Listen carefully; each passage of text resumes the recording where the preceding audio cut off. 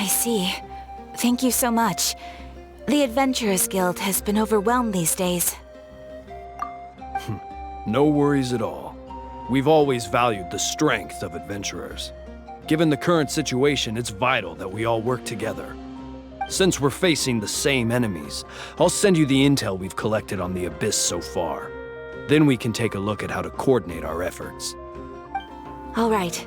Thank you so much. Hi, Catherine. It's us. Got any new commissions? You two have come just in time. I've got some good news. The Pyro Archon has finished assembling her forces and stationed them all across Natlan. Given how the Abyss has ramped up its activities lately, we can no longer afford to act only after receiving news of an invasion. So the Pyro Archon suggested that the Scions of the Canopy and the Adventurers Guild focus on collecting and disseminating intel. That way, we can stay informed of everything that's happening across the land. Once we receive word of enemy activity, we can notify the nearest camp and the stationed forces can take immediate action. Yes, precisely. This should also allow us to focus on gathering information, rather than running around and trying to tackle everything at once. So please also take a chance to relax, you two. You've been working hard these days, and this will be a good opportunity for some well-deserved rest. So that's the plan. Whew, we can finally stop and take a break. Paimon knows that. It's not like Paimon just wanted to lay here and do nothing. The movements of the Abyss are always unpredictable. There have also been times when it suddenly became more active in the past. The people here generally see it as something like an acute natural disaster. Once the disaster is over, everyone will return to their normal lives. We just all hope that day will be sooner rather than later. Oh, right. Most people have no idea just how bad the situation has gotten in the Night Kingdom. Oh, hey, Kachina! Are you feeling better now?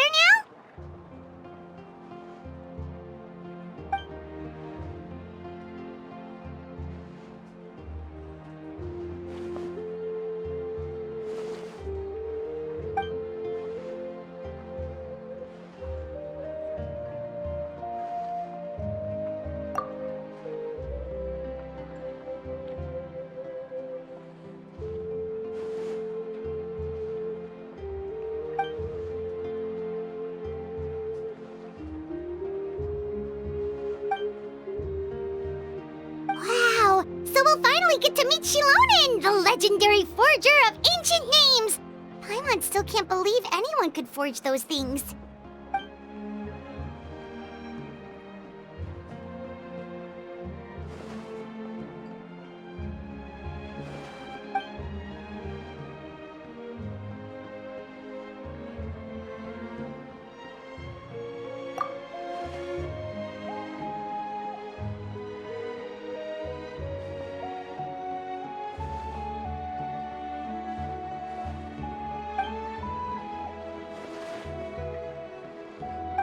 Have some confidence in yourself, Kachina.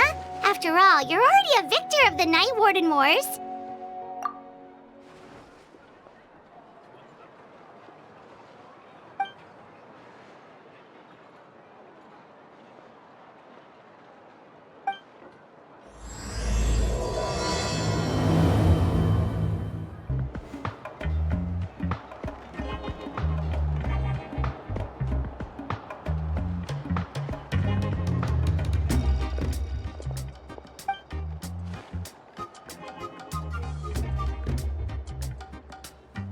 Ah, yes, so I've heard.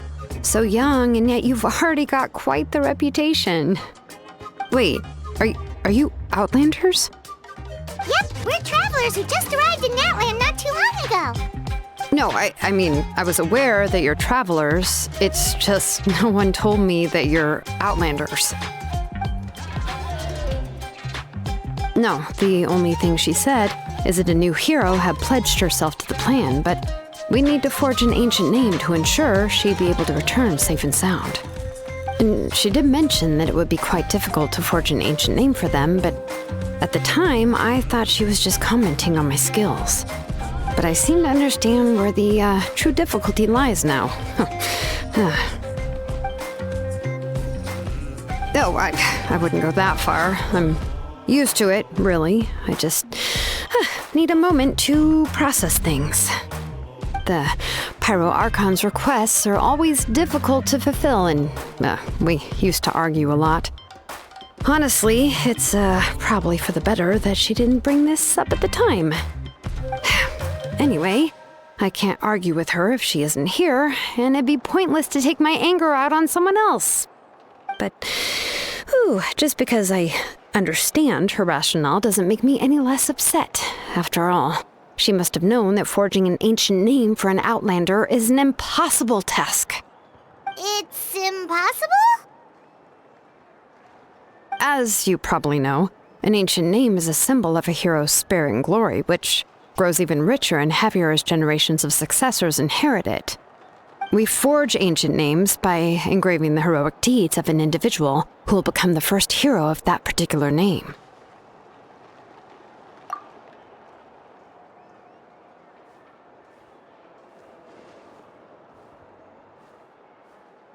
But they were all performed outside of Natlin, correct?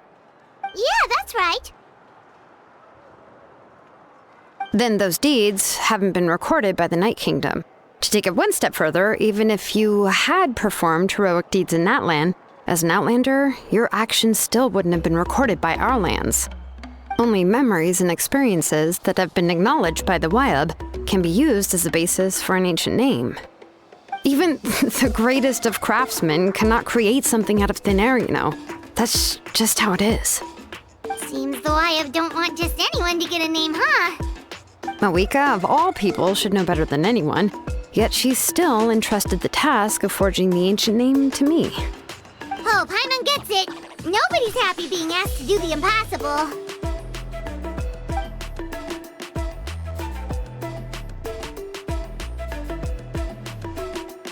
Ugh, don't remind me.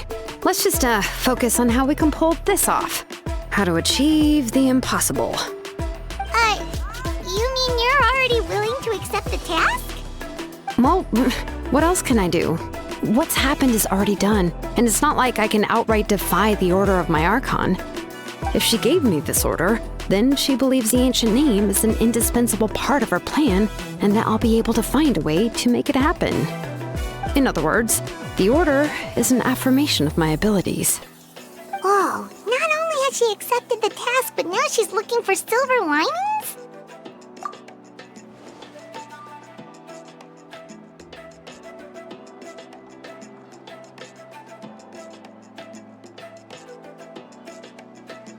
The key is getting the Wyab to somehow acknowledge the traveler's existence and record her heroic deeds. We heard the voice of a Wyab when we were in the Night Kingdom before. We even had a whole conversation with her. If we can talk to her again, maybe we can figure something out together. Well, every tribe has their own Wyab. How do we know if the one you met is indeed the best one for us to talk to? Plus, considering the unprecedented nature of this situation, I have a feeling that the acknowledgement of one Wyab alone would probably not be enough.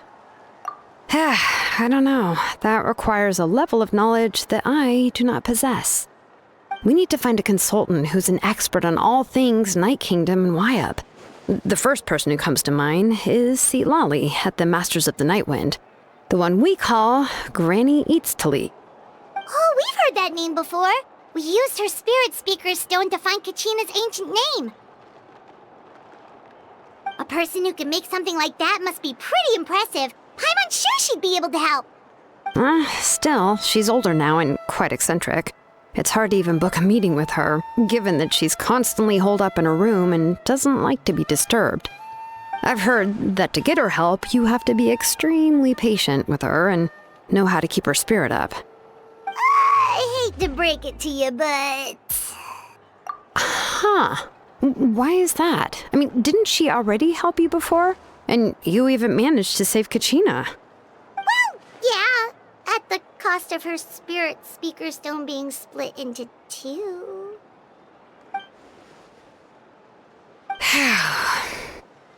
Great going, Moeka. We're already off to a rocky start here. In that case, I guess your only option is to try to emphasize that this is an important order from the Pyro Archon. Hopefully, Seat Lolly would still want to show respect to the Archon. I'll also write you a letter on your behalf. If you can find someone to deliver it and mention some good things about you, then that should help too.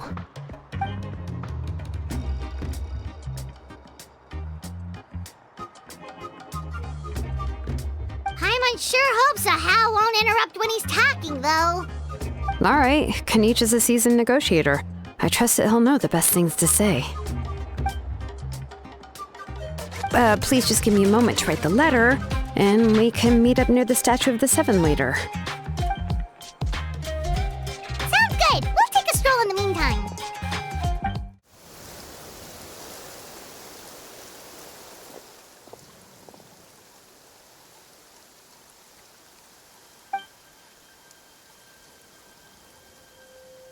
I'm sorry to put this on you, Kanich. It's just that you're probably the only person who knows how to deal with her.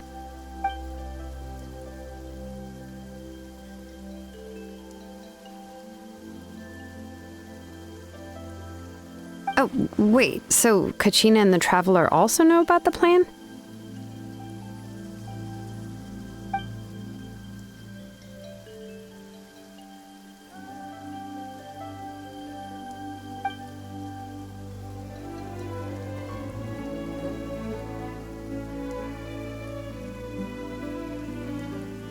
Right. She mentioned there are 6 heroes and that Shilonen is one of 4 that have already been acknowledged.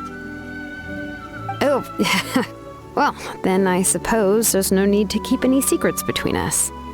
Having companions walk by your side is perhaps the best solace when facing such a bleak reality.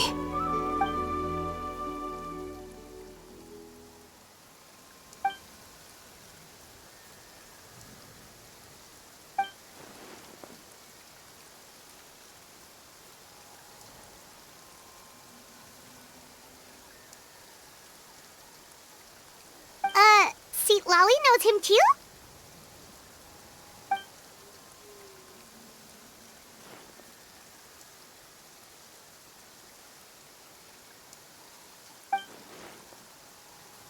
Given how the Masters of the Nightwind love to babble about dreams and revelations, they're already a pretty strange bunch to most.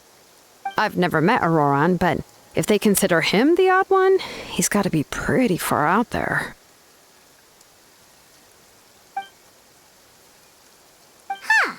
Makes sense. But Paimon wonders how Seat Lolly could be the first one to notice Auroran's disappearance if she spends the whole day in her room.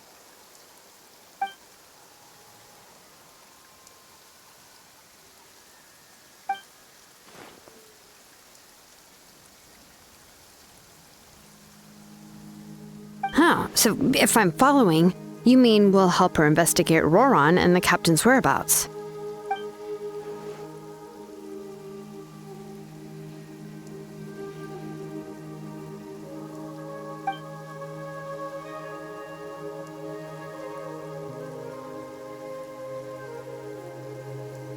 Yeah! Plus, we kinda owe her one anyway to make up for breaking the spirit speakers down. This is a pretty well thought out plan, as expected of Molly Poke Kanich. Then, yeah, I'll leave my letter to you. Let's hope Seat Lolly can meet at the stadium in 2 days.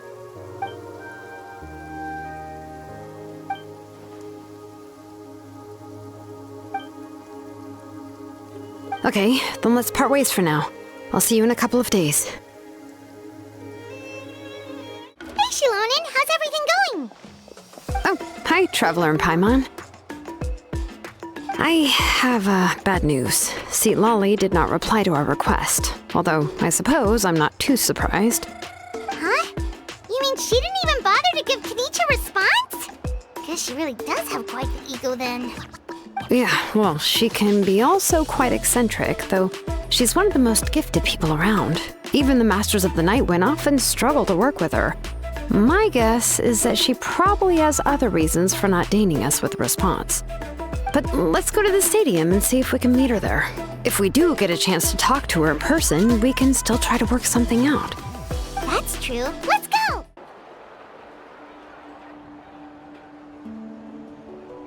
Paimon doesn't see anybody. Seems she's just not gonna show up, huh?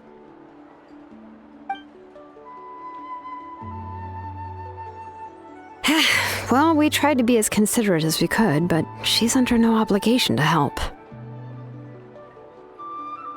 That might be true, but this is still a request from the Pyro Archon, right? Shouldn't a subject always answer the call of their Archon? A subject? Well, if you ask me, I'd say we're all more like friends with the Archon. Yes, Mawika is our leader, but that doesn't mean there's any kind of tall barrier between us and her. The only thing is that she often has very high expectations of us. Huh. So even though she's super powerful, it sounds like she's actually pretty down to earth and easy to get along with. Unlike that old hag Granny Eatstily, right? Does she think she can ignore us just because she's famous? You all talk about her like she's some kind of huge deal, but she didn't even bother to reply to our letter! Seriously, if she didn't want to come, she could at least let us know. If that's what aging does to you, Paimon never wants to get old. Oh, really? So, that's how you see me? Huh? Who's there? Who's talking next to Paimon? Oh, don't mind me. I'm just a disgruntled old hag, right? Come on, relax. I'm sure my bark's worse than my bite. Huh? See, Lolly. Wait, you're Seat Lolly? You're Granny Eatstily? Yes, Granny Eatstly. But emphasis on Eatstly, not Granny. You must know this trope from light novels, surely. They use it all the time. The young man who's actually the oldest person in the room. The girl next door who turns out to be a seasoned veteran. The wise sage who looks like a little kid. Oh, wipe that look off your face! You've seriously never seen an older lady that doesn't look her age? Okay, well, don't go thinking it's a trick either. See? I'm barely wearing any makeup. Did I forget to mention, she's called Granny, but she's actually pretty young. It was an honest mistake. I guess we've just gotten used to it. I'm sorry. So, how old are you actually? What? How dare you? Don't you know it's rude to ask a lady her age? Paimon really didn't mean to offend you, it's just that your case seems really unique. Oh, Paimon just wanted to apologize, but now she's putting more and more of her foot in her mouth. Really, Paimon just got a little mad since we thought, well, you were gonna leave us out to dry. It was my idea to invite you here, Seat Lolly. So if you're upset, you can just take it out on me. All right, I was only joking. I didn't mean to chastise anyone. There's really no need to take all this so seriously. If anything, I'm gonna feel awkward if we keep this going. I received Kenichi's letter and was planning to attend this meeting. Since I had already decided to come, I figured there was no need to draft a reply that simply said, "Understood." Besides, just showing up is the most important part, no? But, of course, it's also natural for people to get held up by one thing or another as they're trying to leave the house. It certainly was a bit awkward to see that everyone else had arrived before me. At first, I was thinking of quietly sneaking over, but since you were already here waiting for me, I started to think about how I should phrase my apology, only to hear you all talking smack about me. Anyway, that's the whole story. Honestly, it's not like I owed you an explanation anyway.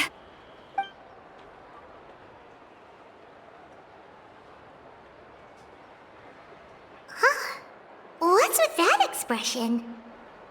Was she feeling embarrassed just now?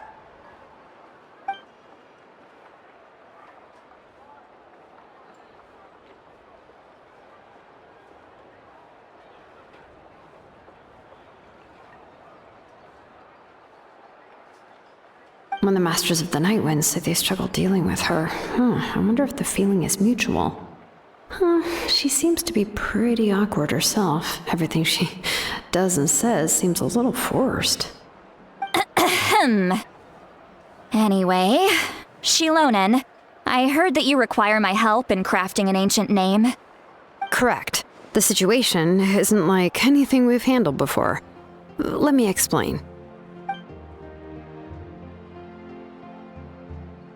I see. So Mawika has asked you to forge an ancient name for an outlander. Well, that would be a first. And you've also heard all about Auroron. I must say, he's always been a good kid. I can't see him joining the Fatui of his own volition. He must have been coerced somehow. Yeah, that's why we came here to ask you. We'll help bring Auroron back if you help us solve the problems of forging the ancient name. What do you think? I suppose I'll just call you Traveler for now. Traveler, come here. Let me take a good look at you.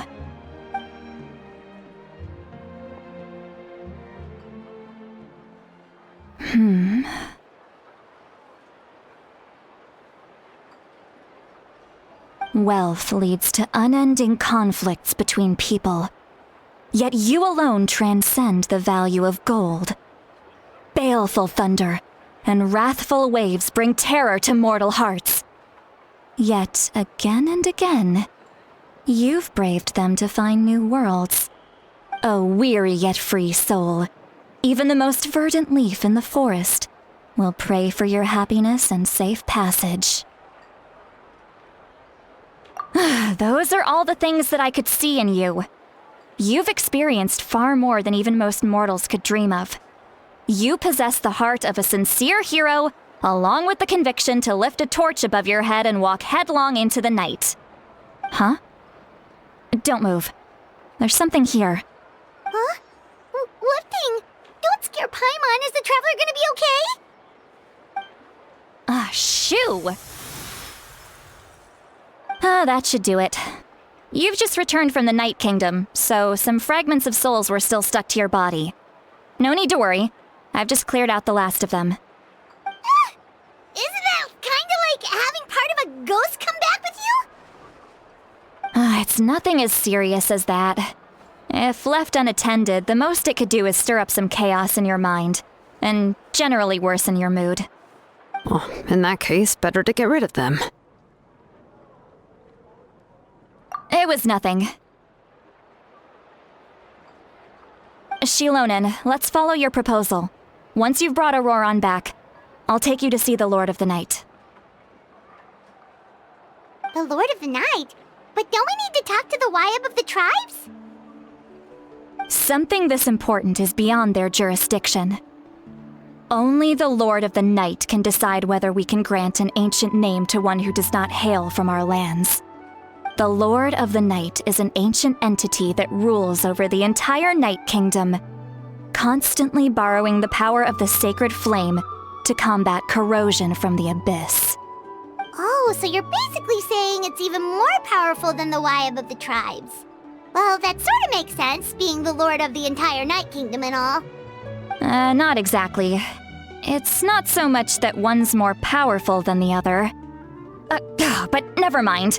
That's not important. It would take too much time to explain. Just listen carefully to what I'm about to tell you. The Lord of the Night is currently in a deep slumber, and we can only communicate with its consciousness while in a trance. In other words, in a dream. But I will need to prepare a few more things if we are to hold a ceremony to achieve the state of the trance. I'll make a list. Can any of you get everything for me? I can go. It'll probably be a long list, so better leave it to someone who knows all the local vendors. Sounds good. Then we'll go with St. Lolly to track down Auroron. Phew, the Fatui are nothing to scoff at, so please, be careful during your investigation. If you need any help, just come find me. Yep, we'll be sure to play it safe.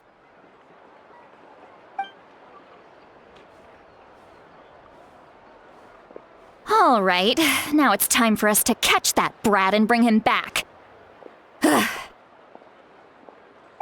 I'm sorry I made you wait earlier.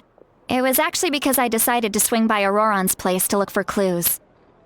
He has always lived alone, and I found a broken jar in his house. There was also something off about his phlogiston aphids, which I assume is because their keeper has been gone for quite some time. And interestingly enough, I saw some slash marks in the house that did not match any of our local weapons. My guess is they were left by Snezhnayan arms. Oh, sounds like the Fatui broke into his house and took him hostage. But why would they kidnap a kid who just spends his days living in the country and raising aphids? He's only in his 20s. What would they want with him?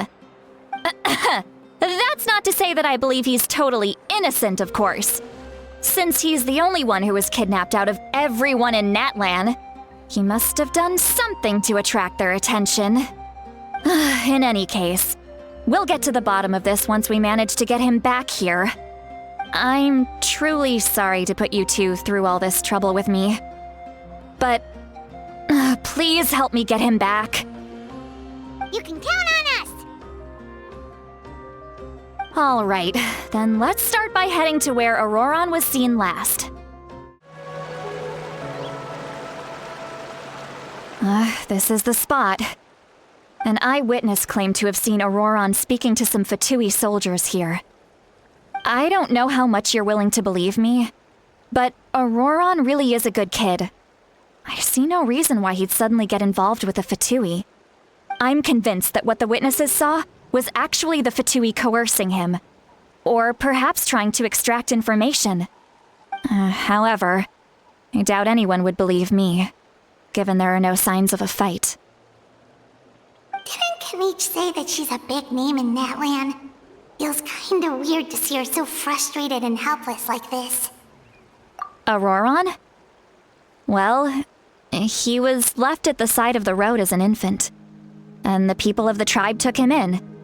You could say that everyone had a hand in raising him. He learned a lot from us, and once he reached adulthood, he built himself a house out in the countryside. He spends most of his days growing vegetables and raising aphids, living off of what he harvests from the garden. He's always been such a good kid.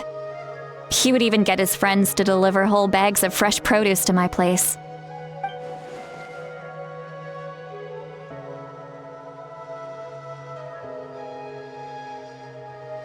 Oh well, let's keep looking. He can answer all of our questions once we find him. He's been raising phlogiston aphids for a long time, and since they were disturbed, they secreted a special type of phlogiston.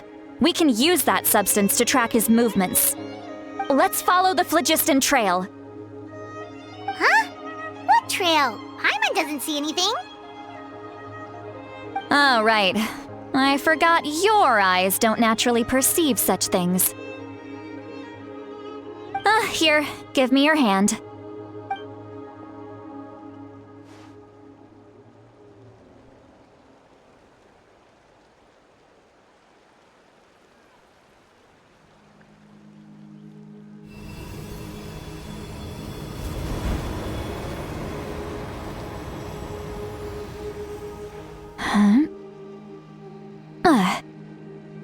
How about now? What do you see?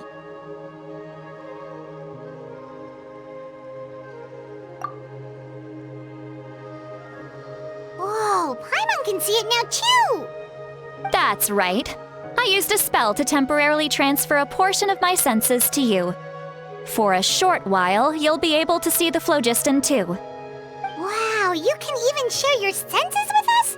First time Paimon's heard anything like that. It requires a very rare spell that most people aren't adept at. But don't worry, it's a cinch for me. Between the two of you, it seems the Traveler's senses are a bit stronger than Paimon's. When I held your hand just now, I could sense that you've got a great affinity for phlogiston. You're extraordinarily gifted. Anyway, we'll need to use our vision now to track down Auroron. Good luck, you two. Over here, this way! See, Lolly might say a lot of deep and confusing stuff, but this spell of hers is really something. What was that? Oh, Paimon was just complimenting you. Really? What does she mean by deep and confusing? As far as elderly shamans go, I'd say that I'm already pretty easy to talk to. Is there any other old hag who's as fluent in the language of the youth as me? But is my way of speaking still not trendy enough? I've already tried my best to match their speech patterns. But given the looks on their faces just now, or perhaps I'm still not fashionable enough? But that can't be, right? Don't tell me they're still getting the impression that I'm super old-fashioned. Huh?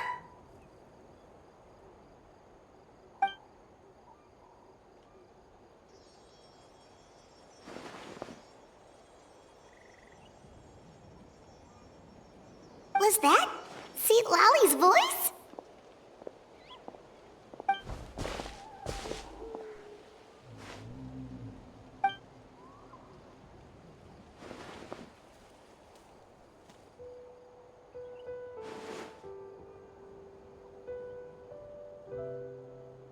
Now that I think about it, it's a good thing I found some helpers this time. Some things are best done with the help of friends.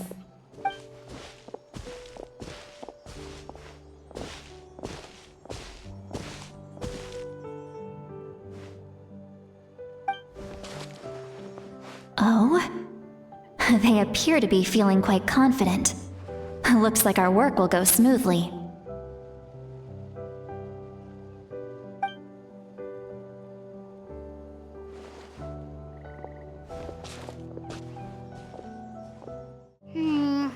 Yeah, judging by Paimon's experience as a guide, it definitely looks like people set up camp here. Wait. The phlogiston here is a bit odd. Let me see. Paimon sees a small shape here.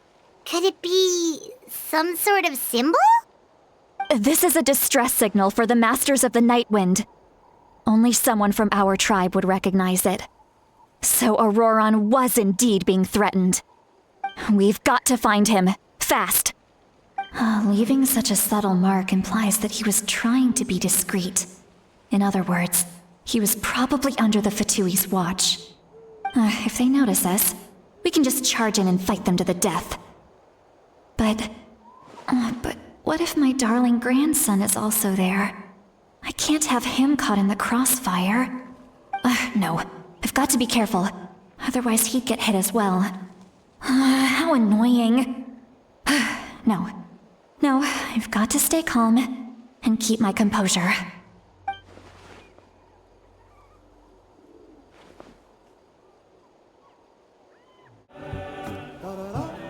There are traces of people staying here too. Wait a second. The phlogiston around here is jumbled up. I can also smell a mix of elements in the air. Pyro, electro, and some other elements as well. Kanich told us that you were super amazing. No wonder you can sense so many more things than us.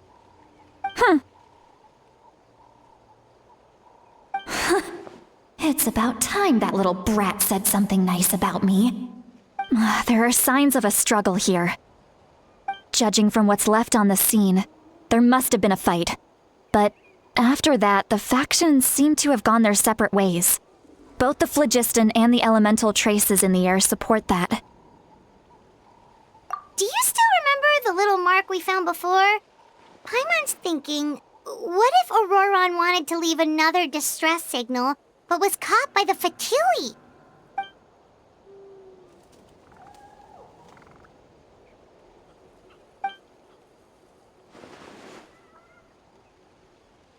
Given there are two signals leading from here, we should split up as well. I'll take this direction, and leave the other one to you. Let's meet up again later.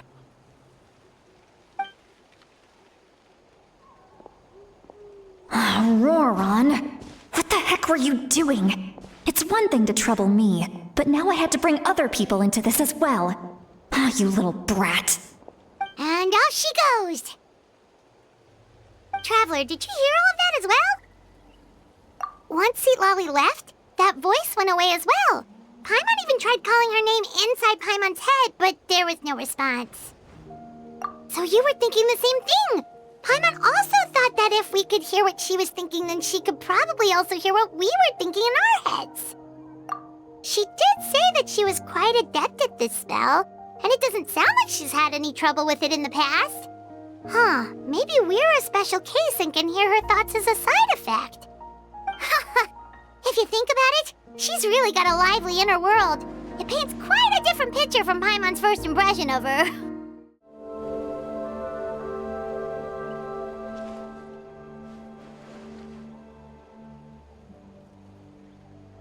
Did you find something? Huh. So we can't tell where Auroron might have gone from here.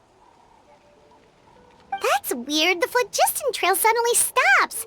We can't make anything of these footprints either. But he can't have just evaporated into thin air, right? We know he wasn't alone. He had all those Fatui with him. So, you can hear the sounds of the wind from beneath the earth.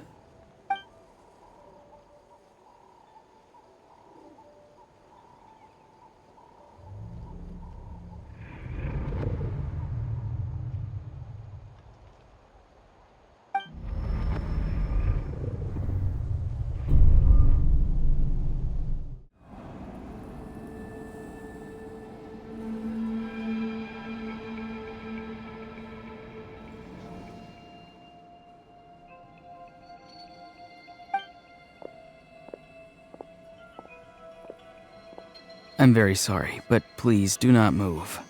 I have no desire to hurt you. I apologize that our first meeting has to take place like this. It's just that you're much like one of those animals with ears that perk up as soon as it senses danger in their environment. And given your combat proficiency, I would not have been able to gain an advantage over you if you were anywhere else in the world. However, you're now in the Night Kingdom, a familiar domain to the Masters of the Night Wind. Hello, traveler. I'm Auroron, the one you've been searching for. Ah, the Fatui's custody.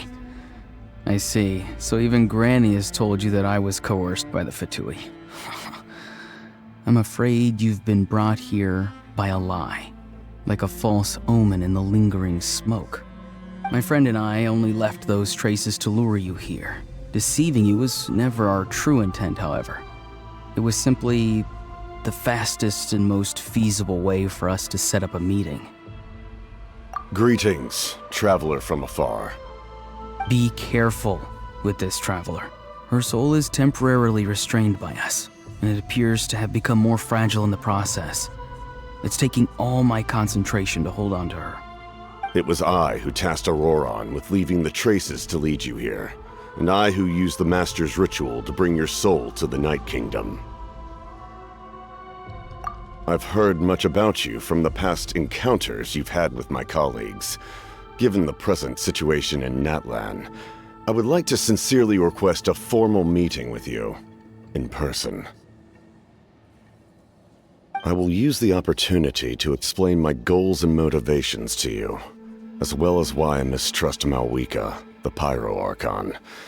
I believe there is little reason for you to blindly follow her plan. If you would like to hear our intel, then find us to the east of the stadium. But remember, not a word of this to anyone. I would like to avoid any further conflict. You will see me again once you return to reality. No matter what I say, please, help me keep this a secret. This is all to avoid dragging Granny into this conflict.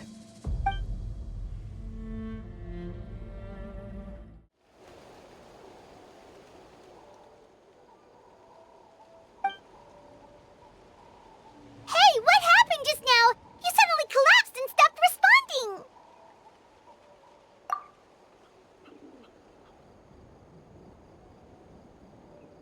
Hey, why are you sitting on the ground? Are you okay? See, Lolly! She froze for a moment and then just collapsed to the ground! Could it have been those leftover remnants from the Night Kingdom? Do you have any itches or pain anywhere? Don't worry. We can take a short break. Sorry, I know I asked for your help. But had I known you were feeling unwell, I wouldn't have taken you on this trip with me.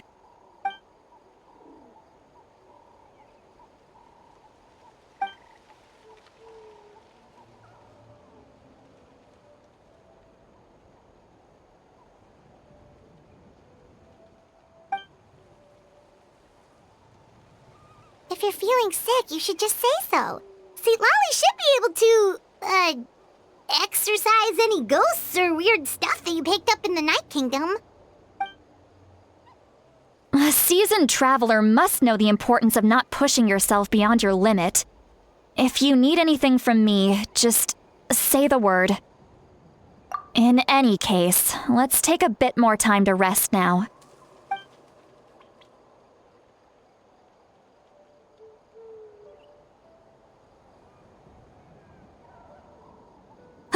Need to be more careful next time.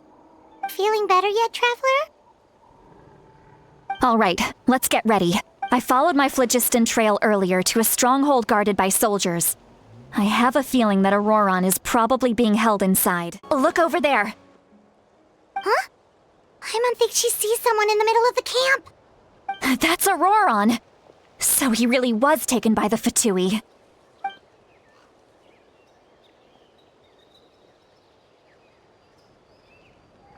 All right, we'll take the lead.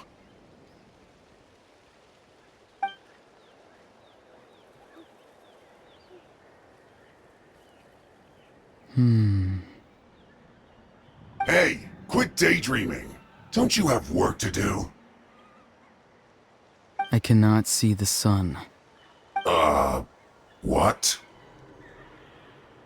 Without the sun, I cannot see the truth. You are currently blocking the light, so I must beseech you to move aside. Huh? Okay, Mr. Philosopher. That's enough mumbo-jumbo. Wow. I'm going to rip that guy's head right off. See, Lolly's struggling to control her temper now. Are you ready? Let's go kick their butts. On my count. 3, 2, 1! Auroron! Granny! Paimon knows she's called Granny Eats to Lead, but it's still kind of weird hearing someone actually call her Granny. And greetings to you too, other Granny. What did you just call her? Granny. Is that not right? You are Granny's friend, are you not? You seem to be approximately the same age as her, so I figured you're also a Granny. How many times have I told you? It doesn't work like that. There are a lot of people who look about the same age as me. You can't go around calling everyone Gramps or Granny. Oh, wait. He's not a child, is he? Don't tell Paimon he's one of those people who look like an adult but are actually only 8 or 9 years old. Oh, your words have pierced my heart like a thorned vine. Given how hard those thorns are to remove, I may just need to find a pair of tweezers. Why are you so upset? You can just say yes or no. Of course I'm not a child. It's just Granny always taught me to show gratitude where it's due. And since the Masters of the Night Wind raised me collectively, I basically see everyone above a certain age as an elder I should look up to.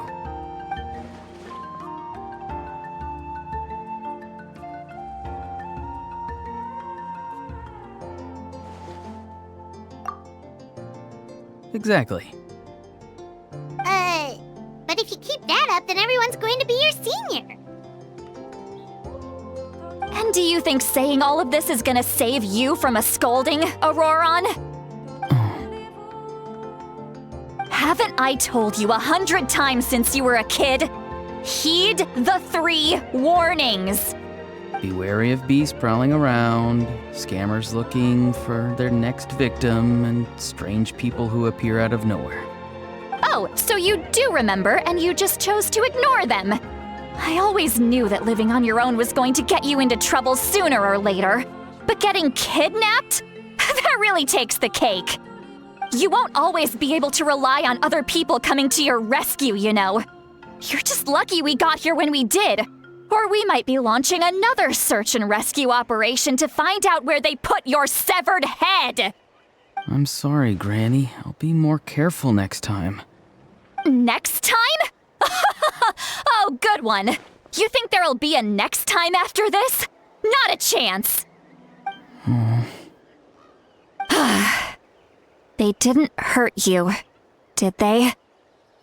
No, they just asked me a lot of questions about Natlan's terrain and made me draw a map of the ley line distribution. Okay, now answer me honestly.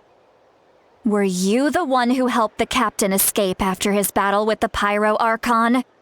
Yes. So why did you do it? Because they said they would need my help from there on out. They also said that if I refused, they'd just come to you, Granny, and they'd already figured out a way to make you do their bidding. Hey! I'm no ordinary Granny! Would they really dare to come after me? And you! Did the gods give you a brain just for you to not use it? Did you really believe everything they said at face value, and not stop to think? Thankfully, the Pyro Archon only asked that we find the mysterious individual from the Masters of the Night Wind, and didn't slap your name on a wanted poster. Don't think for a second that she doesn't know what's happening. Even if the truth that you see will soon manifest into reality, there is still no need to preemptively panic. Have you forgotten the words that I've taught you? I'm sorry. Forget it. We can submit the details of this camp and the defeated Fatui as evidence of your innocence. Let's clean this place up and get back to the city. Auroron, you better remember this lesson well and seriously reflect on your actions. Also, once we return to the city, come to the speaker's chamber with me. I'll need you to explain everything. Sounds good. Should I bring some of my homegrown vegetables as well? Your vegetables? Yes. I grow a lot of fresh produce in my garden. I hope the Pyro Archon won't be too picky about the selection. Now's not the time to be thinking about that. If you do come face to face with the Pyro Archon, the first thing you should do is... Recite the 3 warnings. Huh? No! You should emphasize that you were not in cahoots with the Fatui! How exactly did the Masters raise this guy? Oh, right.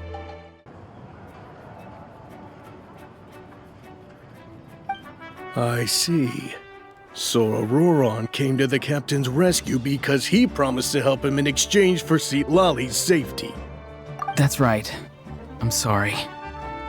Now that you know Auroron was only trying to protect another member of his tribe, could I ask you to petition the Pyro Archon for her forgiveness? We'll give her a full report. We'll let you know once she's reached a decision. Will I need to stay here? Technically, yes. But if Miss Citlali is willing to serve as your guarantor, then we can release you from custody. Sure. I'd be happy to do that. I don't have any more time to waste here. I still have other things to do. Understood. Thank you very much. Mr. Auroron, please report back to the Speaker's chamber as soon as you've received notice of the Archon's decision. I understand. Thank you. And thank you too, Granny. Well, at least you won't need to hide your face anymore. Traveler, Paimon, thank you very much for your help. And don't worry, I haven't forgotten about my side of the deal. Once Auroron is settled, I'll go talk to Shilonen and get started on forging an ancient name for you. Oh, thank you. You scratch my back, I scratch yours. It's as good as done. You can just go twiddle your thumbs or something while you wait for the good news. Bye for now. Come with me, Auroron. We've got to find you a place to stay for the night. Goodbye, Mother Granny.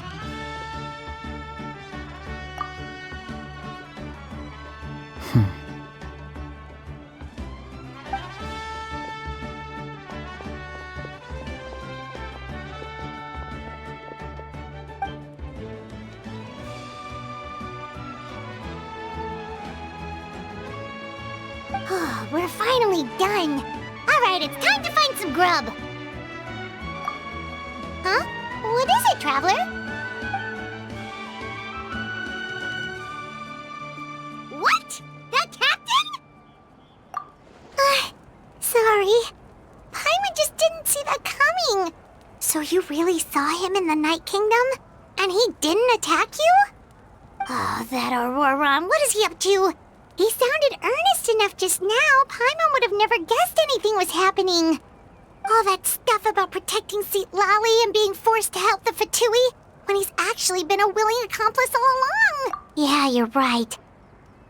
Still, Paimon appreciates you telling her about this. Paimon will support your choice no matter what, so if you want to go, we can go together. We still have another whole day before the meeting, so we'll just meet with them when the time comes.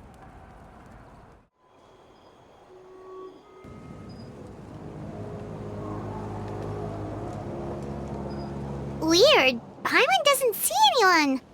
Oh, please don't let this be a trap.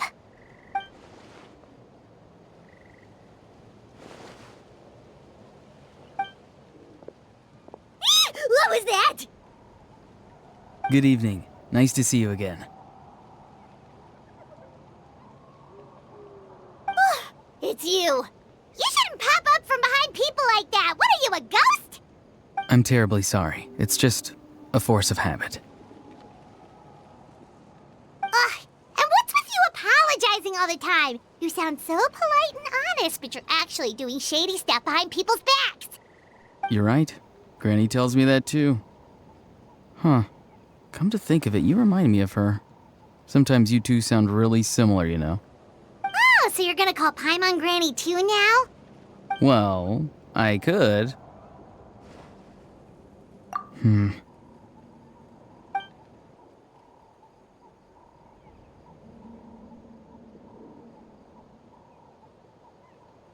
It's all clear. Over to you. Excellent. The fact that you showed up proves that I was right about your character. Yet, there's been a lot of talk about you. Child told me that you're passionate about the unknown and willing to take risks. Rather than facing you as an enemy, I would much prefer to bring you to my side. If we allow the current state of things to continue, we will inevitably clash, and that's a scenario that I'd very much like to avoid. I've long heard of your exploits across the nations. Though you have crossed swords with my colleagues many times, I know that you are by no means an unreasonable person. And once you've learned the truth that the Pyro Archon Malwika would never willingly share with you, you may just find it in your heart to consider my proposal. I assume you've already been informed of the Pyro Archon's plan.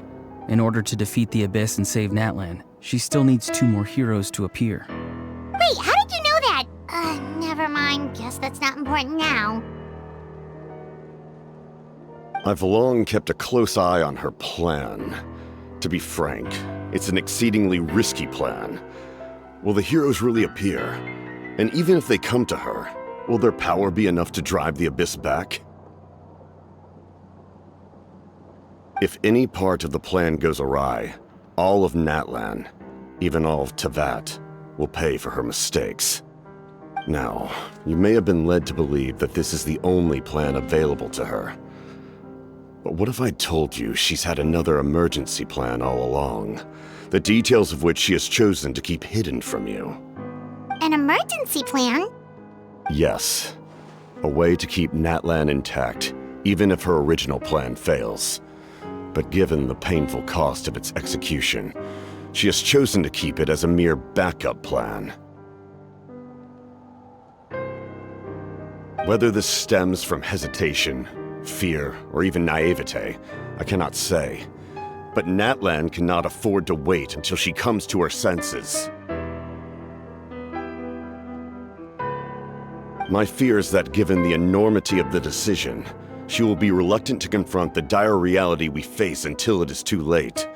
There will be no time left to execute the backup plan, and all of Natlan will be lost to the Abyss.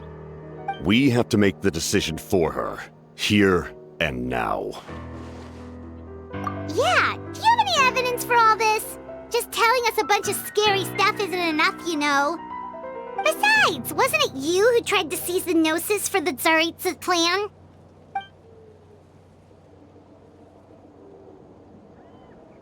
I knew you'd be clever enough to see. That's right. I did not seek the Gnosis for the Tsaritsa. Since I was defeated in battle, I must put to rest my thoughts about the Gnosis. But even so, my desire to save Natlan remains unchanged. And now, I have found a new way to solve the crisis. We can implement it immediately if we reach an agreement. Someone's here. Huh? The captain disappeared! Something is rapidly approaching. Oh no. Something? Bad news, chump! It's your granny! Oof. See, Lolly! When did you get here? I knew something was amiss after we were separated. Hidden ceremonial tools, an unconscious traveler. I must say, I'm very curious about what you're up to. How dare you go behind our backs like this, Auroron? Colluding with the Fatui? Really? Oh, here we go again. Cat got your tongue, huh? You really think you can avoid a scolding just by staying quiet? I'm not trying to avoid anything. Oh, and now you're talking back. Well, go on then. Explain yourself. What the heck are you up to? I'm sorry, Granny. I feel so guilty. You! That's it! Where are my tools? I swear if I don't teach you a lesson right here and now, I'll... Wait, see, Lolly! Please, calm down. We, still learned a lot of info, didn't we? Like the fact that the captain isn't trying to seize the Gnosis anymore. So, maybe just save the scolding for later, okay? Listen well, Auroron. You're only getting out of this now because of the Traveler's plea. This isn't over. You hear me? You're right, Traveler. Let's go. We can discuss this more back in the city. You two keep an eye on Auroron for me, okay?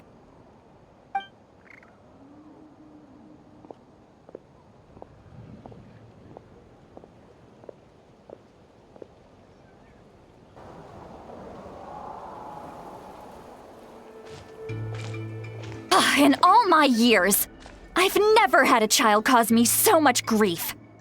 Do you seriously not see what's at stake here? You've got a head on your shoulders, Auroron. Use it! Why did you help the captain? And I want the truth this time. No answer? Think you're being smart? Then let me ask a different question. What does the captain want? What is his purpose in Natlan? Really? You're just going to stonewall me?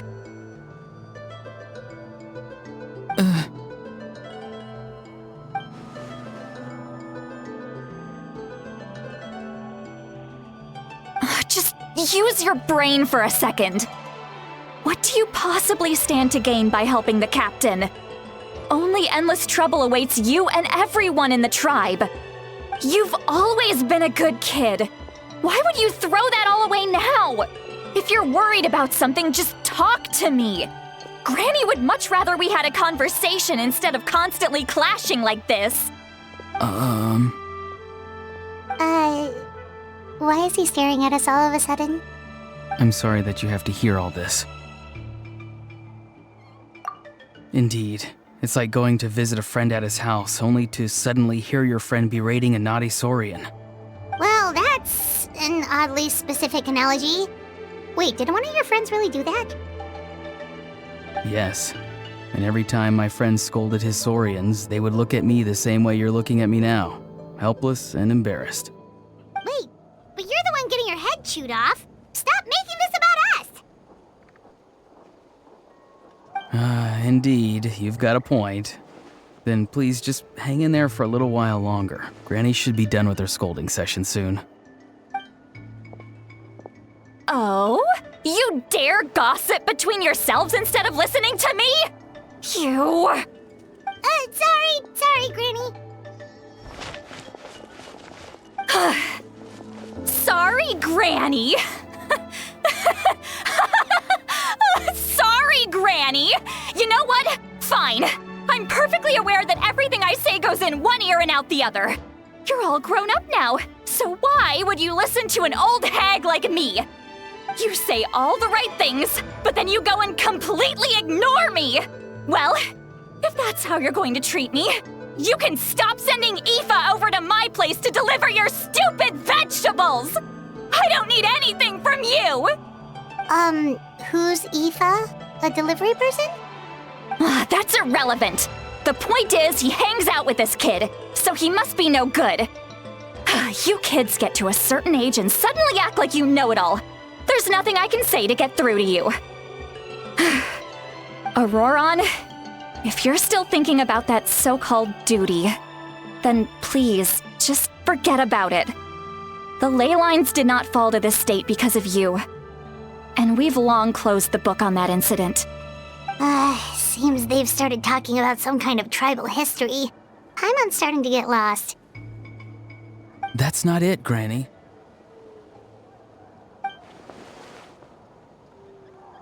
I know you tend to get down on yourself when you're upset, but I can tell I really hurt you this time. All I can say is I'm sorry. His voice. Auroron! Where have you gone? It sounds like he's somewhere super far away, but isn't he right here in front of us? I'm really sorry.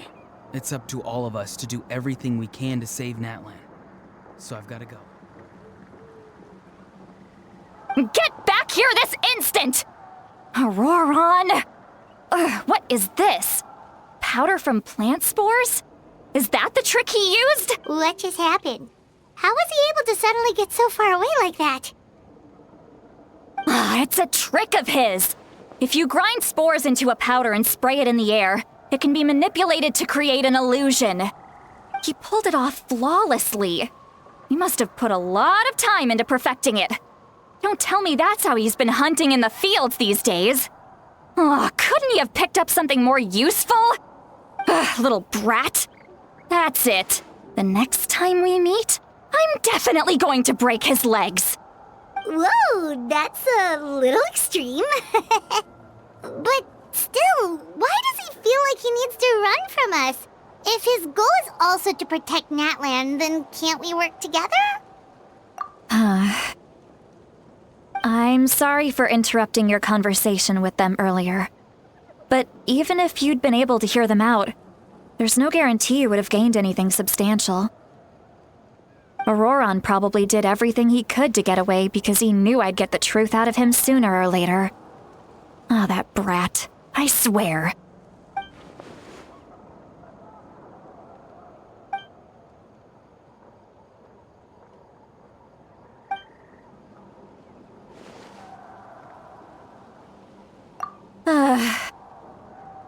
We've got quite a long walk back to the city. Let's take our time. It'll give me a moment to figure out how to explain all this.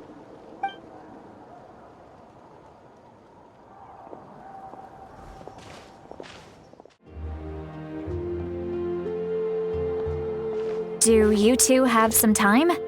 Feeling hungry? How about we get something to eat? Oh, right. It's been a while since we last ate. Now that we can relax, Paimon just realized how hungry she is. Then let's go. We can find somewhere to sit down and talk.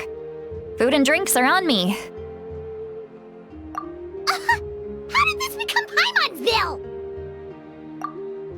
See, Lolly looks quite down on herself. All right. It's on Paimon this time. What's one meal to the best guide into that? So you can just sit back and enjoy, sweet Lolly. Paimon will take care of it. Hey, come on now. You won't even let me take you out for some food and drinks? I just wanted to treat you to a meal. Are you sure? We can save you some Mora. Mora is the least of my concerns. Besides, we're definitely due a meal after all the time we've spent together. Let me get this one. I might be an old hag, but I like to think I'm not completely useless. Sure, that's fine with us, but Paimon doesn't want you to be sad, Sweet Lolly. Don't worry. I'm sure a juicy grilled steak will work wonders.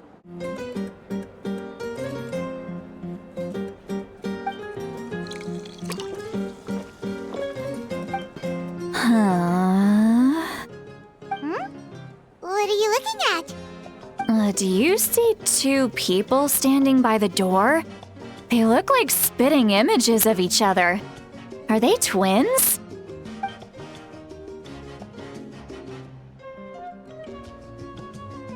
But Paimon only sees one person there. Huh? How could that be? I guess my mind isn't as sharp as it used to be. Give me another bottle, boss! Do you think she's drunk? There you go, miss. Oh my, it's not every day you get to see Granny Itzley here with some friends. Not to mention ones who've made a huge name for themselves recently. Oh, so you've heard of us? Of course I have. Aren't you the ones who saved Kachina and brought her back? No wonder you hit it off with Granny Sitlali. She wouldn't spend time with just anybody, you know. I don't even remember the last time I saw her with a new friend. Wait, so you call her Granny too? Well, given our ages, it'd probably be more accurate for me to call her my great-great-granny. She's one of the most famous people at the Masters of the Night Wind. Most days, hardly anyone even dares talk to her. Huh? Gossiping about me right in front of my face now, are you, Chonka? Oh, please, Granny, I wouldn't dare. I'm just beyond happy to see you bring over some new friends. After all, any friends of our regulars are sure to be great customers too. All right, that's enough. Go on now.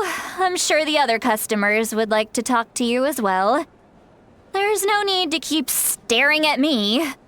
I promise I'll keep my alcohol down until I leave.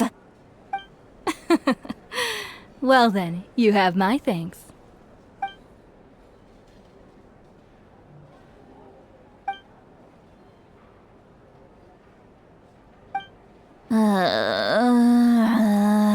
Sweet Lolly? Sweet Lolly? Who's that? You got some gall calling me by my first name. Let me guess. You want to test your skills against Granny Eatsley, don't ya? Are you still with us, Sweet Lolly? You're kinda talking to no one. You chumps come around here, picking fights with me? Well, you know what happens next. You lose, and then run off home to tell everyone about how I'm this big scary bully. It's always the same story. You brats start it, I finish it, and then I end up with the reputation of being some kind of terrible monster among the shamans. I mean, come on. Monster? Me? Really? What did I do to deserve that? Granny Sweet Lolly, you're not a monster at all. Exactly! And while we're at it, I'm not some lazy slacker either. Between meditation, advising the chief, and speaking with the Wyab, I actually have a pretty packed schedule, you know. Oh yeah. And I have to mentor all the new kids. Hey, new kid. Yeah, you. Don't play dumb. Didn't I teach you how to find phlogiston? You see? I know my stuff. I'm a good teacher! You tell him! That's more like it! About dang time someone showed me a little respect. Yeah, Granny's a hard worker, all right. You can always rely on old Granny.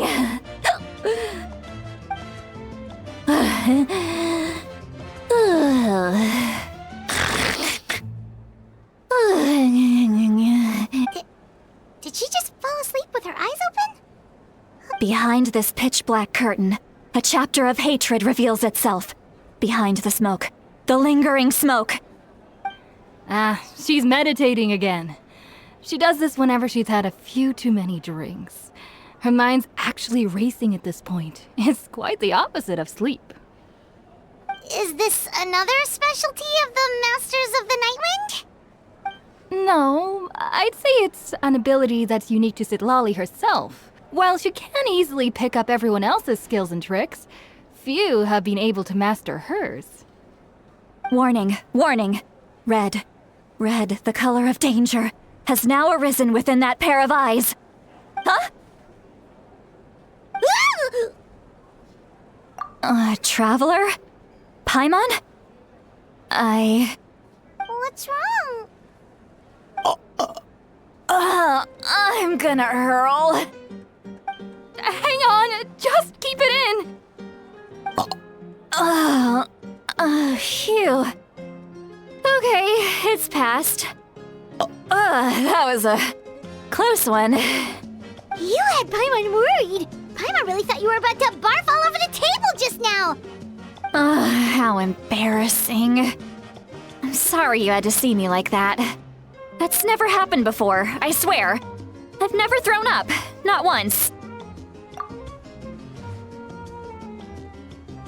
Are you feeling okay?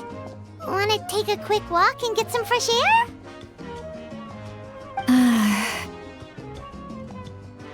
There's so much that I want to say, but I can't. Why not? Of course you can. Just say whatever's on your mind. Please, Paimon, it's not as simple as you think. We've only known each other for a few days, right? What would you think of me if I were to start dumping all of my complaints on you after we've only just met? Oh, Paimon gets it. You're hoping that we wouldn't think less of you no matter what you're about to say. No, that wasn't my point at all! Seriously, don't you youngsters know anything about shame? I'm talking about shame! I've lived all these years and still can't get rid of it! Surely, you know the feeling too?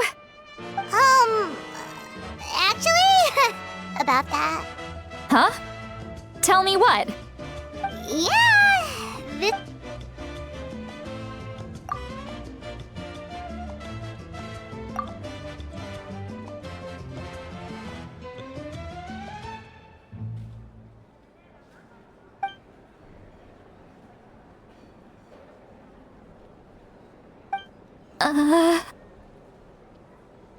So, you heard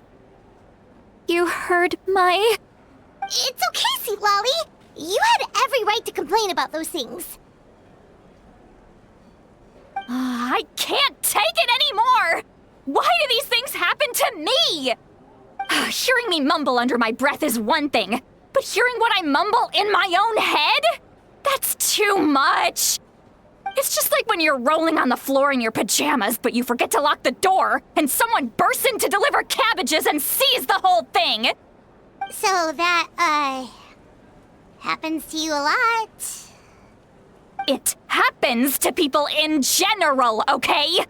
Doesn't matter if you're 200 years old or 1,000 years old. Everyone rolls around in their pajamas sometimes. I was just picking something generic. Take a walk with me. I have things to share with you. Looks like she's completely given up. Like those criminals who just confess everything and accept their fate.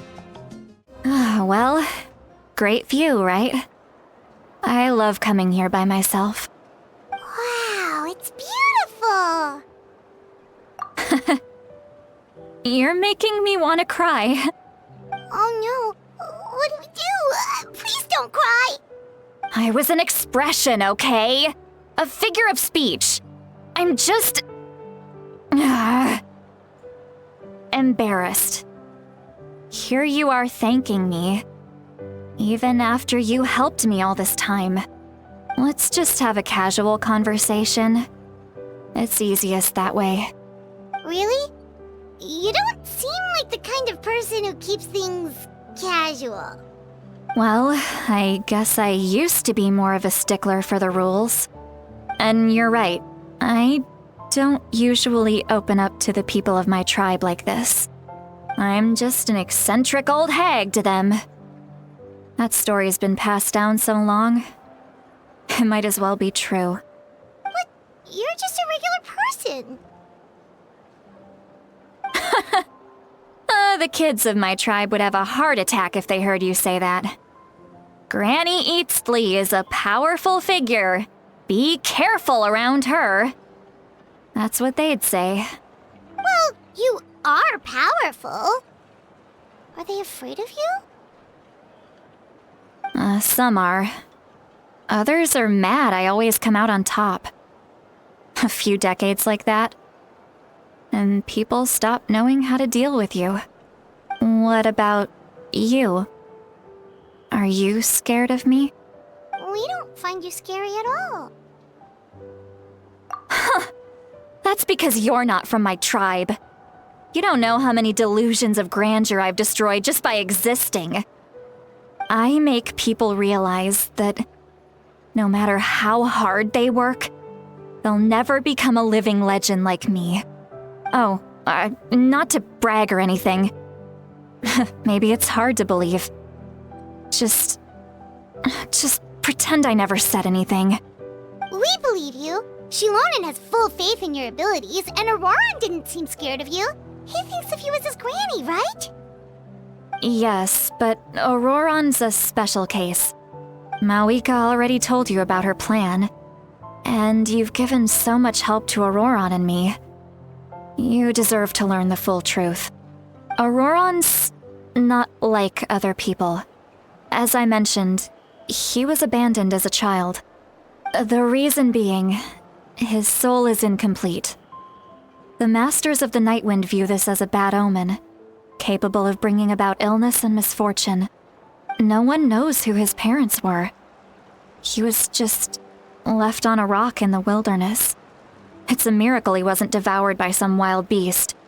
The Masters of the Nightwind believe they can see human souls, and in Auroran's incomplete soul, they saw a possibility for Natlan. A possibility to turn Auroran into a vessel for lost souls. The ceremony would allow lost souls to gather within him. Auroran would then be sent to the Night Kingdom to return the souls to their rightful place, strengthening the ley lines and completing the ceremony. Wait, that doesn't sound right. Now you see the problem. When damage occurs to the Night Kingdom, the souls held within disperse and remain adrift, unable to find a way back to the ley lines. This loss of souls damages the Night Kingdom even further. The ceremony can send back countless souls at once, which would benefit the Night Kingdom and the souls themselves. Of course, the vessel, Auroran, would be sacrificed in the process. I wasn't surprised the chief at the time came up with the plan. The ley lines were already in a terrible state. A suitable candidate for the ceremony appears, and now you have the chance to make things better. Of course you're going to take it. When the chief asked for my opinion, I didn't give my approval, but I didn't object either. So they went ahead with the ceremony. It failed, and Auroran escaped with his life. Pathetic, isn't it? By not objecting, I basically gave them the go-ahead. Maybe they didn't have my explicit approval, but it's not like I did the right thing. If the ceremony was successful, Auroran would probably be dead. Of course, in my tribe, death is rarely something to fear. But what kind of message would we be sending by sentencing a newborn to death? By using a human life as a tool? It's not right. So, when I learned the ceremony had failed, I was ashamed by my inaction and absolutely relieved by the result. The plan was never a secret. Or, I guess I should say, there was no point to keeping it a secret. A simple investigation from Auroron would reveal everything. Everyone thought he would be happy he survived. And he never really said anything to the contrary. But just as I was about to put all of it behind me, he asks this question. Would Natlin have been saved if the ceremony succeeded? Wait, but it's not his fault. He knows that, but he still feels guilty. Auroron has a strong ability to perceive souls, more than any of us. He understands just how dire the situation with ley lines has become. Maybe he chose to work with the Fatui because he still thinks he owes a debt to Natlin. I can only imagine what they told him. Traveler, didn't the captain say he found a way to solve the crisis? Maybe that's what brought Auroron into this. Anyway, we can't just let things go on like this. We have to convince him to come back! You don't look so good, Seatlolly. Maybe you should head back and get some sleep. Probably drank too much. It's okay. The fresh air is doing me good. Okay. Forget that. I need to go home. I hit it a little too hard. You've helped me so much already.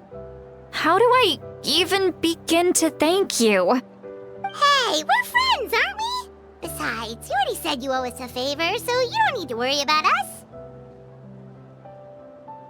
us. Good point. Well, I'll go home and get some sleep. We can figure out our next move in the morning.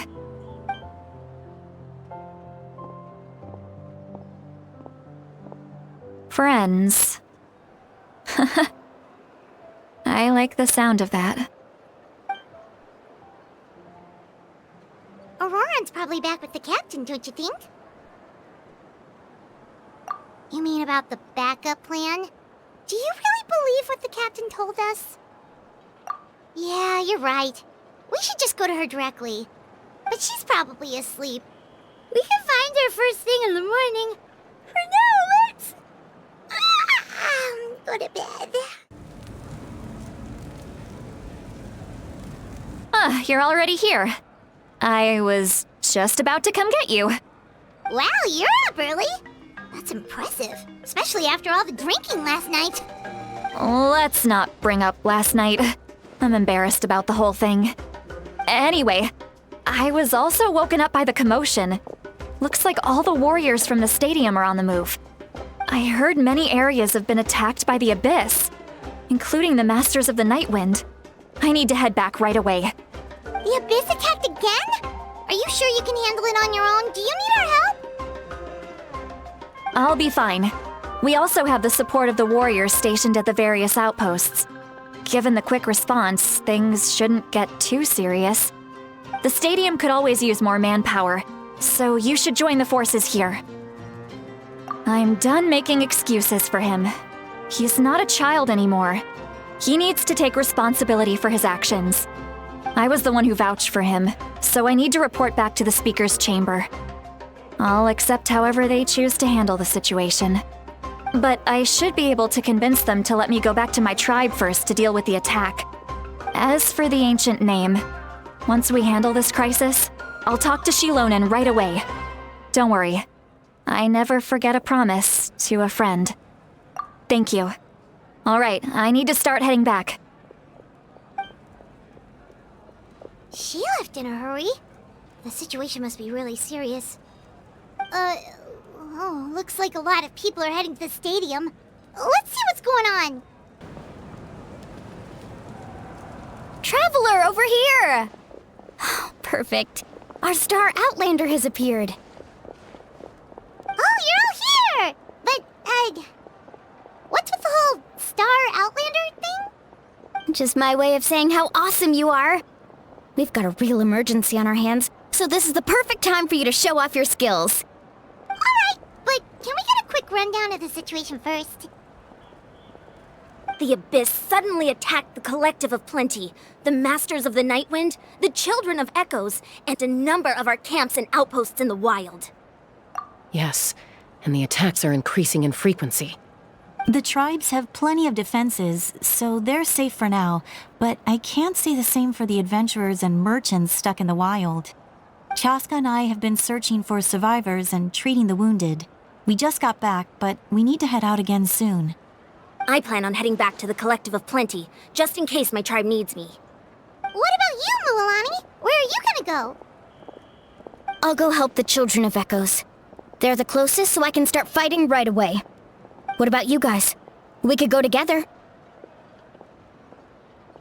Yeah, that does sound important. No worries. Just leave the Children of Echoes to us. Who knows? Maybe yours truly will have the Abyss on the run by the time you're finished. That would be pretty great, actually. I hope my tribe gets through okay. It'll be fine. Your tribe doesn't do all that bodybuilding for nothing. Let's part ways here for now.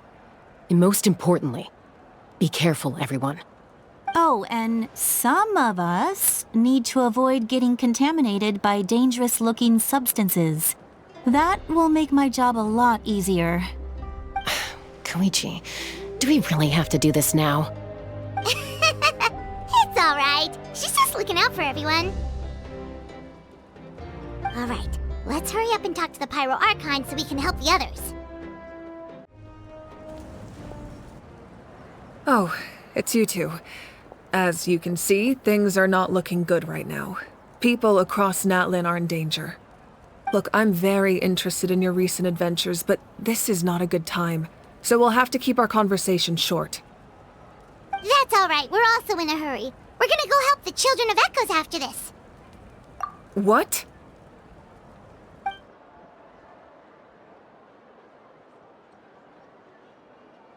So he thinks my plan is too risky. He thinks I'm being stubborn. I shouldn't underestimate the Fatui's ability to gather intelligence. The Gnosis does have that function, but there's more to the story. I will answer you honestly, but you must help me keep this a secret. I can use the power of the Gnosis to save Natlan, but it comes at a heavy price. The Gnosis would drain all the souls and memories from the Night Kingdom and weave them into a giant net, which would surround the ley lines and protect them against abyssal corrosion. Wait, you can use souls to weave a net? But does that mean... Yes. It means sacrificing those souls in the process. Souls are just another form of life. The cruelty of this method is self-evident. The Night Kingdom not only houses the souls of the dead, but also our memories and legends. Using the Gnosis means converting all three into material for the net, erasing our history and culture.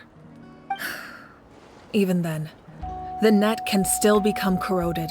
If we cannot find a way to repair the damaged ley lines before that happens, then all those sacrifices are for nothing. Given the enormity of the price, it's a solution I refuse to consider right now. I want us to win, but I also care about how we win, and what that means for us in the end. Now it's true, both plans come at a risk, but after weighing our options, this is our best bet. Natlan is unique among the nations of Teyvat. Given the ever-looming threat of the Abyss, the Pyro Archons had to account for the worst-case scenario. Having a contingency plan is our duty, not just to the people of Natlan, but to all who live on this continent. Still, this has always been a well-kept secret. I'm very curious how the captain learned this information. Oh, one more thing? The captain said he found another way to solve the problem. Could be equally as extreme, though. Without the Gnosis, he should have no other option. But I see no reason for him to lie. Seems like our only path forward is to track him down, so he can answer that question for us.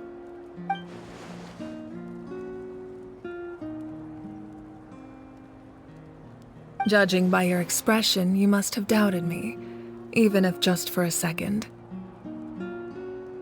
Not even a little! We would never— Wait, what are you talking about, Traveler?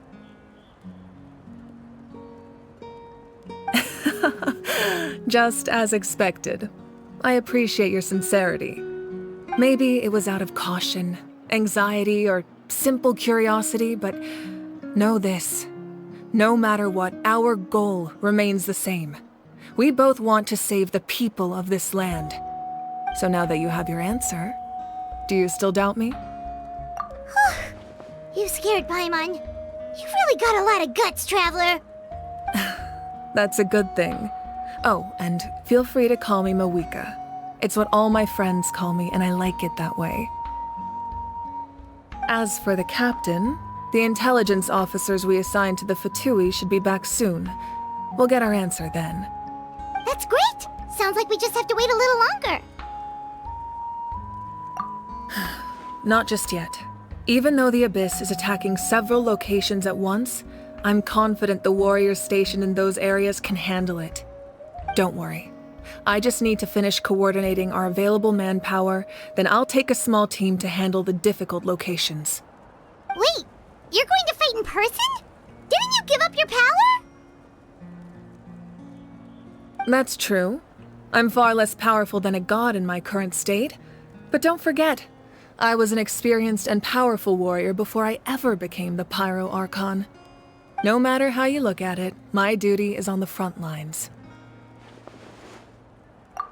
Oh, now you doubt my strength. That hurts, Traveler. If we had time to spar, you might think otherwise.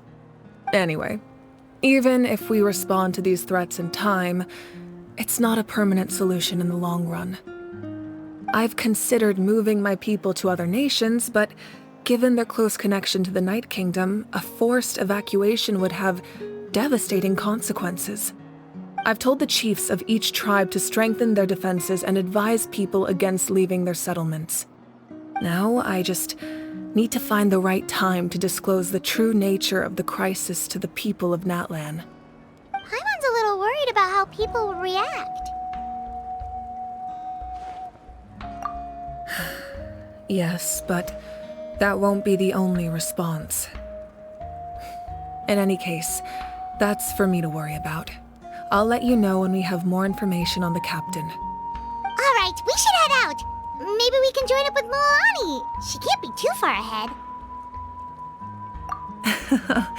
No need to worry about me. Quick, over here! To safety!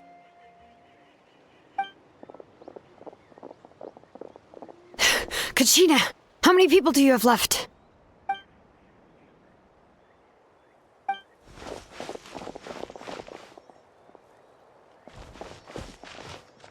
What's the situation? There's a trapped caravan that needs our help. We need to rescue them as soon as possible. We'll go together.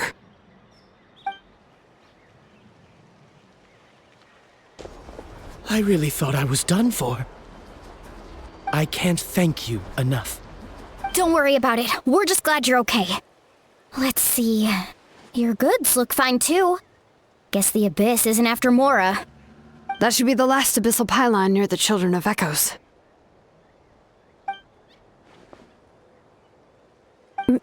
By the way, where's Lolly? I thought she would come with you. The Masters of the Night Wind also got attacked, so she went back to help her tribe. She said we can deal with the ancient name later. Yeah, that makes sense. The attacks are more urgent.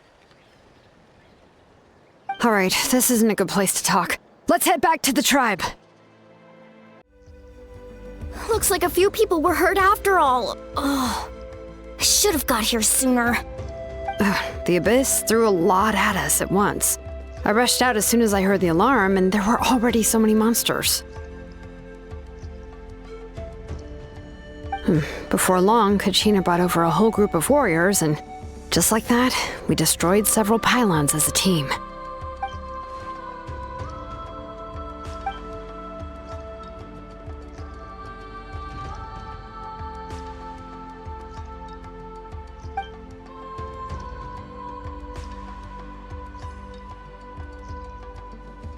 You mean the situation in the Night Kingdom, right?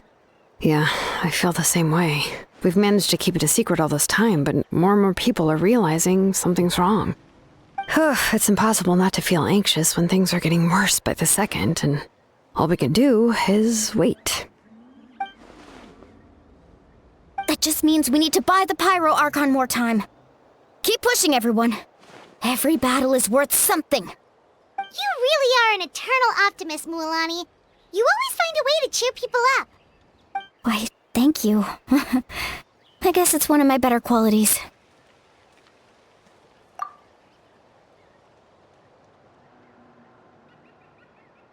So, specifics aside, the Pyro Archon confirmed the Gnosis can resolve the crisis, but it comes at a huge price. And somehow the captain finds out about it, goes to fight the Pyro Archon, and calls her out for having a solution but refusing to use it. Honestly, if he has the same information as us, I can't really blame him.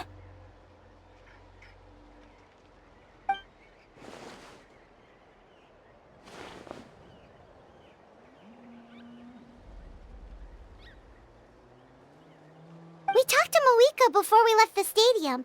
According to her, the cost of the captain's plan is too high. And, well, it makes sense. If that was truly the better choice, she would have picked it. Yeah, I trust the Pyro Archon. When I was upset about Kachina's disappearance, she was really sincere and patient with me. Plus, she burned down all those precious mementos for Kachina.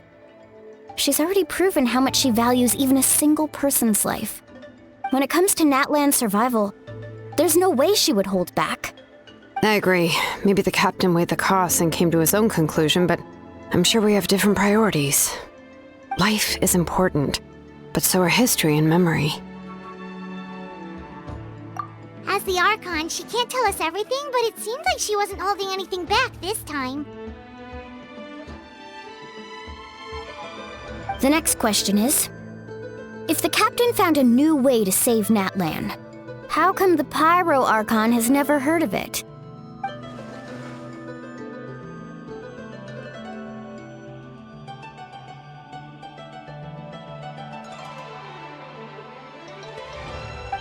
This is all super confusing. We still don't have enough information. Once we figure out what the Fatui are doing, we'll have our answer. Let's head back then. Moika said her intelligence officers should return soon. With how many Fatui there are, someone's bound to give something away. Sounds good. I have a few theories of my own. With a bit more information, we just might get to the bottom of the whole thing.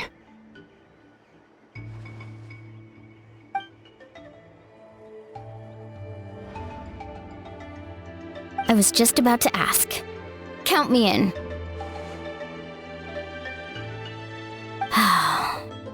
If I was just a bit faster, we could have prevented a few people from getting hurt. People who could help us in the next battle. It's all a chain reaction.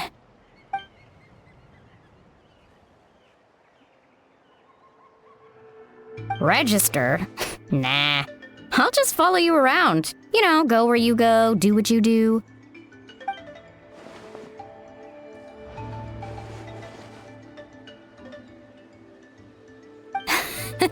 You got it. I just don't want to make the trip back. It's so far. All right. See you all later. Let's get together and celebrate once this is over. Oh, you betcha! Moika! Oh, Chatsuka and Koichi are here! Wait, are you okay, Koichi? I'm fine. No need to worry. They ran into the Fatui while out on a mission and decided to follow them. The Fatui? Calm down and let me explain. Here's what happened. Watch out. It's the Fatui. Were they attacked by the Abyss? No, wait. It looks like they're protecting a group of travelers. Over there. Do you see? You're right. That's a traveling group from Natlan. Could they be trading for something? Let's keep observing for now. We're glad you're okay. Given the appearance of abyss monsters all over Natlan, you should cancel your journey and seek shelter at the stadium or one of the tribes. Thank you so much. I wish there was something we could give you. We don't expect anything in return. We were out on a mission and saw you being attacked. It was our decision to help. If you truly wish to repay the favor, you can keep this a secret. If anyone asks, just say you were saved by warriors from Natlan. Oh, okay. We can do that. But... We're not asking you to cover up our activities. We haven't done anything illegal. Our captain simply wishes to remain undisturbed. Nonetheless, the decision remains yours. If we wanted to keep you quiet, we would have employed a harsher method. Got it. We'll get going now. Did you hear that? They mentioned a captain. Isn't that who the Pyro Archon is looking for? Exactly. We could be onto something big. Still, there was no trade. They were just helping people in need. I didn't sense an ulterior motive. I didn't believe the captain when he said he wanted to save Natlan. But based on what we just saw, it's possible he was telling the truth. Maybe we've been wrong about the Fatui this whole time. It's too early to say. Let's follow them and see what's really going on. So this is where they were headed. Looks tricky. It's heavily guarded on all sides.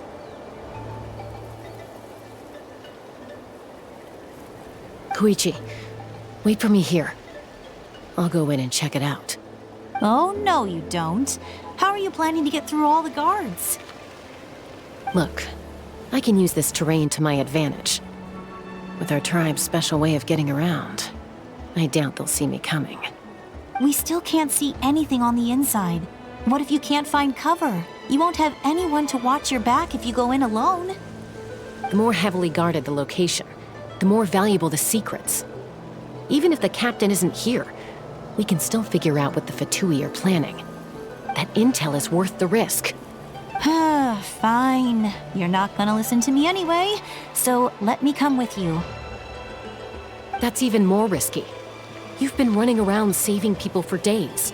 You're already at your limit. I'm confident I can protect myself. I'm not sure you can say the same. At least right now. I can. You really believe that? Fine, don't believe me. But you can't honestly tell me infiltrating a heavily guarded Fatui hideout all on your own sounds more reasonable. You know, growing up, even if I insisted on doing something, it never gave you any trouble. I'm not sure you can say the same. All right. If we start arguing, this will never end. We can't let this opportunity go to waste. Guess that means I win. Don't worry, you're not the only capable young person from our tribe. I can handle this. All right, same plan as usual. We split up, communicate with hand signals, make sure our blind spots are covered, and support each other once we strike. Got your ropes? Yeah, let's go.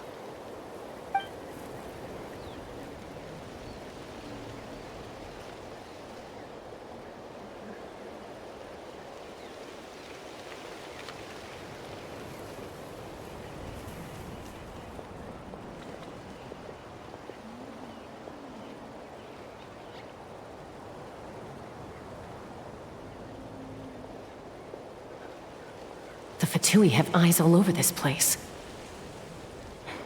I should wait for Koichi's signal.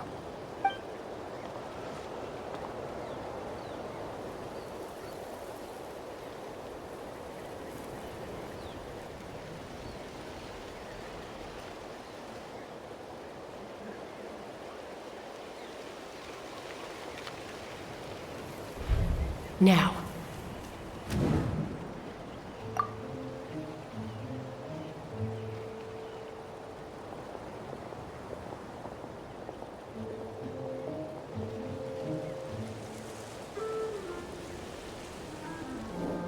Not sure how many chances I'm gonna get. I need to...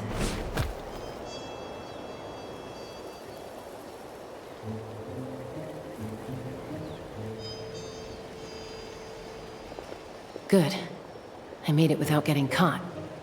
I should get to that platform over there. But it's guarded by the Fatui. Koichi should have line of sight. I'll wait for her signal.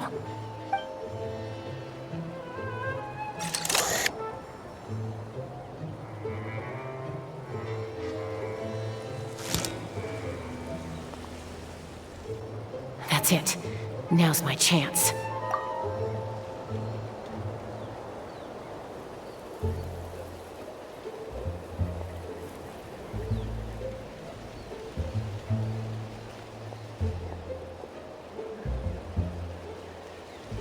It's no use staying in one place. I should keep moving. Looks like Chaska is helping me by keeping an eye on the Fatui movements. I'll wait for her signal.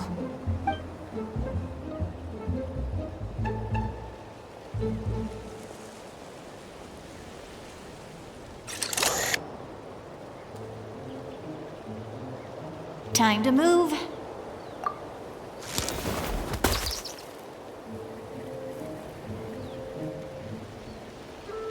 Whew! That was close. Almost got caught. Probably can't make it over in one go. I'll wait for my next chance. Now's my chance.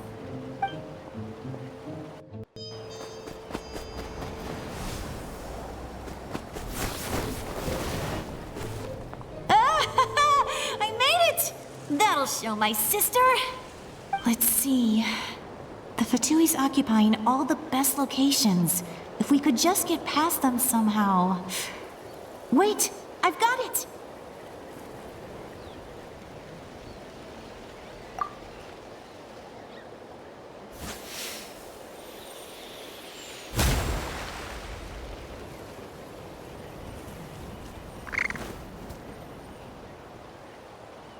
Huh? What's that noise? Did something explode? Oh! It stings!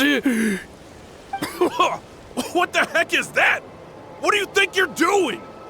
I could ask you the same thing! Good, they're arguing. Looks like they just needed an excuse. They've probably had enough of this job already. The people on the hill over there left to help their comrades. This is our chance.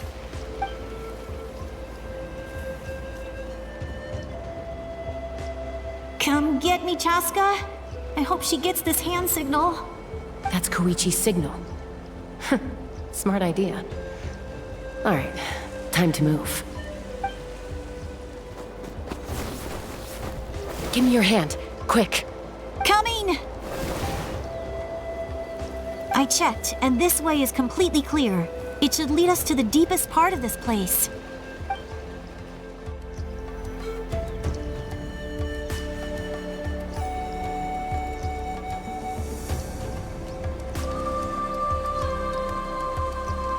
Well, I was pretty helpful, right? You know, everyone usually jumps at the chance to work with me. Not my own sister, though. No, she avoids me like her life depends on it. I was wrong, Koichi. You've done well. Wait, you're just gonna admit it? Now I look like the mean one. Let's focus on the task at hand. We're in the heart of enemy territory. The more time we waste, the more dangerous this becomes. All right. If you're not gonna take the bait, then I'll drop it. Looks like the Fatui are here to dig something up. I'm surprised they mobilized this many people. I doubt it's because they're interested in our culture and history. It seems like they're looking for a dragon relic called the Source Mechanism. The device is ancient. Barely any information survives to this day. And even people from Natlan don't know how to use it. Why would this be the Fatui's target?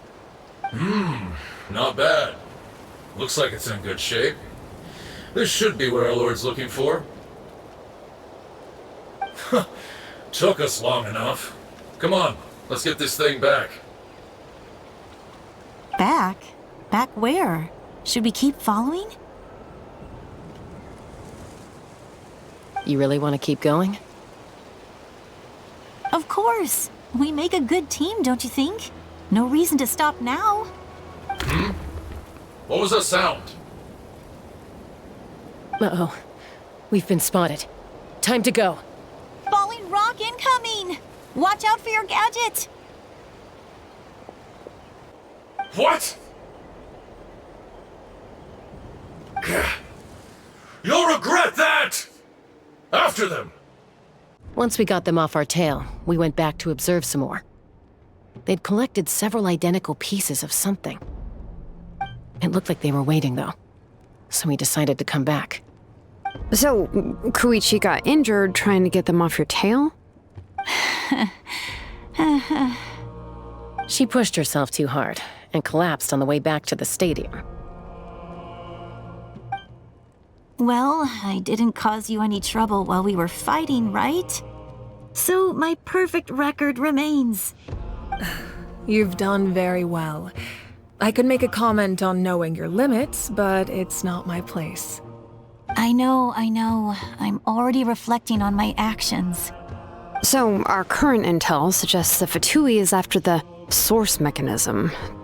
The device is a complete mystery, even to us. What does the captain want with it?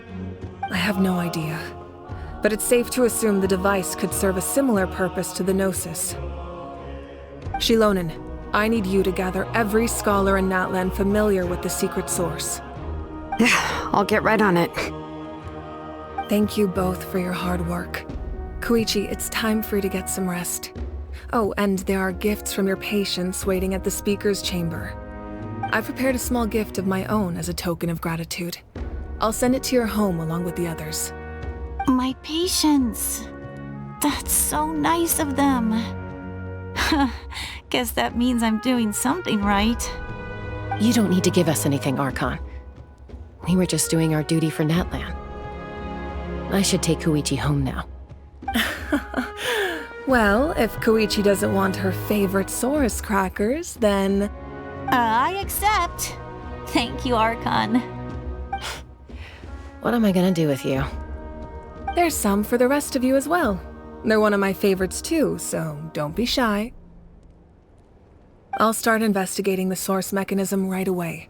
If I learn anything, you'll be the first to know. Yummy snacks! What's next for you two? I'm taking Koichi home. With our parents there to keep an eye on her, I can make sure she actually rests. Hey, it's not like I'm some kind of prisoner. I'll be fine in a day or two. There's no need to go all the way home. That's what you always say. Everything's no big deal until you collapse. What if the Abyss attacks again? You're saying if I let you rest in a hotel, you're not gonna rush out the minute you hear the alarm? I won't. Triple promise I won't. Mm-hmm. Fine. On the off chance something like that were to happen, I might. But I'm a doctor. I have a duty to help people in need, no matter how hard or tiring the work gets. I guess you're right. But I don't have to like it. This reminds Paimon of when we first met. Except you were the one trying to stop Chaska from doing something dangerous. I'd do the same for anyone trying to put their life in danger. As a doctor, I don't want people to get hurt because of a rash decision. Then try to see things from my perspective. You clearly want to protect your patients. So can't you understand why your own sister would feel the same way about you? The two of you are the same, you know? I disagree. I understand the risks and costs of my decisions. Who wants to be like her? Overconfident, always making excuses when things go wrong. That's just not true. You think I don't have proof? Okay, don't get into another fight. Just pretend Paimon never Don't worry, Paimon. You didn't do anything wrong. Arguing is just how we communicate. Neither of us really takes it to heart. Plus, I guess we are similar in some ways. Maybe I rush into things without thinking, but I learned that from her. We're family. I can't help it if my older sister is a bad influence. Okay, you don't have to put it that way. So, you're all good now? Neither of us are really the type to back down, so we'll always have our differences. But still, we get along in our own way. Plus, I know you'll wake up one day and realize I was right all along. I just need to wait. Be my guest. Come on, let's get you home. See you later, Traveler and Paimon. I'll be back once everything's settled at home. There's no rush. At least grab a nice meal with your family. Bye, you two. Take care of yourselves out there.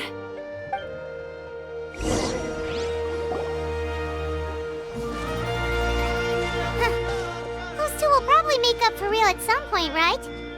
Well, we've learned a lot. Let's go over everything that we know so far.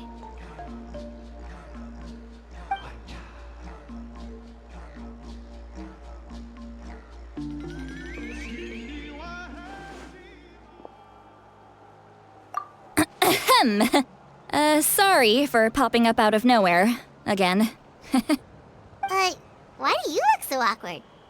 Oh, is there something you need from us? Okay, I won't beat around the bush. Oh, and I'm sorry for interrupting your rest. I'll treat you to some charcoal grilled steak to make up for it. Awesome! Just give us your orders! Hey, friends don't order each other around. I'm just here to share some news. Remember what we talked about before parting ways? Oh yeah, you mentioned how Auroran has always wanted to save Natlan, and something about his soul being fragmented.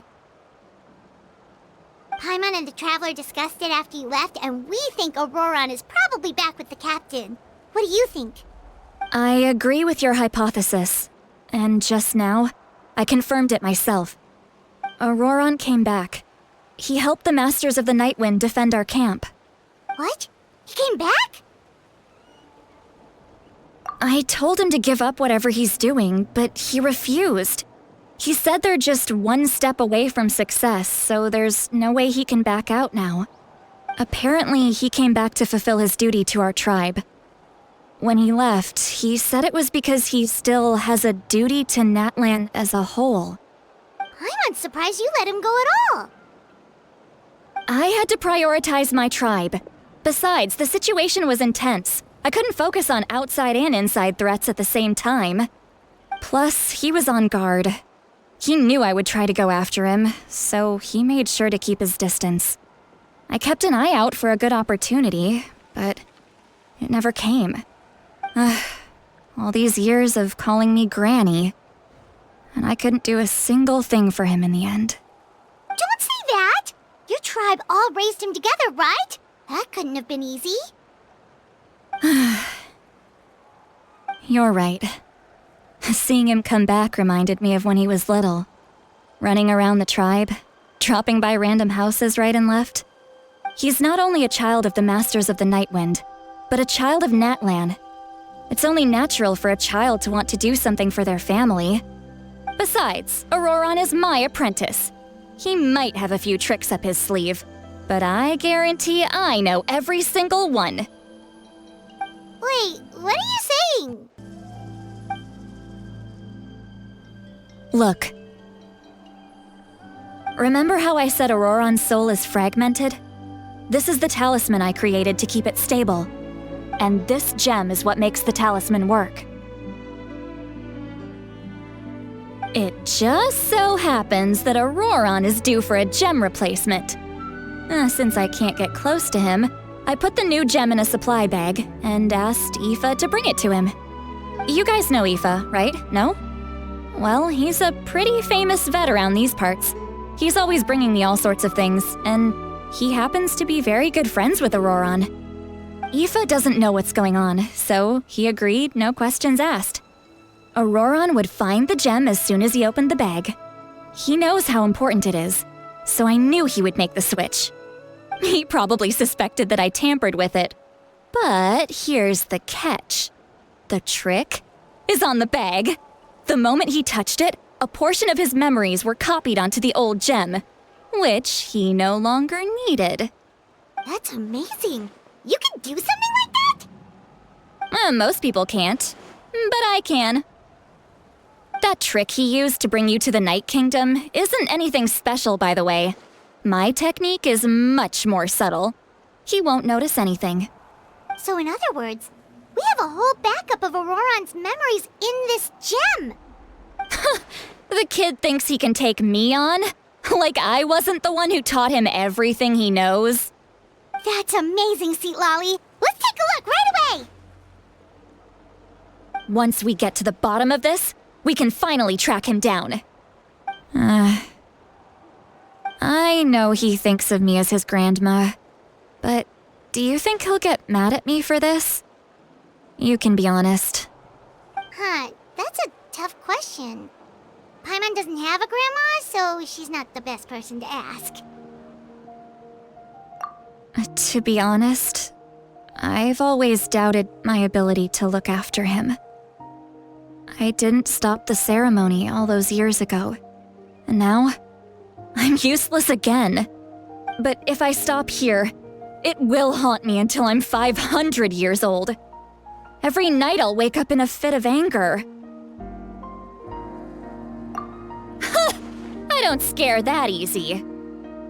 Still, if I back away from this and something happens to Auroran, I would never forgive myself. I need to look at his memory. Even if he resents me, refuses to see me, or runs away for good, I don't care, and I won't blame him. A family does whatever it takes to protect their own. You sure you'll be okay? We can come with you if you want. Did you just say you'll come with me? Is that okay? We have a pretty good reason to see it too, don't we? Because, right, we need leads on the Fatui. You really mean it? Fine, you can come. Just promise me you'll see this through. No backing out. Got it? Don't worry, we're professional adventurers. Then I place my trust in your professionalism. All right, time to sneak into someone else's memory and engage in some,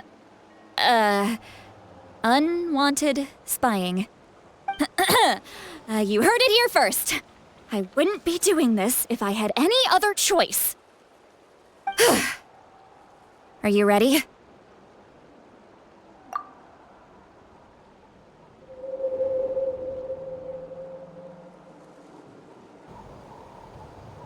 Look how good you're doing.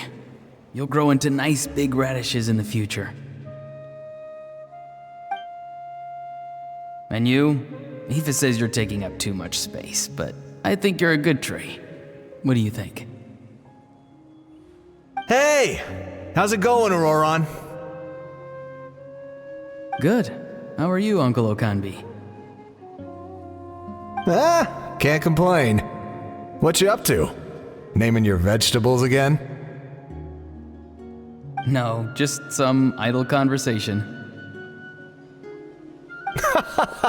Sounds fascinating. What did they say? They told me you were coming and that you would take some produce with you. Only if you're offering. By the way, I ran into Aoife yesterday. He told me Chaska's fostering a saurian at his place. Said the thing trampled over a part of your radish garden. I hope you two didn't get into a huge fight. No, don't worry. I'll find a way for him to make it up to me.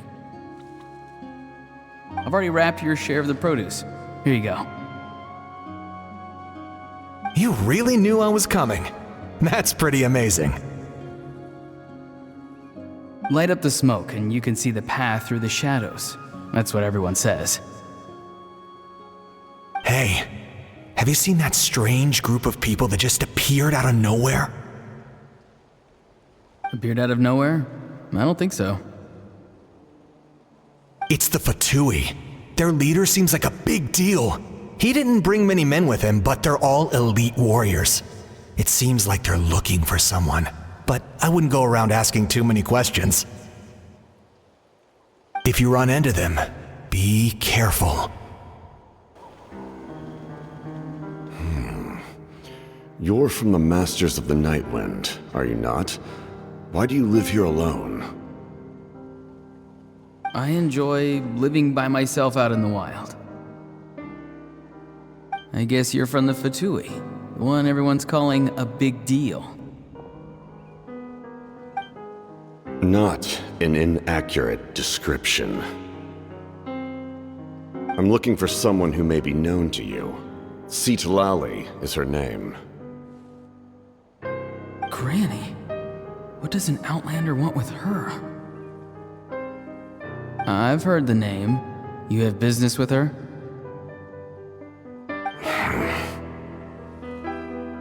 There's no point to further questioning if you insist on hiding things from me.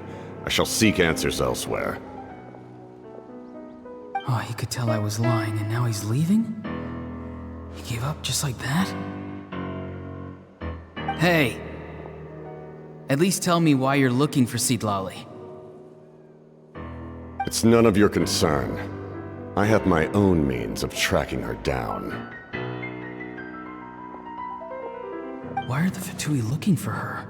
What does she have to do with them?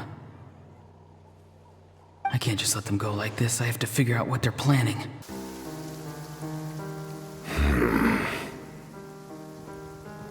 They've just been studying the ley lines and asking for leads on Granny. I can definitely rule out some sort of invasion. The situation has seen no true improvement.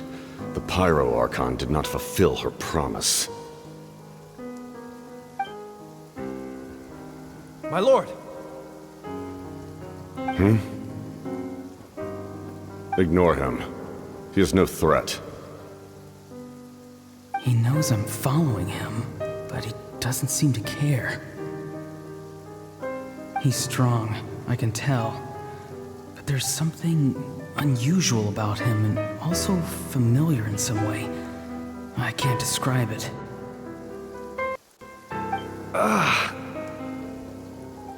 What is it? My lord, I feel dizzy. A ley line disturbance. Certain presences have been forced to wander outside their rightful realm.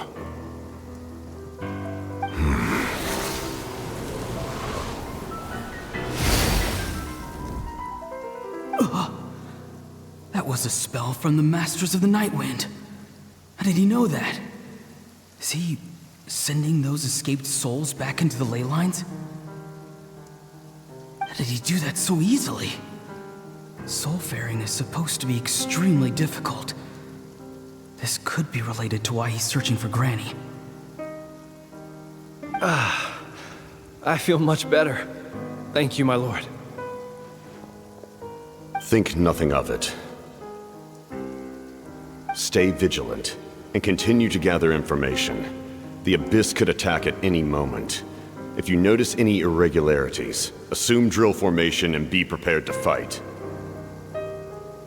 However, there is no reason to over-engage. Information is our first priority. Yes, sir. Why are the Fatui fighting against the Abyss? Do they really mean us no harm?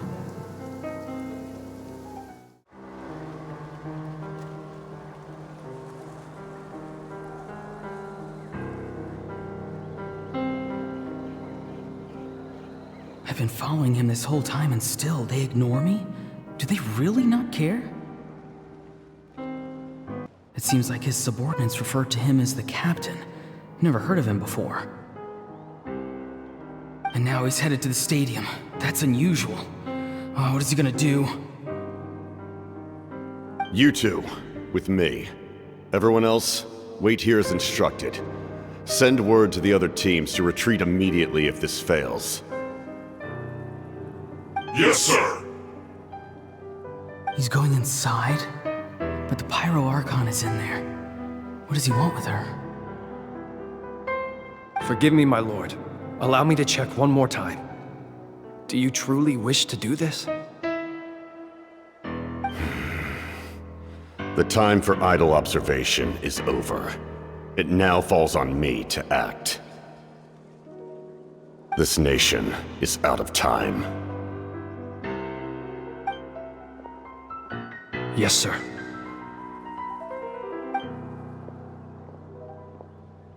He just walked straight into the stadium. What is he gonna do?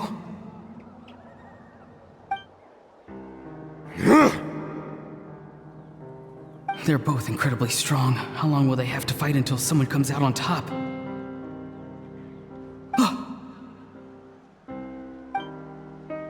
Wait, this feeling.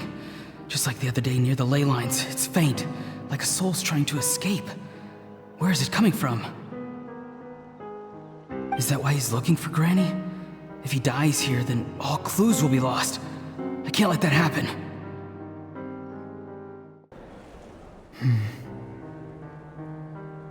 As for you, I must confess, I did not expect that little trick of yours to save the day.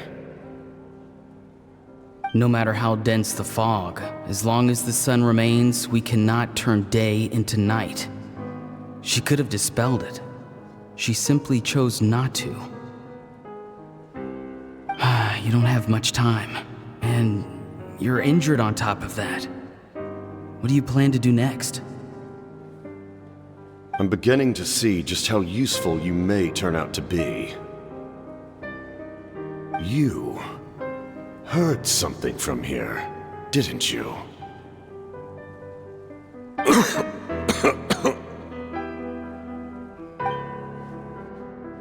No need to force yourself. I've never seen anyone match the Pyro Archon in battle before. I didn't expect you to intervene at such a critical moment. You know I've been following you. Why didn't you stop me? When walking in the forest, it is only natural to encounter wild beasts. However, not every beast has the courage to come out and bite. And yet, one of those very beasts saved your life.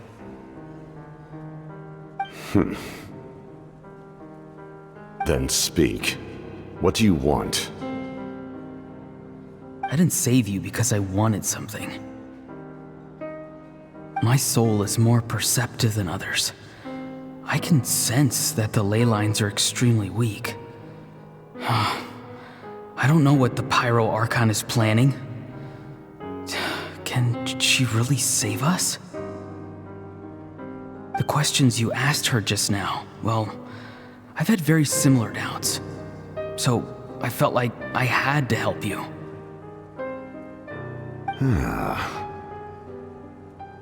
So, you can tell the truth. That was quite a reckless decision to make. I'm not sure you realize that. There's no turning back for me now. What I did back there is going to get me in a lot of trouble. You attacked the Pyro Archon in broad daylight, and I used my spell to save you. A single glance was likely all it took for her to recognize my tribe. So, we're in the same boat. Seem to care little for my thoughts on the matter. It's too late for that. Start from the beginning. Why are you looking for Citlali? Do you know her? Explain your relation to her first. I know you two are acquainted. It was obvious the moment I mentioned her name. Citlali is my elder and my teacher. She taught me everything I know. It's my duty to protect her. If you truly wish to protect her, you should have let me perish at the Pyro Archon's hand. Yet, you chose otherwise. Do I really need to tell you what that means?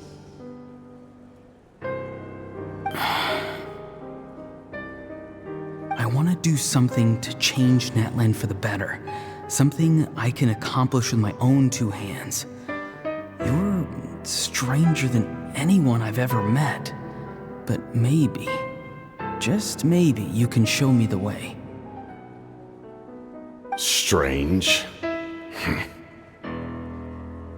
Citlali is said to be the legendary Granny Eastly, someone capable of communicating with the Wyab, and the Wyab are the key to information on the Night Kingdom. Why do you need knowledge on the Night Kingdom? That is not something you need to know. Don't forget, I saved your life. Do you not believe the Fatui capable of betraying a debt? People can lie, but souls cannot. I can tell there's a weight to your soul, a sense of justice.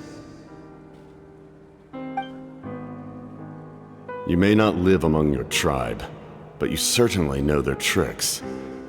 I apologize for my rash judgment.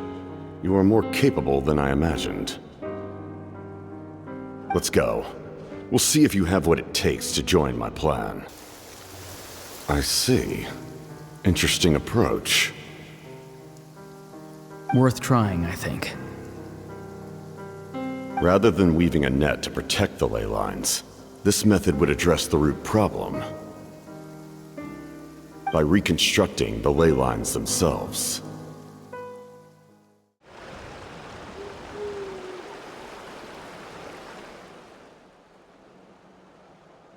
Whoa! Traveler, Paimon. Are you two alright? Paimon's fine, just, a little dizzy. Of course. I'm so mad at him. After everything, he still can't let go of the past. For some reason, he thinks he owes something to the people who cared for him. Stubborn, self-righteous fool. Where's that gonna get him? Now that he's all grown up, he thinks no one can tell him what to do? He thinks he can just run away whenever he wants. I'll show him. If he tries to run one more time, he's got another thing coming. Maybe stubbornness runs in the family. Like grandmother, like grandson, as they say. Is that supposed to be a compliment? Huh, that kid's got nothing on me. Anyway, back to what we just saw. I don't even know what to make of it. Yeah, the captain seriously wants to reconstruct the ley lines? What does that even mean? Something like the loom of fate, maybe? But how does that help with the abyss? The loom of fate? Oh, it's kind of hard to explain. Basically, it's a device from Conrio that has unbelievable power. Anyway, if he really wants to manipulate the ley lines, everyone in Natlan will be affected. Oh, this is big. Which means the captain has been honest from the very beginning. Auroran's memory proves that. Why is he so obsessed with saving Natlan?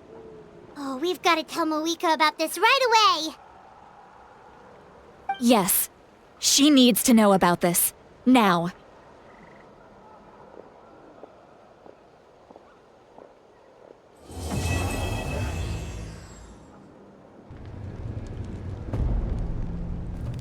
Moika!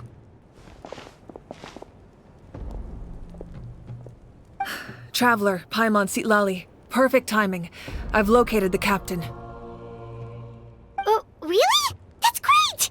We also just took a peek at Auroran's memories and discovered something huge! Oh, all with his granny's permission, of course. Or no, actually it was... Calm down, Paimon. I'll take it from here.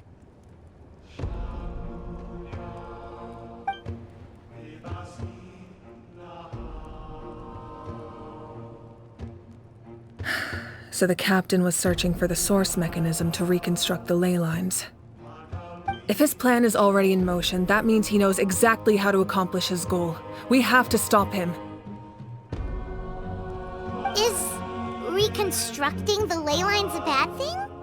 Yes. It's not a simple fix.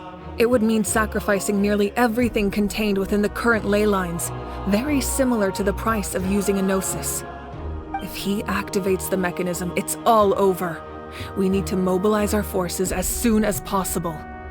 But what forces do we have? Kanich, Shilonen, you two, and myself. All other warriors are working to push back the Abyss on the front lines.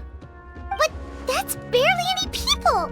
Not to mention you lost your power, and they've got the captain on their side! Oh, maybe we really should get Citlali to break Auroran's legs. That won't help us with the captain, I'm afraid.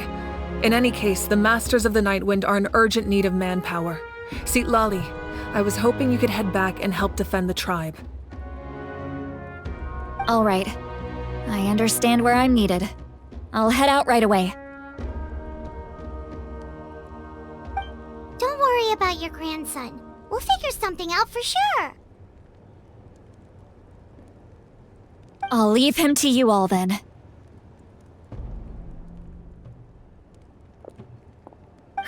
All right, back to the matter at hand.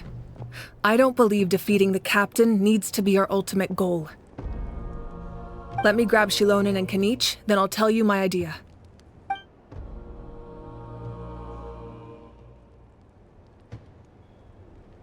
As you all know, Auroran is working with the captain and we need to stop their plan. The captain is a formidable opponent, but that shouldn't deter us. In any case, a head-on confrontation isn't the best way to solve the issue. Their plan hinges entirely on a single element, the source mechanism. If we leverage our forces, we can destroy it, and then success is ours. We'll head out together. In the event that a confrontation becomes inevitable, I'll stall the captain while you advance.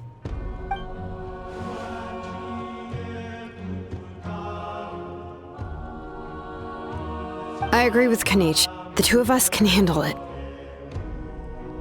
Listen to my plan first. Kanich, I want you and Ahau to launch an assault from the front and break through the Fatui defenses. The captain won't be on the front lines. As a seasoned warrior, he'll be stationed in close proximity to the device to ensure its protection.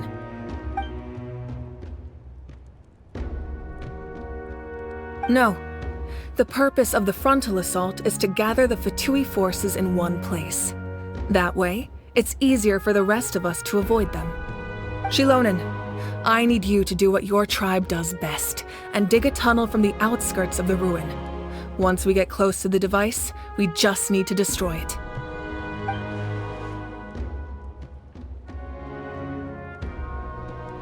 Exactly. The Traveler and I will join her as well. No one can create a distraction better than you, Kanich, not even myself. By combining our strengths, we just might manage to break through the captain's defenses. Understood. Then we should head out now. Just promise us you won't do anything reckless. You cannot face the captain straight on unless you have no other choice. You mean everything to us. Losing you would be the worst possible outcome. Thank you, everyone. You have my word. I'll proceed with caution.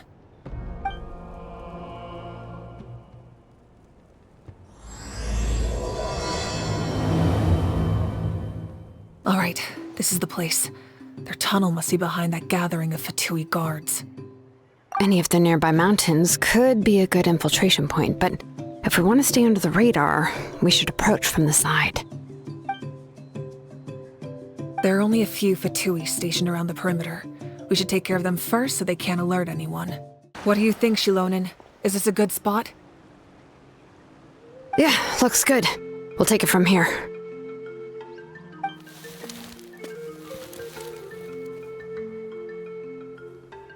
I can see the inside! Perfect. We'll keep going. The rest of you should head back. Things are about to get dangerous. All right. Please, take care. The Fatui wouldn't concentrate all their forces in one place. There's sure to be guards on the inside, so stay sharp. Oh, nice job, smashing those rocks, Moika! You look super cool. Ah, that was some expert level rock clearing, even by my tribe standards. That must be the Fatui tunnel over there. We should steer clear and approach from the side. This spell is from the Masters of the Night Wind. It's Auroron's doing. They're probably trying to buy time.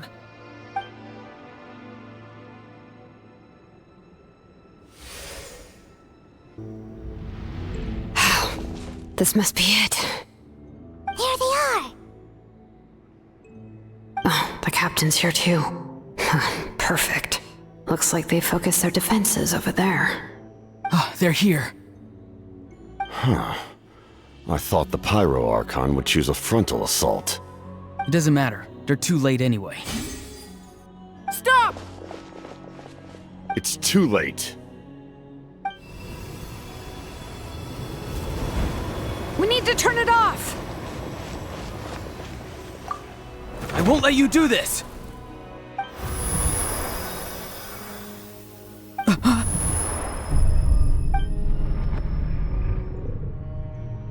The sound of lament? What was that sound? It was like a piercing cry! Now's our chance to turn off the device.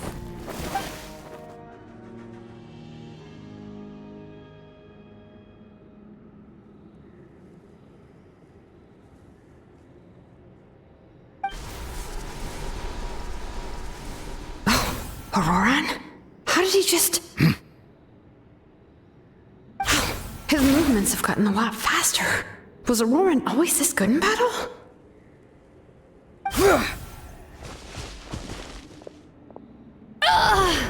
This ends now! Huh?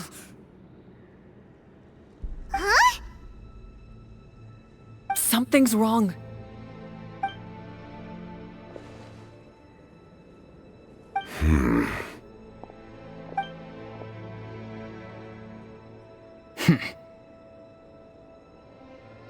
You are not Auroron. Who are you? What?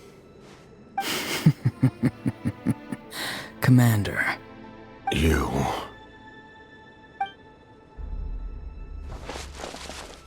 So, you still recognize me, Commander? I'm glad. Although, I believe you have some more pressing concerns at the moment.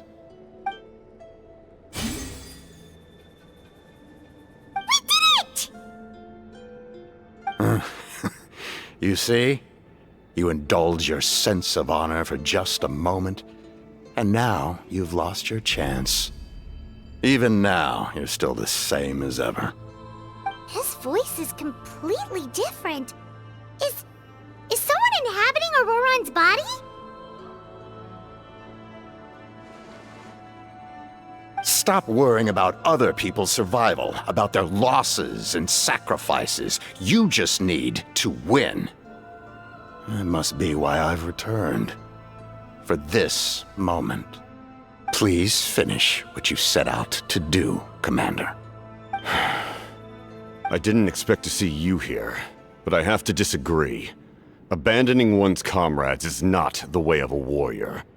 Why do you care about a doomed man? I know you can see it. He's already close to death. After all, his soul has been incomplete from the start.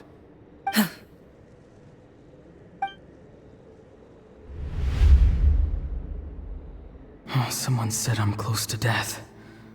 Is it because of that noise just now? The piercing cry came from underground when I activated the device. What's down there? Natlan's ley lines must be hiding some kind of secret.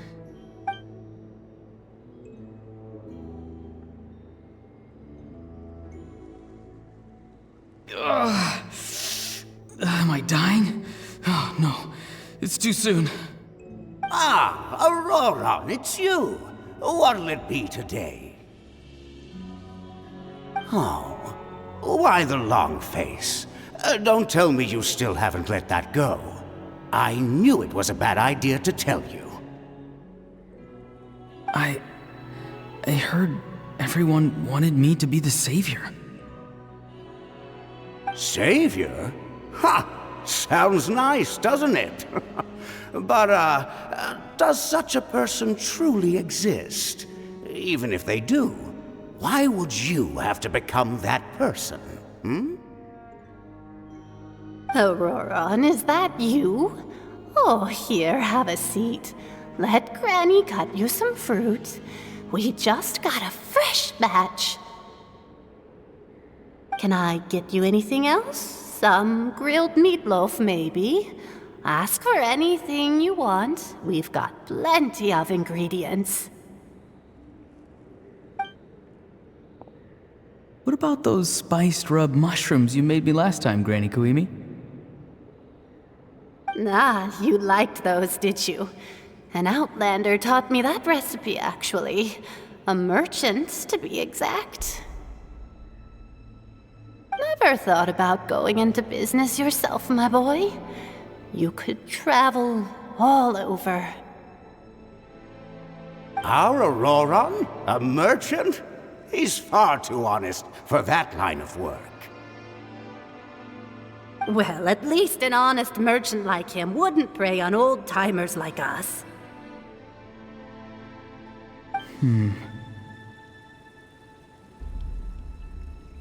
Everyone said a true savior does not really exist, but then why did my birth open the door to the possibility?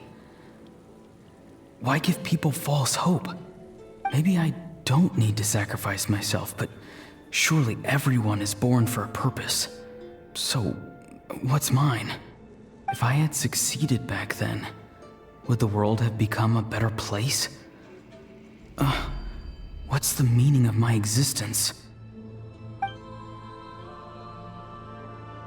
Done spacing out, Auroron? Did you finish your homework? Yes, Granny, it's just... Will learning all this really make me as strong as you? Of course not! I'm a special case. Other shamans study their whole lives without reaching a fraction of my abilities. Because you're a genius, right? You could say that. Or maybe I've just been alive longer than the rest of them, and picked up a few tricks that they didn't want to touch. It's rude to bring up a woman's age. Never do that again, no matter the circumstances. I wasn't the one who brought it up. Anyway, class is canceled tomorrow. Go have fun. What about my homework then? Do what you want. What use is it being as strong as me anyway? You've seen how the tribe treats me. They're all afraid. I try to go about my business, and they practically tremble in fear. Not the most fun way to go about living one's life, I'd say. Take it from me. The happiest people are the ones who do their own thing. So do what you want, Auroron. No matter what anyone else has to say. Granny didn't say it outright, but I think she was trying to comfort me. Don't force yourself. Don't beat yourself up over the past. That's what she always says. But I never forced myself. I never even got the chance to try before it was all over. Hey, you zoning out over here again? There's such a thing as overwatering the radishes, you know. I was just looking at the aphids. Something interesting about them today? I noticed some on the ground. Maybe it got too cold yesterday and they couldn't handle it. Bummer. Guess that means less honey this year. Aoife, do you think being a vet is fun? Fun? I'm not sure about that. Do you think planting vegetables is fun?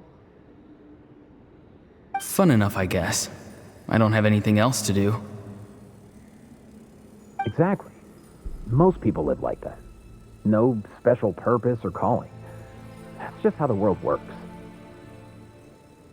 Oh, jeez. that troublemaker's at it again. Auroran, my man, come inside and give me a hand, would you? Why should I? I thought being a vet was no fun. Well, I guess there is a fun part. Trying to outsmart these rascals. Come on, give me a hand. Maybe Aoife was just too nice to tell me the truth. That attempting something above your capabilities will kill you.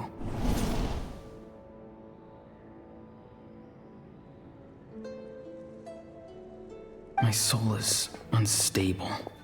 I only survived because I had people to help keep me in one piece. A part of me has always been missing. That's why the other spirits said I was close to death, but...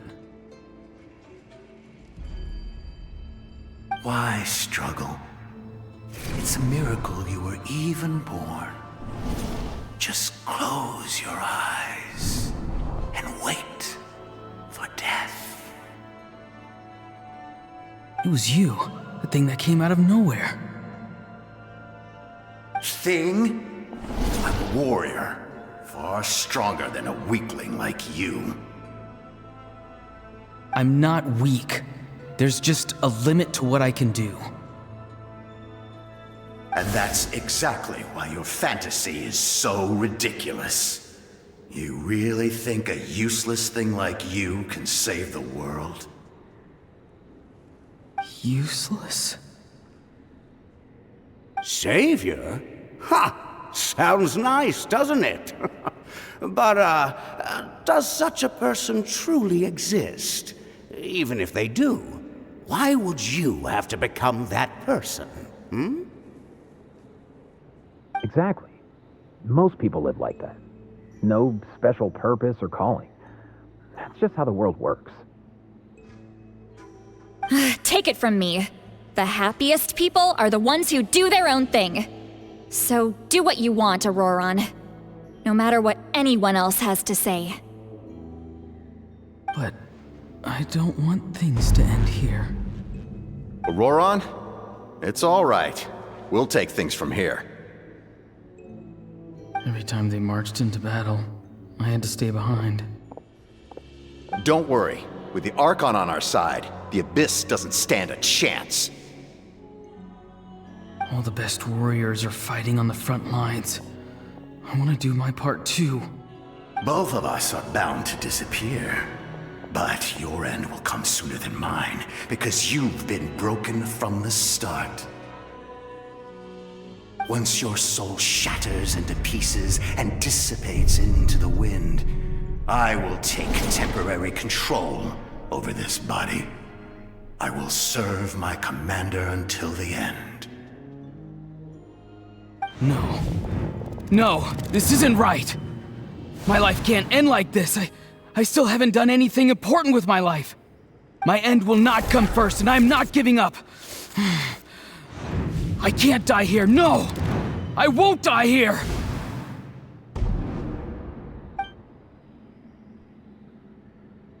Auroran! Auroran!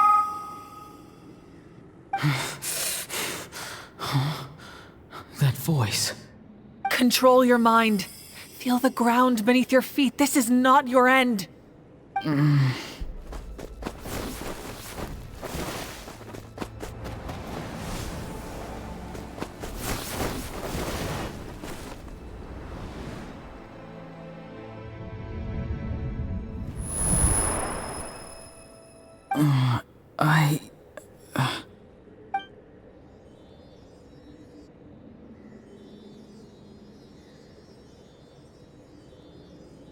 His eyes are open! He's alive!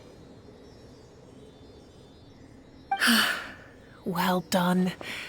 You managed to do the impossible. Uh-huh. What do you mean? Don't try to talk. Focus on holding yourself together. I can't believe the captain did that. Maybe he thinks of Auroran as a comrade. He was helping to rein him in all this time.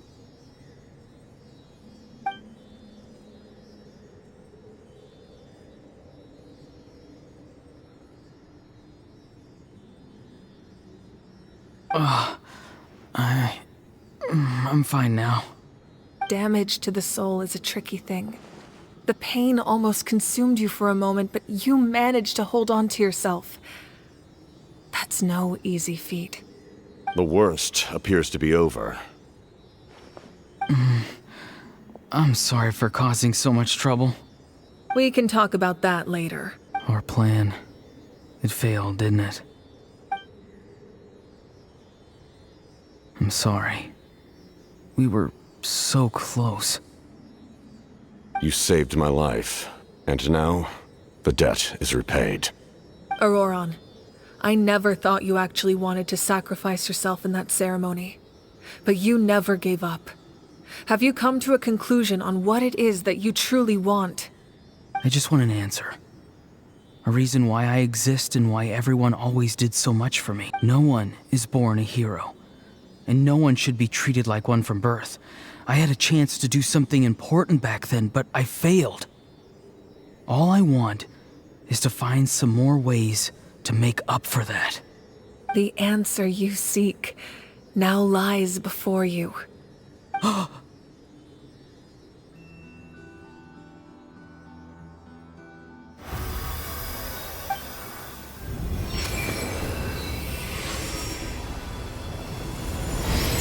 You are the inheritor of my name. The hero from the masters of the Nightwind, who shall fight for this generation. Fascinating. You're not the person that the others thought you were. And yet, you're also not the kind of person that you thought you were. It can take a lifetime to truly discover who we really are. Like you, I never thought I had what it took to be a hero. I was too cunning, too self-absorbed. But in the end, I sacrificed my life for this nation. Now, remember your name. Even if others will see a different meaning, it still symbolizes your nobility and yearning. My ancient name. BD. It means devotion. You will give your all, not for the sake of a heroic death, but to do justice by the answer you found for your life. For that answer, you will offer all of your strength and be born anew. Through your devotion, you will prove your worth. Having foretold his own death, the omniscient man holds a feast in celebration. Let us raise our cups in honor of his heroism and send him off with this final tribute. For at last, his wish is now fulfilled. It's nice to see you again, Sunhudge. With your recognition, we now have the 5th hero of this era. I am happy to see your plan advance one step further. It seems that my cry did not cause irreversible damage. What is that voice? Just as I thought. The Lord of the Night has awakened.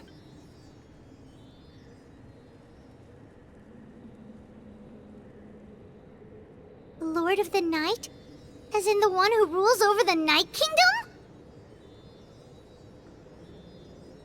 I preside over a realm of souls.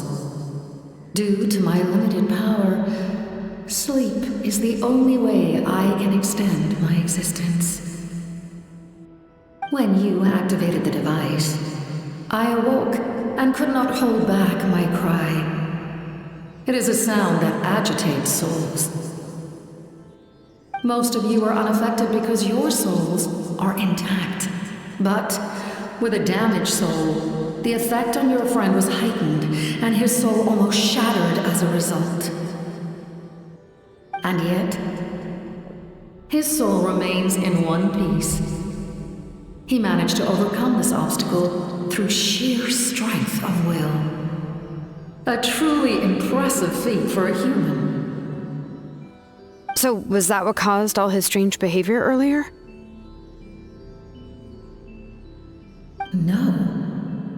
An additional soul was affected. It tried to take refuge in the missing part of your friend's soul, but was ultimately expelled. However, this soul does not hail from Natlan or the Night Kingdom. Its origins remain a mystery to me. Activating the source mechanism was supposed to reconstruct the ley lines. Why did it awaken you instead? Because I was the one who originally constructed Natlan's ley lines, otherwise known as the Night Kingdom. The ancient battle between the Descender and the dragons destroyed the corner of the world, allowing the Abyss to invade. Natlan's ley lines took the worst of the damage. To aid the people of Natlan, the Lord of the Night used the fragments of the old ley lines to reconstruct a similar network. That's how the Night Kingdom was born.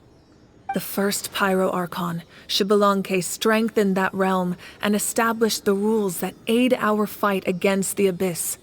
The Ode of Resurrection and the Pilgrimage, both of which are practices that survive to this day. Oh, right! You said before it all came from the power of the heavens. The ancient dragons tried to use this device to strengthen the ley lines by imbuing them with power. Back then, this method was rather ineffective. They lacked the skills to navigate the intricate structure of the ley lines. And now, the structure of the ley lines has also completely changed. I am the only possible vehicle for the power generated by the device. It was an incredibly crude and painful method, but I managed to absorb some of that power. Now, I can speak to you like this and provide you with aid, such as rebuilding the ley lines once more, at the cost of my own existence. But why would you make that kind of sacrifice? The people of Natlan worship me and call me their lord. In the ancient past, before we died out, we were also known by a different name, angels. But adventurers like you are probably more familiar with our devolved form, Seelies. No wonder there are Seelies around here. A Seelie also helped us in the Night Kingdom. Few angels remain in Natlan, so the same is true of Seelies. Everyone rallied around me and offered their power to humanity to reconstruct the ley lines. Now, I have witnessed your determined pursuit for survival, and I have become your faith. I am very pleased. Moika, inheritor of Xbalanque's will, and leader of Natlan. Despite all the obstacles and misunderstandings, I have awoken, and the efforts of this harbinger and the young hero have imbued me with power. Say the word, and I will once again work to fulfill my mandate, just as I did thousands of years ago. You need only nod your head. For the sake of your people and your nation, for the sake of overcoming the invasion from the Abyss, give me your orders. I will not. After reconstructing new ley lines, you will cease to exist. The rules of Natlan are founded in the Night Kingdom. If you disappear, so do they. Not to mention, all the memories and legends recorded within the old ley lines will disappear along with you. The people of Natlan will face memory loss, mental disorders, and cognitive issues. Just like the consequences of using the Gnosis, that is a price I refuse to accept. Humanity's survival is worth any price. Once the Abyss runs rampant, all that remains will be a land of corpses and ruin. And when the new ley lines are invaded again by the Abyss? What then? How are future generations supposed to survive? A land without the Lord of the Night, without the protection of the rules, is doomed from the start. You presume too much. If you cannot ensure survival in the present, you have no right to think about the future. What will it take for you to realize that? How many hundreds or thousands will have to die?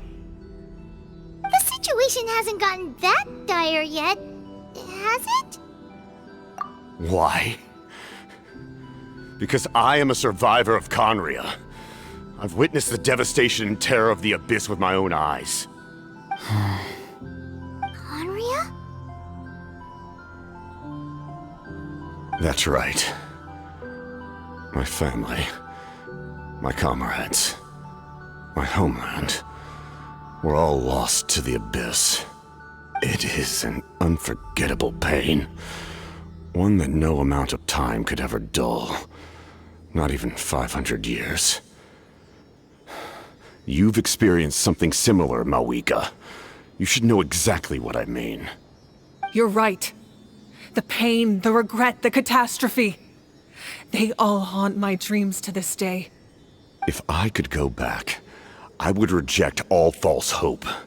I would do whatever it took to ensure their survival. You have that chance before you now. Why do you refuse to take it? Because we don't have the right to make that decision. We love this world because it contains everything we hold dear. Everything that has happened here has moved us, shaped us, and turned us into who we are today. Giving up our memories and history would mean rewriting everything. The people of this world would then become fundamentally different beings, their physical bodies the only connection to their former selves. Even so, given enough time, a new civilization would inevitably flourish. If you believe in humanity, you should trust in their ability to create a new future. Or, history could repeat itself. The Abyss could invade once more, and it would all be for nothing.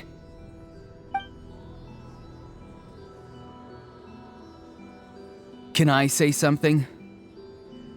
I once carried the hopes of many people, and I was also desperate to save our nation. In the captain's plan, I saw a chance to ensure our survival. But as I was on the brink of death, my wish for life and purpose was rekindled. I've been very fortunate to be well cared for by all the people in my life. I refuse to forget that. My feelings were so strong, they overrode my compulsion to sacrifice myself for their safety. No matter what path lies before us, we still have a destination. If we lose our way now, we will lose the meaning of our existence.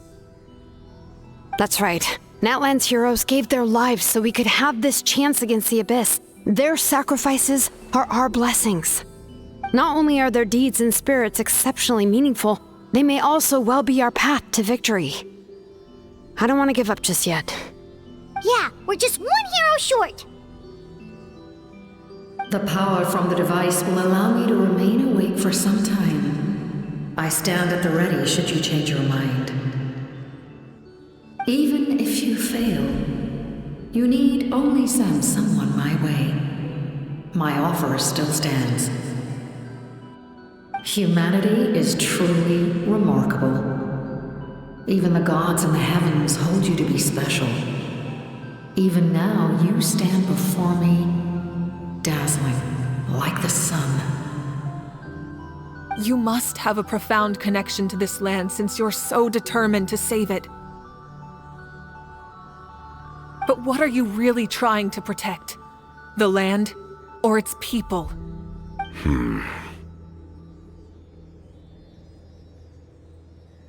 Pretty sure he wants to hear what you have to say, Traveler.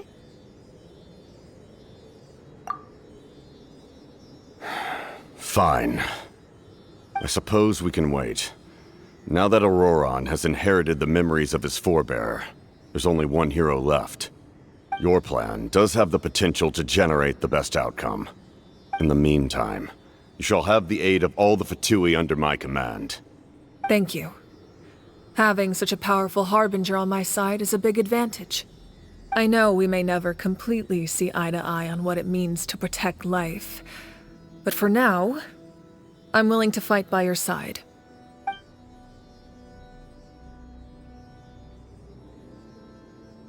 All right, we should let everyone else know about the plan. They're probably still at each other's throats outside. Good idea. We need to explain the situation. Oh, guess we'll stick around then. I'll update everyone outside. Let's meet back up at the stadium. You come to me with many questions, and you should be rewarded for your bravery. Ask, and you shall have the knowledge you seek. They do not like being mentioned by name by any living being, be it an ordinary human or one of the seven. They prefer to remain in the shadows as shades. The one you wish to know about? I call her the Ruler of Death. She helped Natlin establish the rules. It was also under her guidance that I created the Night Kingdom. It was an expression of love, as well as an act of reparation. She was seen as having significantly overstepped her authorities as a shade, which quite displeased the almighty heavenly principles. She succumbed to self-pity as a result, and no longer cared if others discussed her identity. Even so, her existence remains unknown to all but a select few. Self-pity? Please don't tell anyone I used that word. I'm just trying to speak plainly to conserve energy. I'm not familiar with that concept. The device is capable of weaving and creating ley lines, you say? Even I cannot create something from nothing. I can only reconstruct the ley lines by reassembling the yet intact components into a new structure. If that power were available to the people of Natlin, they might have a new option against the Abyss. Phlogiston is Teyvat's primordial form of energy. The heavenly principles used phlogiston as a basis for the creation of elemental energy, to develop a power to better counter the Abyss. Have you heard of the concepts of the light realm and the human realm? That explanation might take too long.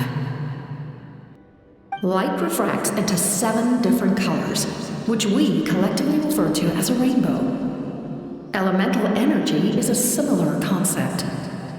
It's essentially the modern counterpart of phlogiston. Ah, yes. The artisan from the Children of Echoes has yet to mention the matter to me. Probably because the young girl from the Masters of the Nightwind is absent. No matter. I'll reach out in a dream and tell them what needs to be done. Young girl? What? Did I say something wrong? In that case, allow me to formally welcome the Fatui to our cause. We now face a common enemy. It's time to put our differences behind us and look to the future. As for Auroron, his actions may have been out of line, but I don't intend to punish him right now. I'd rather give him a chance to prove himself. A magnanimous decision. We're back! Whoa, seeing the two of you chatting like this, Paimon almost feels like she's dreaming. This may be an unexpected outcome, but a favorable one nonetheless. Now that we're all here, I have some questions of my own. Tell me, how did you discover the source mechanism? We weren't getting any closer to obtaining the Gnosis, so I had my men scour Natlin for a different option. Auroron helped as well. We tracked down 3 scholars, Aberawa, Bosomtwe, and Kushtal, and combined the results of their research to locate this ancient device. I've never heard those names before. Seems like my own investigation failed to locate some critical personnel. I'm just not sure how I missed them. Strange. Perhaps they simply live in seclusion. In any case, their results speak for themselves. That's true.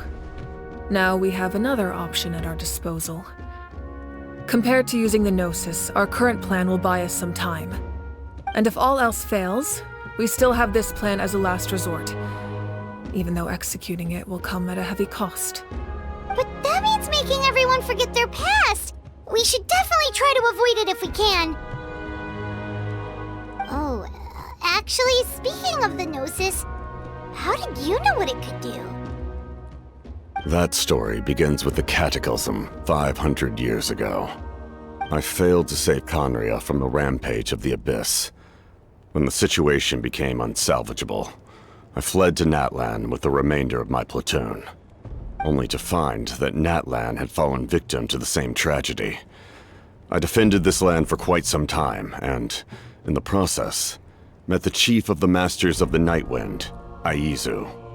I'm sure many people viewed Conria as the cause of the tragedy, but Aizu was kind to me all the same, and even helped me in my time of need. From that moment, I made it my mission to aid Natlan. In battle, a warrior fights to win. Even though my homeland was lost, I was already committed to this fight. Together, Aizu and I fought many battles and overcame countless hardships. However, he was unable to escape his fate, and, in his final moments, told me the secret of the Gnosis. So it was him. He recommended using the Gnosis on several occasions even before the tragedy, but I turned him down each time. You knew him, and you fought for Natlan all those years ago. Why don't I recognize you? It must be the mask. Even without the mask, my past appearance is long gone. Even with the curse of immortality, the flesh still rots. Wait, do you know someone named Dainsleif? That problem doesn't seem quite so extreme for him. You've met him already? Yeah, a bunch of times. Sounds like you know him too. During the age of Conria, all I knew was his name. The last time I saw him in person, he was traveling with the prince. He carries a degree of pain and hatred that far surpasses my own. Yes, you're the sister of the prince. Given the role I held in Conria, I would prefer not to harm you. Although, this is likely a self-imposed burden. If the prince saw me now, I doubt he would even recognize me. As for your question, I don't know how Dane managed to slow the deterioration of his body. My appearance is much changed, and that's not the only thing. Even my physical strength is a shadow of what it once was. I would have never known. During our battle, it felt like I was fighting against the pinnacle of human strength. And I still lost. I deserve no praise for that outcome. Still, it's a shame we never faced off 500 years ago. You could have seen what I was truly capable of. I agree. Had we fought then, I'd also have been more motivated to go all out. So, all that commotion back at the stadium, and you're saying neither of you were using your full strength? I'd say we're evenly matched. If we face off again, victory will come down to who wants it more. I imagine you held back since there were spectators around that could have gotten hurt. But capitalizing on that situation would have only led to a hollow victory. It would have been no different than taking hostages. My goal was the Gnosis, and I failed to obtain it. That means I lost, plain and simple. Her Majesty the Tsaritsa allows every harbinger the freedom to pursue the meaning of their existence.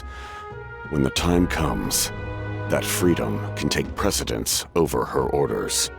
That's why our methods can be so radically different, despite sharing the same goal and the same sovereign. I needed the Gnosis because I came here to save Natlan. That was my primary motive. Once Natlan is saved, if the Gnosis still remained in my possession, I could bring it back to Snezhnaya. My decision regarding the Gnosis will not change. So let's focus on the Abyss for now. Right! What happens when all 6 heroes are together? We will unleash a great power that can be used to thwart the Abyss. But only once. It's a power that Xbalanque gained from Renova. Renova is a god whose existence predates any Archon. You can think of her like an emissary of the heavenly principles. She controls the power of death. Wait, is that why you have the Ode of Resurrection? Yes. Renova also orchestrated Natlan's rules.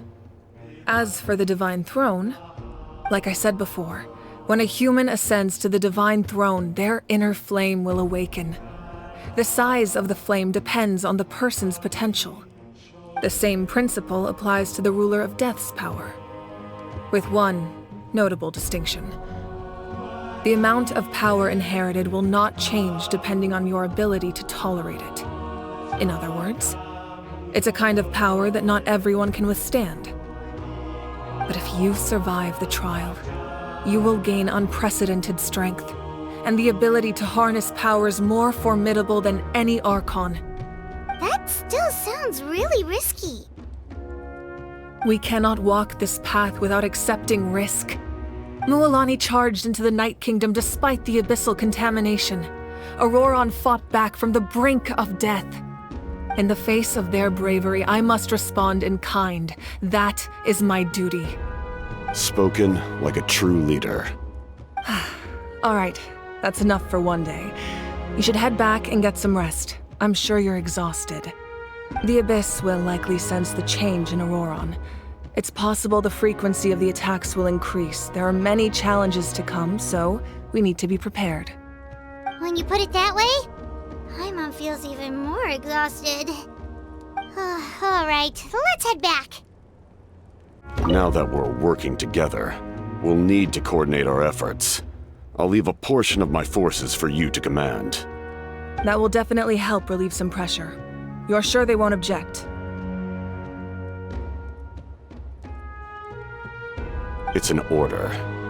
I will make that clear. Excellent. I appreciate your trust. That hurts.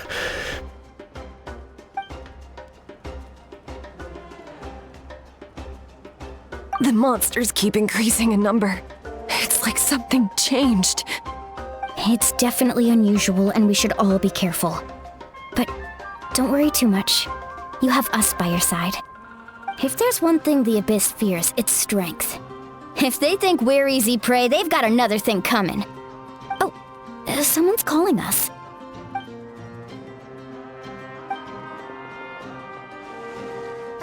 Something wrong, Traveler?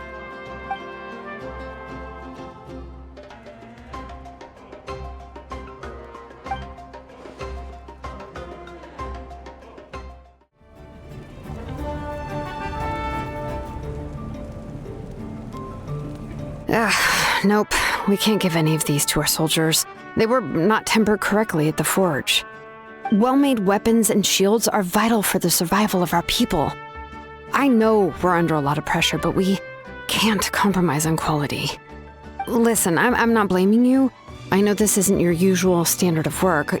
Why don't you all just take a break and I'll take care of the pieces.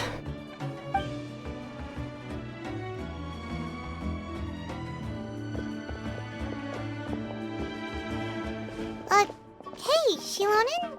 Is something wrong? Nothing I can't handle. Just some rushed defective goods, that's all.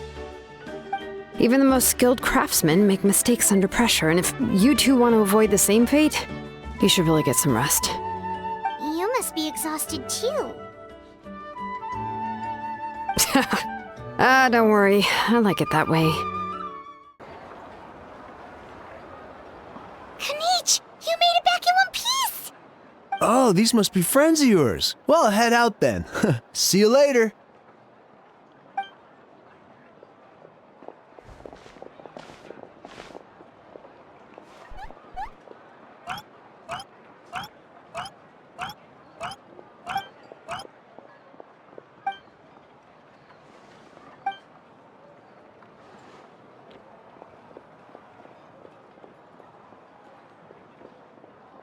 Yeah, a lot happened while we were in the ruin. We'll tell you about it some other time.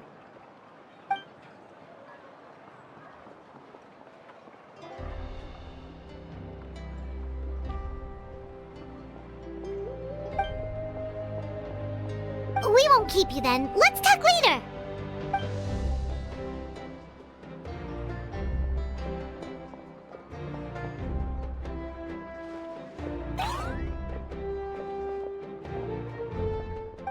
Auroron. Granny? What's wrong, Granny? It looks like you have something to say. You know exactly what you did. You need some sense knocked into you, that's what I think. Now, where do I even begin? I'm sorry. Now that you have nowhere to run, that's when you apologize? You couldn't wait to run off last time, and the time before that. Pretty sure I apologized those times too. What exactly were you thinking? Being a wanted criminal is one thing, but then you also tried to pull off that whole thing in the ancient ruin. I'm not the one who needs an apology. Apologize to yourself for risking your life. Okay. I'm sorry. I don't have anything to say for myself, Granny. Yell at me all you want. I know I messed up. You better be sincere. This is an incredibly serious matter. I'm being sincere, I promise. I've seriously reflected on my actions. I know what I did was risky, and I know I made some bad choices. But I don't regret it. I just had to do something. Not because I thought I was special, but because I wanted to help Natlin as much as I can. Of course, in the end, I just ended up causing more trouble, so you're right. My apology doesn't mean much, but I don't know what else I can say. You even had Aoife bring me that gem. A simple thank you isn't enough, but still. Thank you, Granny. You're welcome. Just make sure to thank Aoife sometime. I will. Anyway, don't feel too grateful. I tampered with the bag to copy a portion of your memories. Oh, I didn't notice. Of course you didn't. You forget how many years I have on you. Like you could uncover one of my tricks. Anyway, I have something else to tell you. The Pyro Archon has discussed your case with the others. Many of your actions violated the rules of Natlan, and you should understand you'll have to take responsibility for that. I understand. But your efforts weren't entirely meaningless in the end.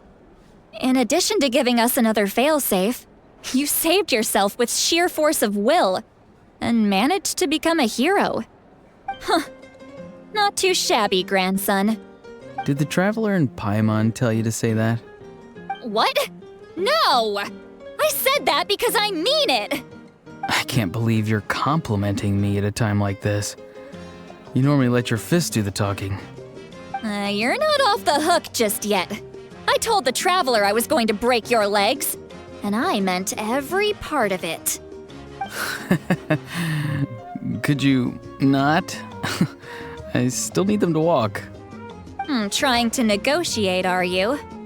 All right, make me an offer.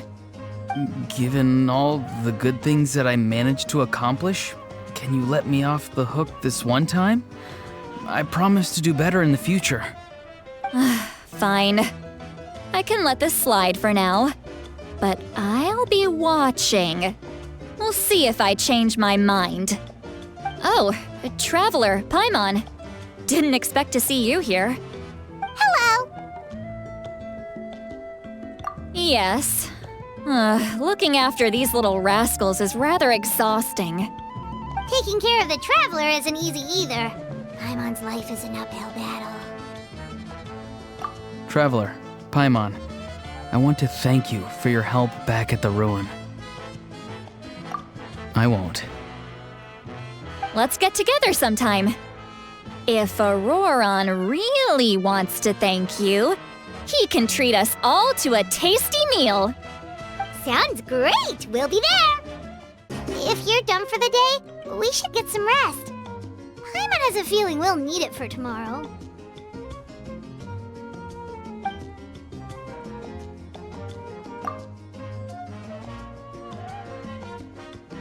You ready? Yep. Let's go meet the Lord of the Night. So, this is where you heard the Lord of the Night? Guess that means she really has awakened. Hopefully we made it before she falls asleep again. Fret not. I'm still here. For a weak life form, falling asleep is no less taxing an exercise than staying awake. I'm sorry for disturbing your rest, but there's something we didn't have the chance to ask you earlier. We need to forge a new ancient name for the Traveler. But we ran into a problem. She's not from Natlan, so there are no records of her in the Night Kingdom. I see. Mawika must hold her in high regard. It would seem the two of you are not simply here on her orders. So, what say you? Do you believe this traveler to be deserving?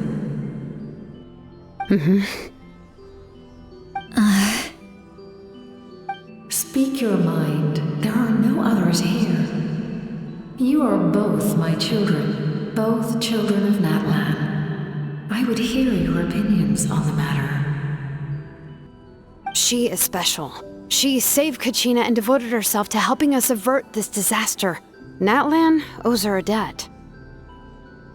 But that debt has not been repaid. And with an ancient name, we can at least guarantee her safety. Even though that guarantee will come at the cost of your own life? Yes.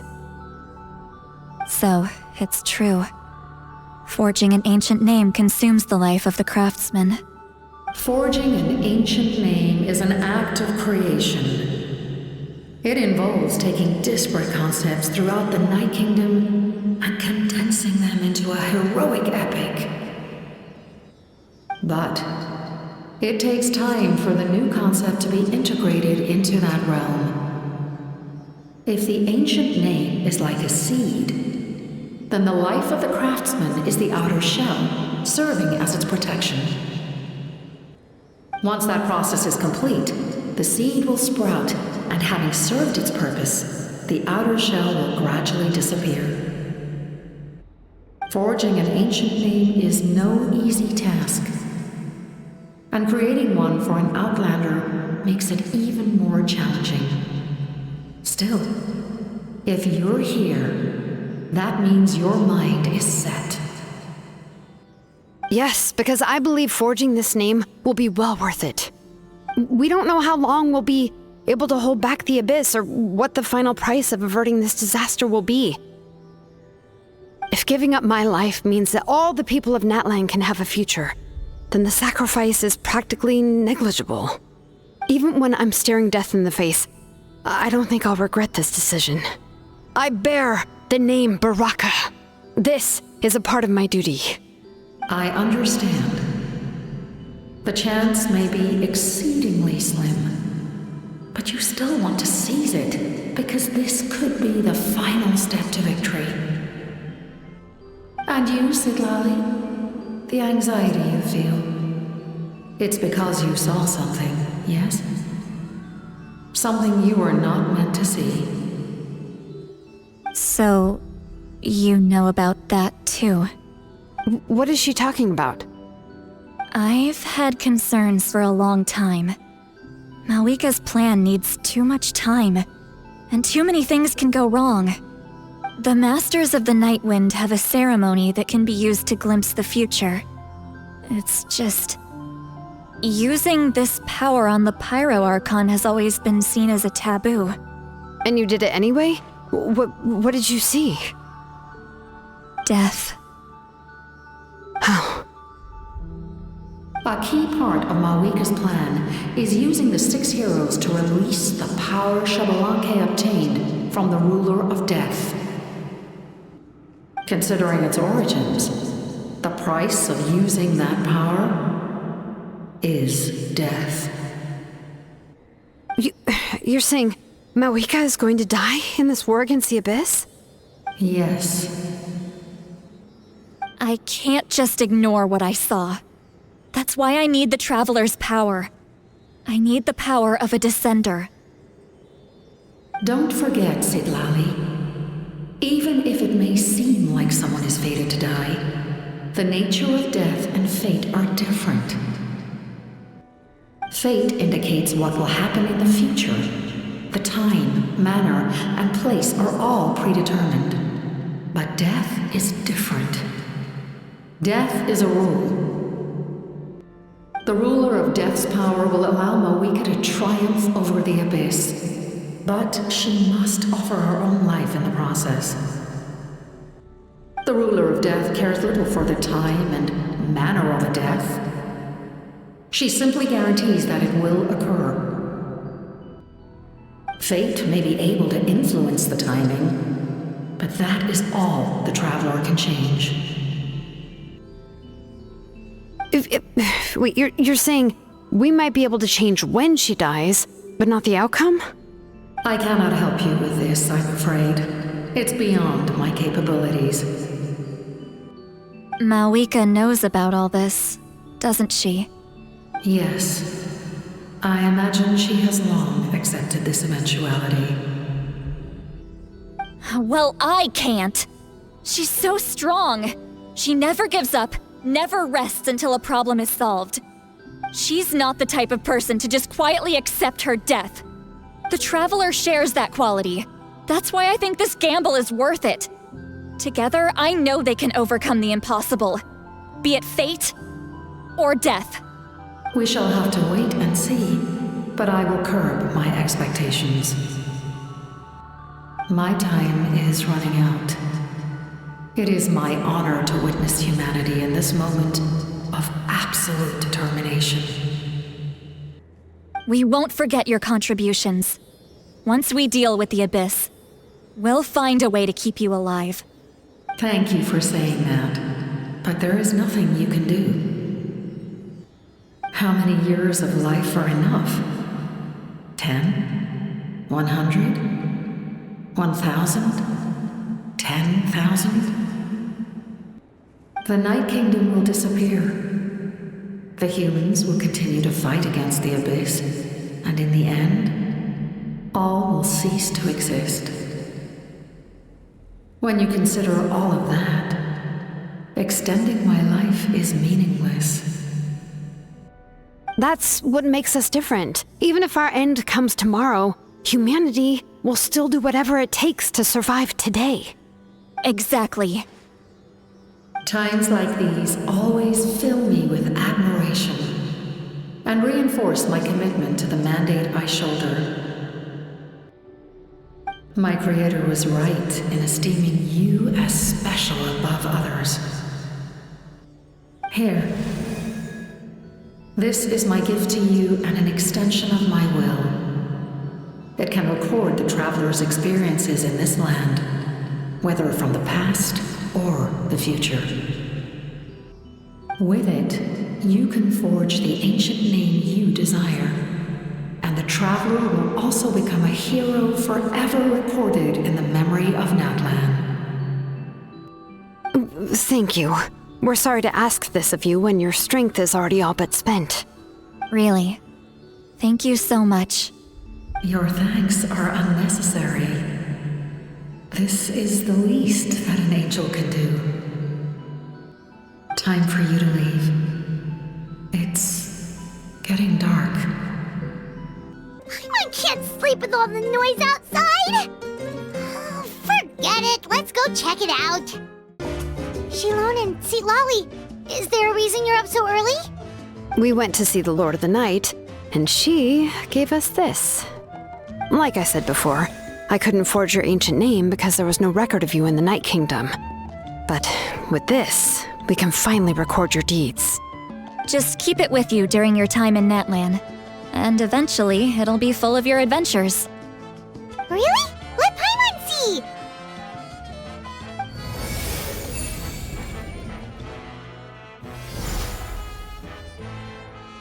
Whoa, it's the two of us! And a sun in the middle! Oh, and that must be... Kachina? It's not a concrete medium. It reflects the Lord of the Night's will, and shows what she wants you to see. Oh, in other words, don't worry about his form. when you want to check the contents, just take it out and have a look. Sounds convenient. It's also super light and doesn't take up too much space. This is a really awesome gift. Oh, yeah. We'd feel bad accepting something like that. Oh, yeah, don't worry, you two. It's, like you saw yesterday, aiding humanity is the Lord of the Night's mandate. She would have willingly reconstructed Natlan's ley lines at the cost of her own existence. She wouldn't ask anything in return for this. Exactly. Just take it. Well, if you say so.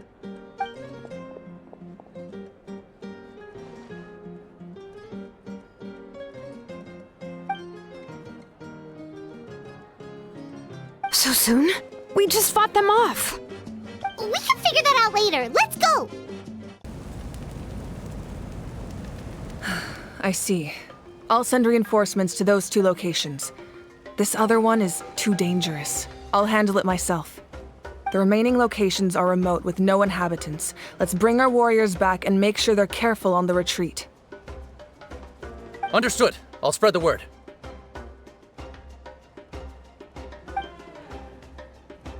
We're here. What's going on? Kachina said the Abyss attacked again? Yes, it's not looking good. Our forces have always been able to handle the sporadic attacks, but now there are more monsters than ever, and the attacks are more frequent. What about the scale? What areas are they targeting? All of Natlan. Not just around the stadium, but even the remote areas of the Collective of Plenty are reporting attacks. Could this also be some kind of omen? If things continue like this, then... We won't last much longer, I know. What we're seeing now is the desperation of the Abyss. It knows we're only one hero short.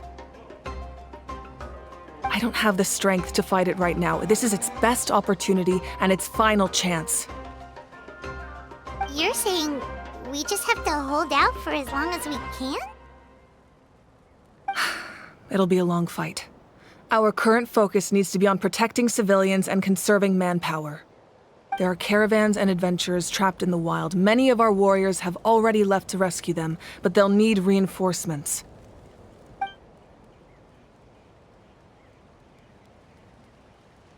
All right.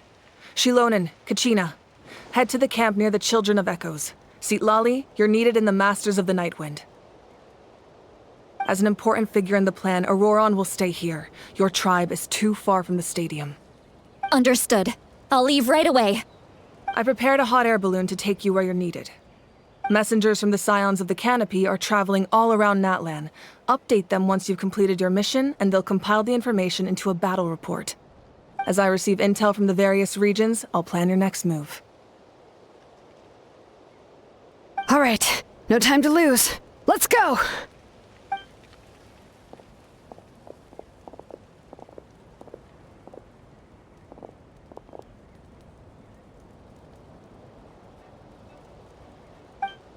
What about us? Where should we go? I received word that a small team escorting civilians back to the stadium was attacked. They won't be able to hold out for long. Can I leave them to you? Thank you. The hot air balloon is over there. Thank you for coming. We were almost at the breaking point. There were just too many monsters. They just kept coming, wave after wave. I've never seen it this bad. At least we got here in time. You all should get going. I know, but it's not that easy.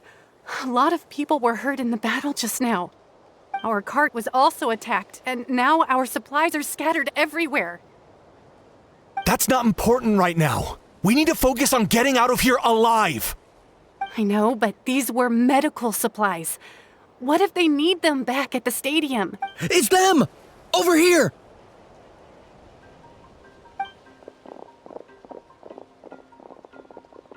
We came to help, but looks like you don't need it. Nice job making it through. Now we can head straight to the next location. What other areas need help? Here, take a look at the latest battle report. Messengers from the Scions of the Canopy are traveling all around Natlan to pass along the latest intel. If you see a messenger from the Scions of the Canopy, feel free to ask them about the latest battle situation. Thanks! Now where should we go next? Seems like you can hold your own in a fight, so let's split up. Choose where you want to go and we'll take the rest. Still looks like they could use some help here, though. These supplies are really important. What should we do? It's all right. Don't delay your rescue efforts on our account. But if we stay here too long, the monsters might come back. What do you think, Traveler?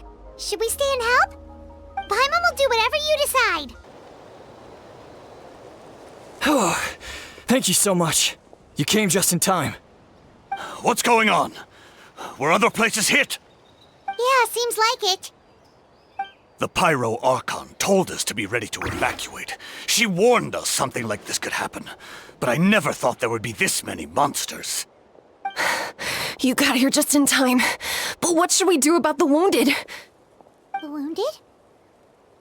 This area was hit bad. We're housing the wounded in this house for now, but we're short on medicine. It's not easy for them to get around either. We don't know what to do next. We're sitting ducks if we stay here, but we can't just leave them behind. Thank goodness you're here, though. You saved us all. You're right. The monsters are gone, so it should be safe for now. Some of my men can escort them. That will take time, though. And some of the wounded can't walk. They might have to stay here. Don't worry. Once we escort the first group, I'll call for reinforcements. That way, everyone can evacuate. Let's help them out here for now. Then we can head to the next area. Oh, there's a messenger over there. Don't forget, we can get the latest intel from them. Thank you for coming. We finally have time to catch our breath. Fairly stable for now. We've stationed ourselves here to act as a buffer. What about the monsters that suddenly appeared? Based on my experience, the monsters are attracted to two things: the presence of living beings and combat. That's why we set up our front line of defense so far from the tribe. The civilians are more isolated from combat that way. Ah, the messenger's here. Perfect! We were just waiting for the latest battle report. We'll stay here and continue to guard the tribe. There's so much that needs to be done after that last battle, but we're short on manpower. If you're not in a hurry to leave, would you be willing to help out? That's a decision for the Traveler. Here's the current situation. People from all over Natlan are trying to make their way to the stadium, but they're being targeted by the Abyss. If you have the strength, they could really use some help. Oh, Kenichi, you're back!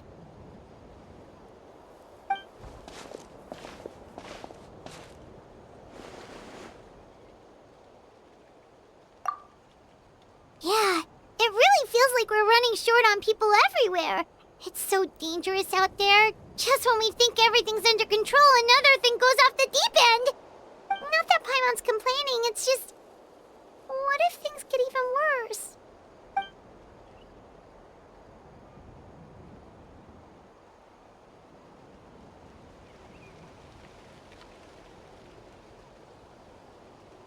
Okay, that's enough out of you!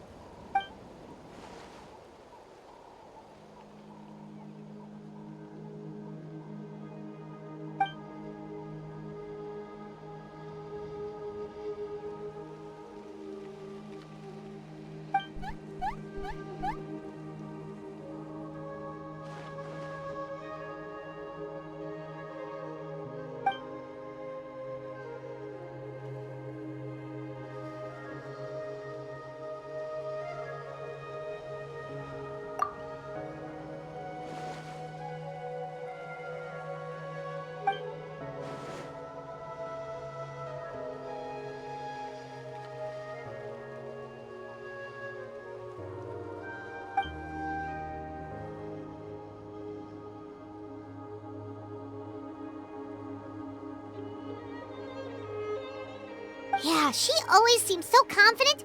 Plus, she told us you can only become the Archon by proving your strength.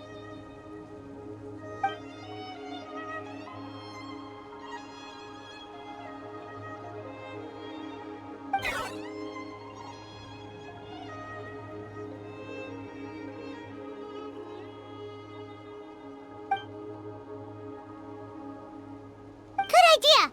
Maybe we can see if the people around here need anything in the meantime. Looks like we're on the same page. It's you two!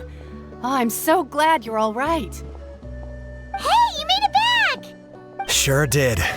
Dargo made sure we got back safely before rushing out again. Plus, we managed to deliver the medical supplies to the stadium. I really can't thank you enough for your help.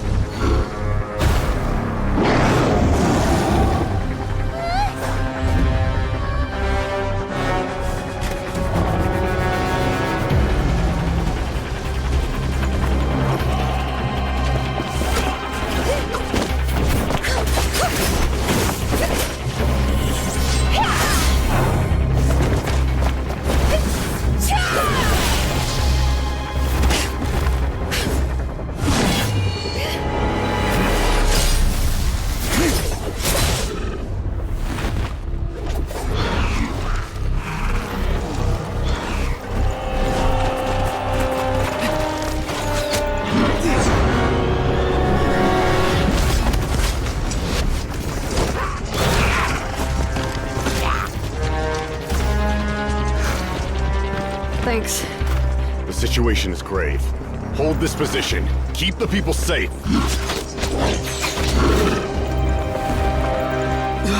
Chaos and emptiness. So that's the abyss.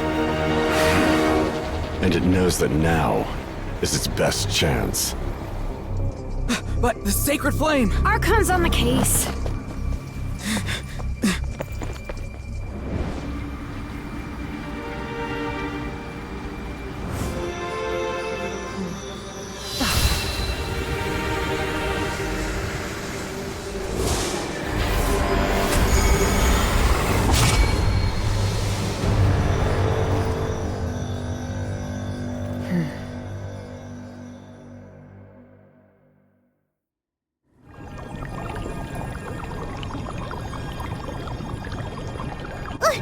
What was that?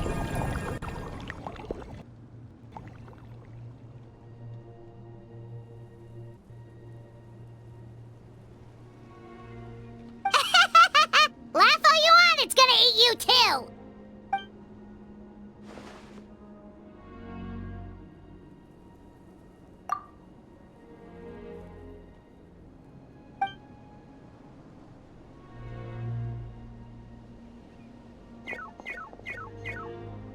The fact that Deadpan Kaniche is this nervous just goes to show how serious this really is.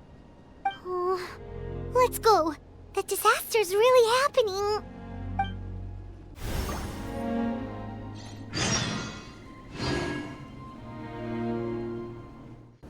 Over here! Come on, quick! Hey, wake up! You, wake up! They're all dead. Oh no! Were we too late? We were on our way to the stadium with our Saurians when that dark entity emerged in the sky. Seconds later, the abyss monsters appeared and changed into Saurian form. They fought till the end to protect us. And now... Right. You need to get to the stadium. Come on, we'll take you. I guess. Thank you. Oh, I'm so sorry. Truly, I am. May the Wyab watch over your souls, now and forever. Huh?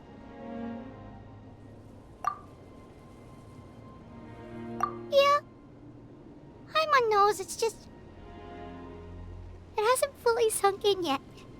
But anyway, right now, let's focus on getting them to the stadium. With any luck, there'll be an update waiting for us there. If not, we'll just have to play things by ear. It's you. You came. After you left, some of them started evacuating the civilians, while the rest stayed behind to keep guard, but...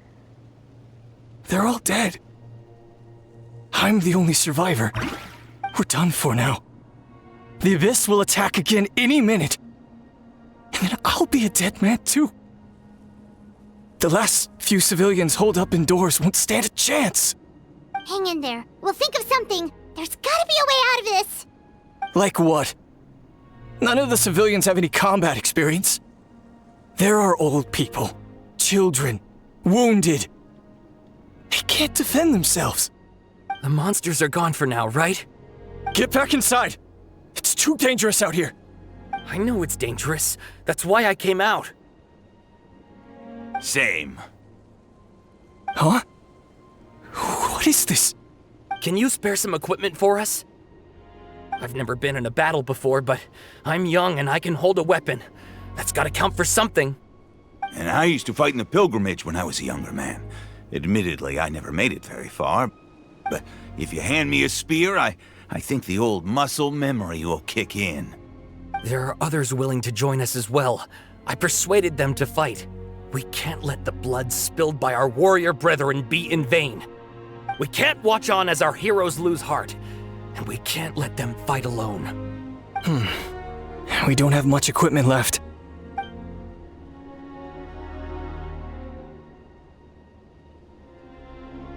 Okay, take these. With a few extra fighters, we should just about be able to hold our own. It'll be a slow advance, but that's better than being stuck here. Everyone who's fighting, be prepared to follow my orders to the letter. Yes, sir. Got it. Take our hot air balloon. You can use it to get to the stadium. No need. You'll have other people to save.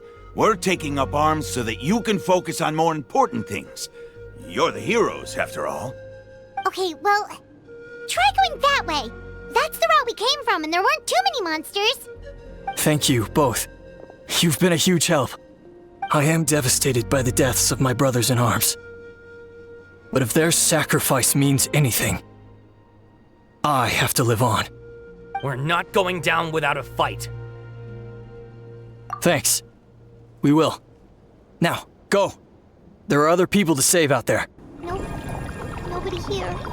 The latest intel said the Children of Echoes need support too. Let's head over. This is the second time you've had to come to our rescue. I'm a little ashamed. Thanks to your efforts last time, we managed to fend off the Abyss here, even after whatever that was appeared in the sky. But at this point, I think we're gonna have to cut our losses. This base is as good as gone. Yeah, everyone needs to stick together. Best to regroup somewhere else. All right, time to evacuate. There's a volunteer unit here too, so first I need to ask them what they want to do next.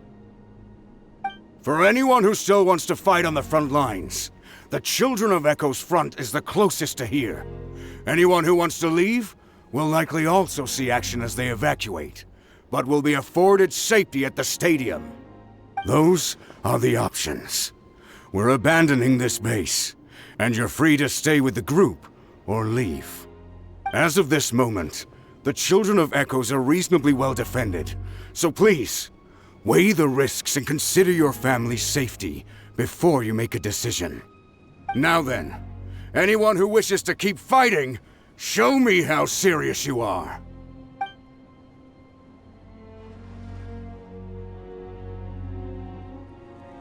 Did I not make myself clear? But if Natlan is destroyed, will there still be a home for us to return to? If anyone wants a future, it's on them to go out there and grab it. Period. No one wants to be that person who sat back and hoped for the best while other people were giving their blood for our nation. Very well. For Natlan. For Natlan. You heard them. This means we'll all be going to support the children of Echo's garrison. Great! Well, you all seem in good spirits, so that's encouraging. But still, please be careful. Don't worry. It'll be just like another Night Warden war. We'll force the Abyss back if it's the last thing we do. Huh?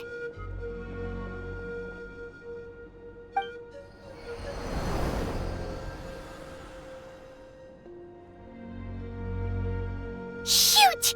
That creepy Abyss thing is raining down a dangerous-looking substance again! That's over towards people of the Springs territory. From what I've heard, their defenses have been substantially weakened by the Abyss invasion. Then let's head over and check on them! There's just one battle report left, and it gives a long list of places where the dangerous substance has been dropping. This is the first report we've had in ages, which means the messenger's job has become all but impossible. But there's nothing we can do about that. Our priority is to get to the next affected zone. Even if we don't find any survivors, maybe that strange substance over there won't be as rock solid as here. There's a chance at least.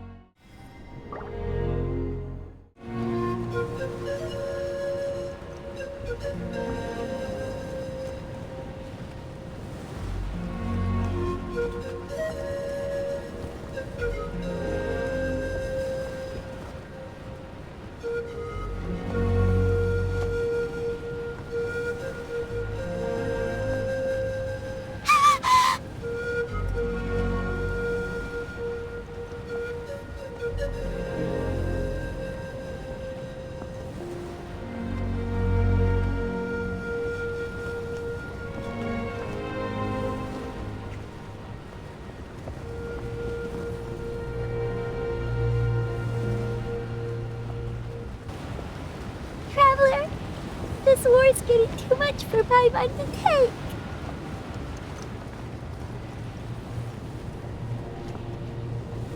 Okay, let's do this! Move out! You've got to get out of here!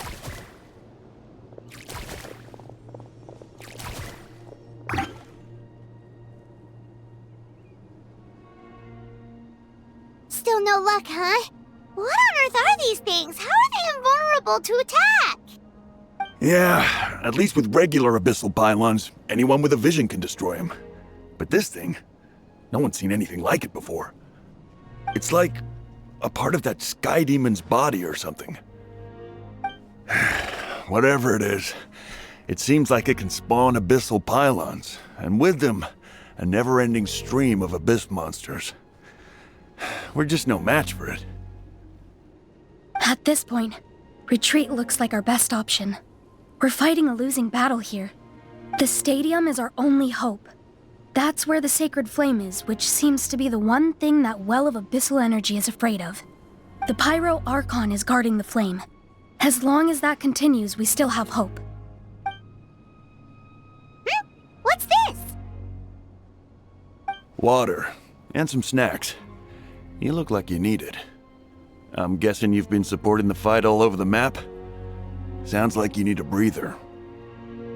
We got enough people to hold our own here, and it's high time you took a break. Why don't you sit down and gather your strength for a minute? It's true. We've been fighting pretty much non-stop. Traveler, you must be exhausted. What do you think? What is it?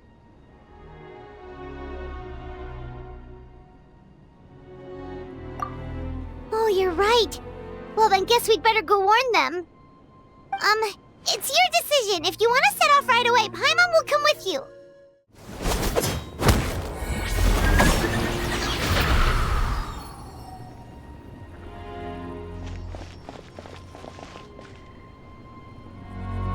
It's you guys. Things are bad here. Something fell out of the sky that's impervious to our attacks. It's a good thing you did, otherwise we might not have made it in time. Kachina, she and I can deal with the remaining monsters and abyssal pylons. You should go catch up with the rest of the group before your parents start worrying about you. Stay safe, Kachina. Come on, let's get this done. Yep, that's everyone. And no more casualties by the look of things. Yeah, this is, good. We can evacuate shortly. I appreciate your help. How are things out there? Pretty dire, I bet. Some of the things I've seen, I don't know if I'll ever be able to get them out of my mind. Are we in Natlan doomed to this fate? I've never witnessed a full-scale abyss invasion before. I mean, I'd heard stories about the sky being painted black, but I always thought that was an exaggeration. Mawika has witnessed this all before, so she knew better than anyone the terror and despair an abyss invasion would bring. Yeah, and despite that, she's still facing it head-on. We've had to abandon our homes and chase the dying light of day, and maybe the only time we'll see the dawn again is in our dreams. But as long as there's even a sliver of hope, I am not gonna give up. We should catch up with the group. Let's go!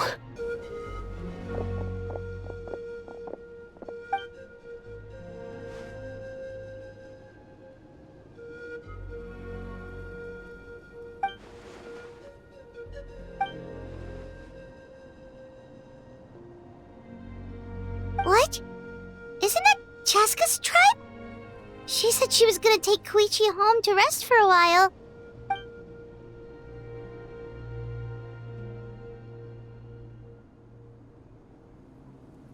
But how, right? Everyone's struggling just to defend themselves. There is no spare manpower. At this rate, it won't be long before even the stadium is indefensible. And with everyone congregating at the stadium, the Abyss forces will start converging there, too. Then there'll be a battle on a scale much larger than anything we've seen so far. On the bright side, at least my old injuries aren't playing up at the moment. It means I can actually join in with the fighting. The crux of the issue is that the heart of the Abyss itself has joined the invasion. That's a power we just can't match. I have every faith in the courage of our people. The Natlanese will never give in to despair. But still, the fact is, our lives are more fragile than our spirits. Traveler Paimon knows what you're about to say. Yeah, Paimon's sure is getting tired from all this flying, but it doesn't matter. Wherever you go, Paimon's going too. Yep, we'll leave the Children of Echoes to you guys. Flower Feather Clan, hang in there. We're coming. If there was ever a time to push ourselves to the limit, that time is now!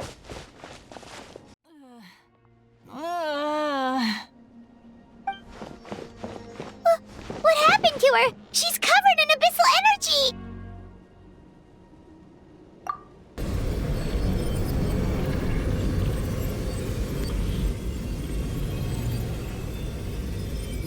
Please, save her.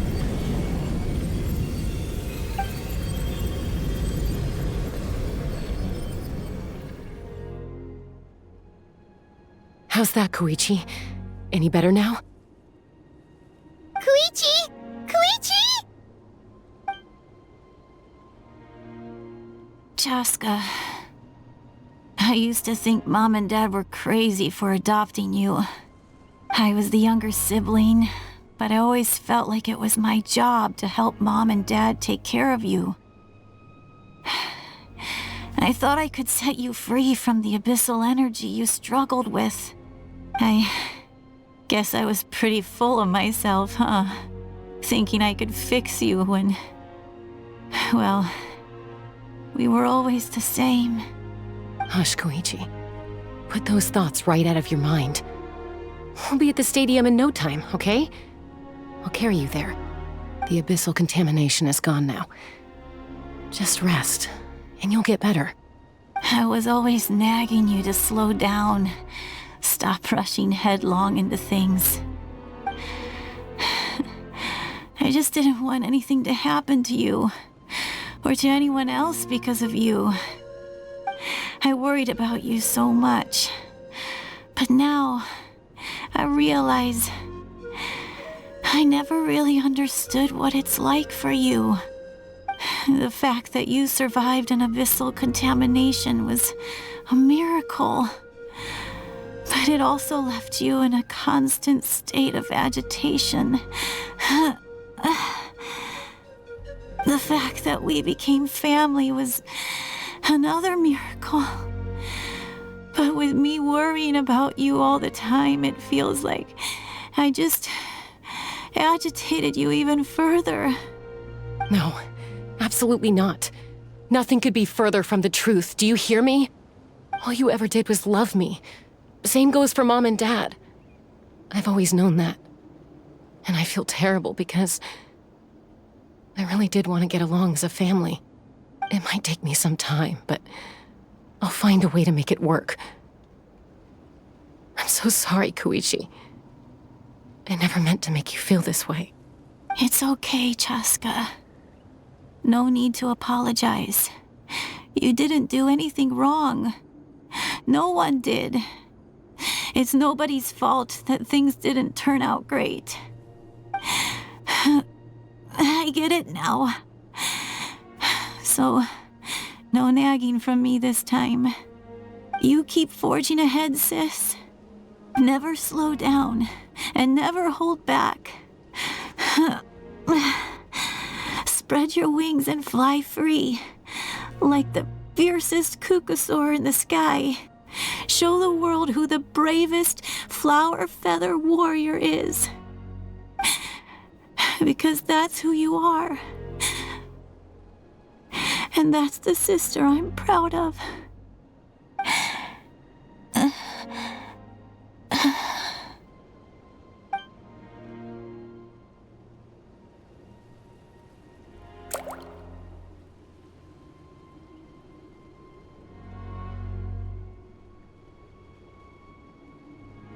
Koichi! Koichi!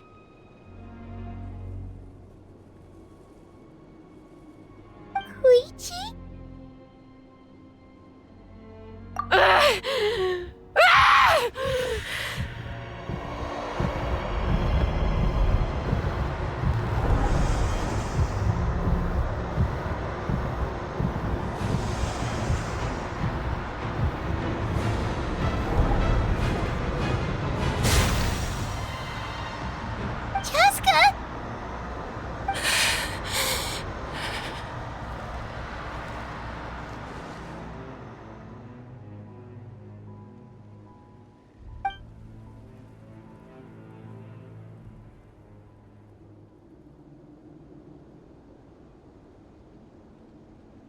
What happened?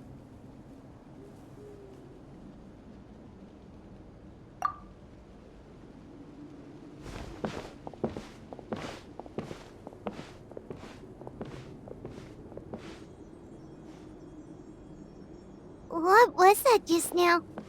It looked like abyssal energy was flowing out of her, but then a split second later, it disappeared. Koichi did say that Chaska needs to let off steam now and then, or she'll end up losing herself. But this time she wrestled back control. If only we were faster! Dealing with abyssal contamination is a piece of cake for you. We could have gotten to her earlier, then you could have treated her before it was too... Wait, what's happening to Chaska? How unfair life can be. She's had the odds stacked against her from the very beginning, and each step forward has been an agonizing one. Maybe she would have been better off embracing her pain. But her journey goes on, and one question looms large in her mind. If she could rise above the layers of pain and ascend over the dark clouds of her mind, what then would she find? Maybe the glorious light of the sun, or maybe a dark, empty void. There is only one way to find out. She needs to spread her wings and soar to new heights. That is the true meaning of life. My life suffering shall be my epitaph. To remember the pain I endured. And finally, transcended.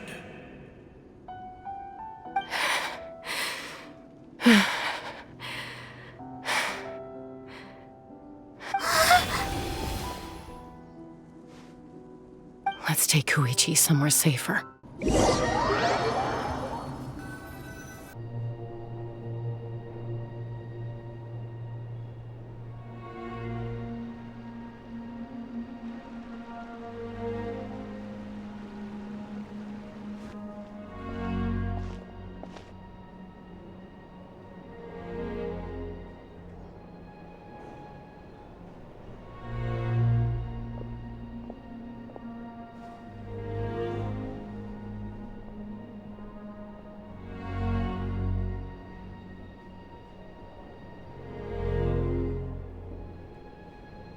Please, take care of Koichi for me. I still have more important things to do. Of course. We are grateful for her service. Yes. She served selflessly. I'm sorry, Chaska.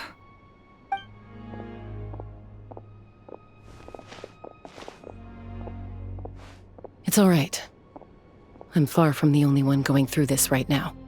Koichi wanted to be a hero. And in my heart, she always will be. If we want to honor what she stood for, not to mention her sacrifice. Archon, we need to hurry. Time for this war to end.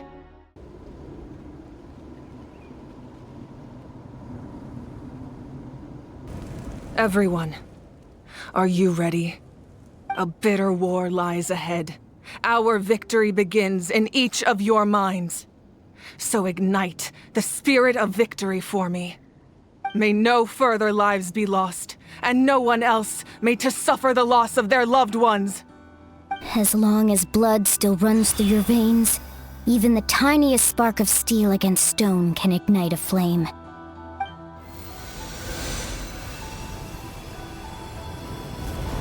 Its blaze will become one with the gaze of all Natlan. Even amid everlasting darkness, our bonds remain eternal.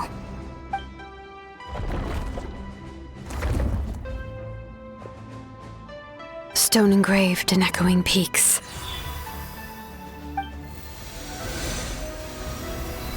Converge, disperse, in ashes be reborn. For flames born anew, and the blazing dawn. A hero scaled the volcano to seize the sun. Anointed with flames, she shone with the light of 1,000 stars. Now, guide me in my first step. Having foretold his own death, the omniscient man holds a feast in celebration. Let us raise our cups in honor of his heroism and send him off with this final tribute. For at last, his wish is now fulfilled.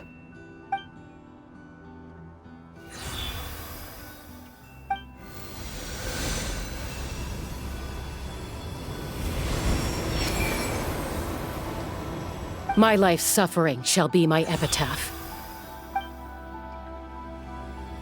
To remember the pain I endured, and finally, transcend it. Heroes of the ages! Our moment has finally come!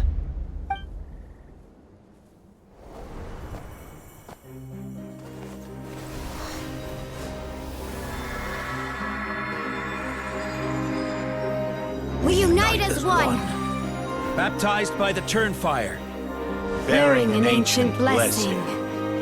Knowing true power. And accepting a fate of devotion. We embrace the transcendent flame. For Natlan!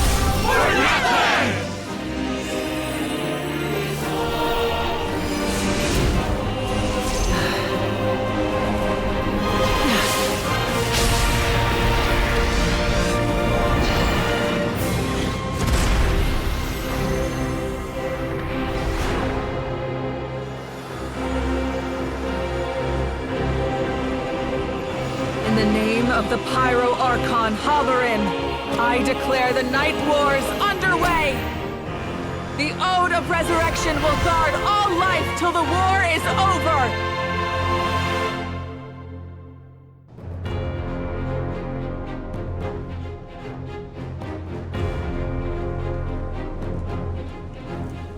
That is an outright scary level of power. So, from now on, all warriors will be able to resurrect themselves using the sacred flame. That's right. No more casualties. It's time to wipe the enemy off the face of the earth. And to reclaim our lost territory.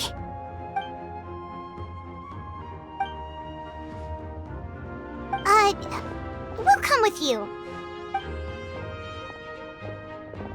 Paimon, Traveler. I'm so grateful you got to us when you did. You gave Koichi the chance to say those words to me before the end. If I'd lost control out there in the wild, this counterattack might never have been possible. Probably best not to think about that. More importantly, how are you feeling now? Any better? Not really. But now's not the time to deal with it. In the spirit of VUCA, I have to rise above it. The conflict and suffering in me are there to test my character. My struggle will make me stronger, and make me the person Koichi believed I can be. Alright, let's go show the Abyss what human beings are made of. They'll be sorry they messed with Natlan after we're through with them.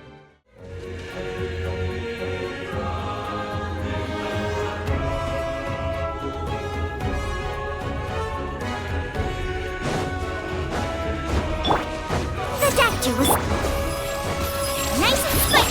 Yoo-hoo! Settle down.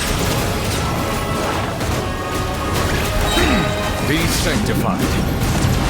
For Natlan!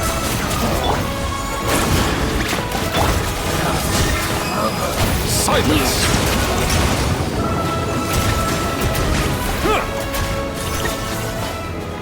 Oh, look at aerial support from Malika! Look how powerful she is now. It's borderline unfair.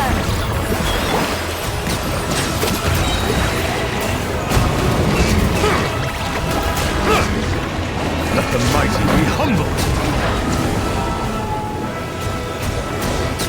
Settle down! Use my power to destroy the Abyss tumors. Got it! Thanks for the backup!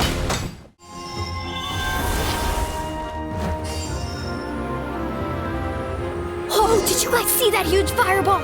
It exploded right above my head! Sorry, Mualani. I'll adjust my aim. No, you're good, Archon. It didn't hurt at all. Plus, it was freaking cool! Not great for your eyesight, though. Oh yeah, fair point.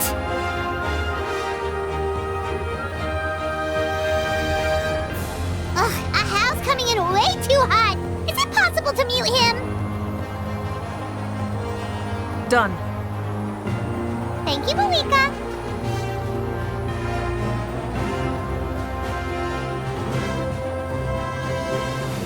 Kachina, over here! I'll send you up, it'll be quicker!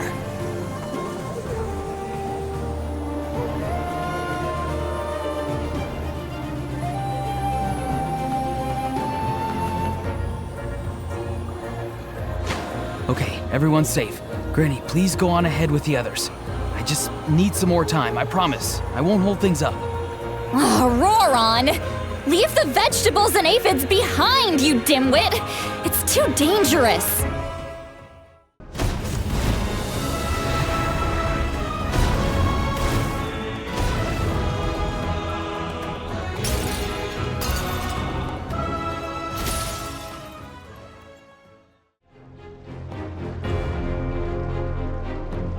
The Children of Echo's territory is secure. All monsters down. All good here at the People of the Springs, too. We crushed it! Masters of the Night Wind are also safe. Should I go support the Flower Feather clan? Things are still pretty rough over there. I'm already en route. No need. I just dealt with it. Already? But you were just at the stadium! Yeah, well, You have no idea how long I've been itching to bash some heads in. Oh! Fair enough. Ian-san, what should we do about the Collective of Plenty? Your home's a long ways away from the stadium. Oh, no need to worry. I just heard from Veresa. She says they're safe now.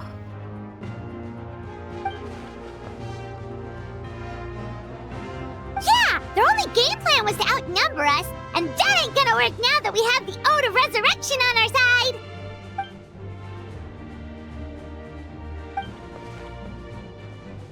We ain't gonna let them get away with that! Friends, let's gather at the stadium! More abyss tumors have descended, all near the stadium. Let's split up and take them out! Oh, we need someone to guard the main entrance. Alright, this is the final battle!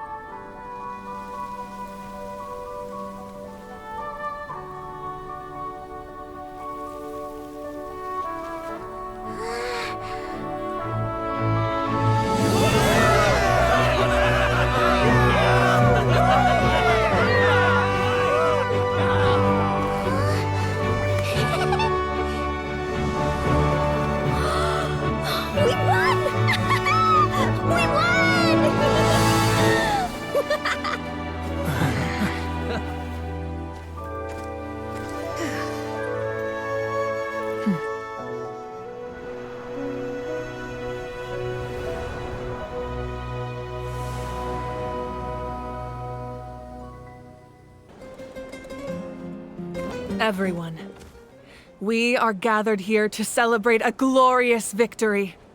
It is a victory forged by each and every one of us, and we should all be proud of what we have accomplished. We emerge victorious from another crisis to declare, our beloved Natlan is saved! Woo! All right!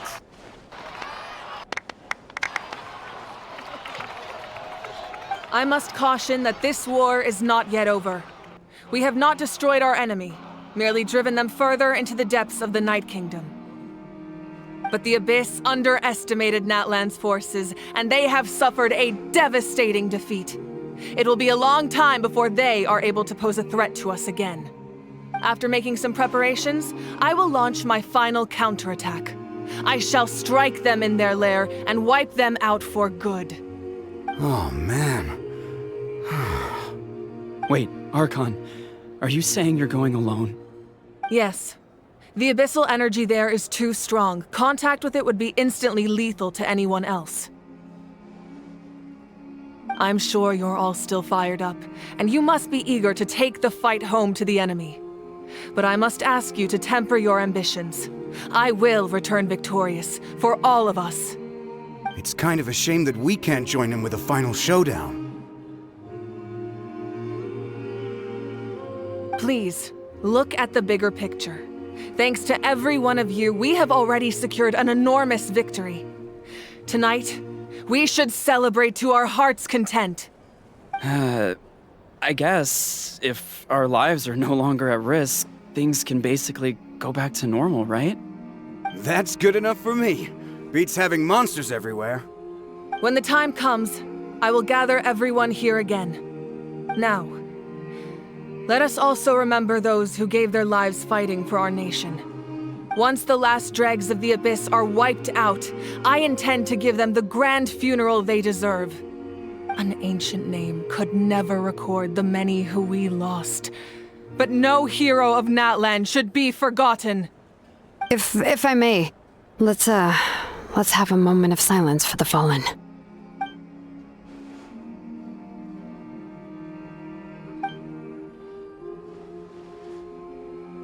Lastly, there is one more person I must thank for his extraordinary support in our time of need, and that is the Captain.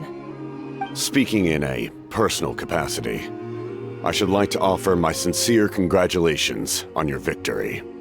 Well, everyone, please enjoy the victory feast. I hope it's a chance to relax your minds and rekindle your spirits, so that we may face what lies ahead with renewed vigor.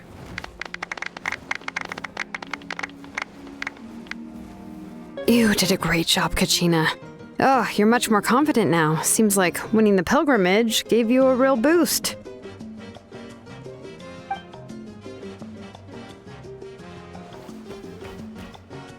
I spoke to your mom and dad. They were singing your praises. They said the world's your oyster now. How are things at the People of the Springs base?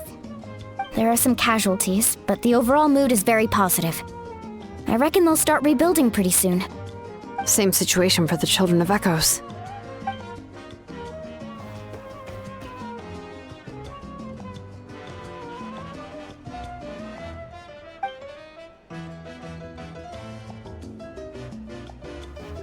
Oh, that's a great idea.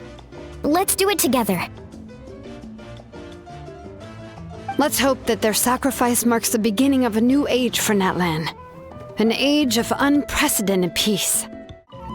Oh, wow, if you're making candles, I have some materials you can use. They're in the warehouse. Should have plenty to spare.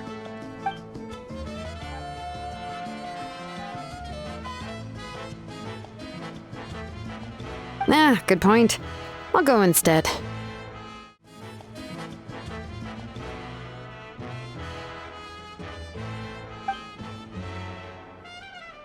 Unless you want to get punched in the face.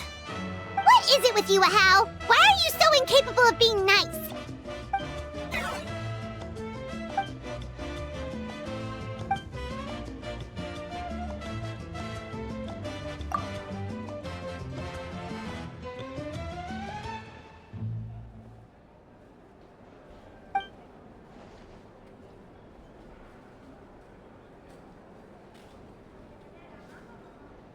The Collective of Plenty was the furthest from the Abyss's entry point, so they didn't have as many monsters to deal with.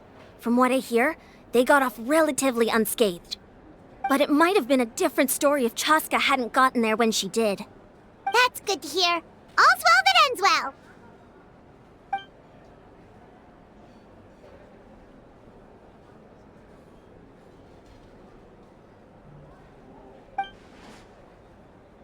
Everyone else is enjoying the celebration, but Ahau's still being as aggravating as ever. Does he have a chip on his shoulder? What's it about?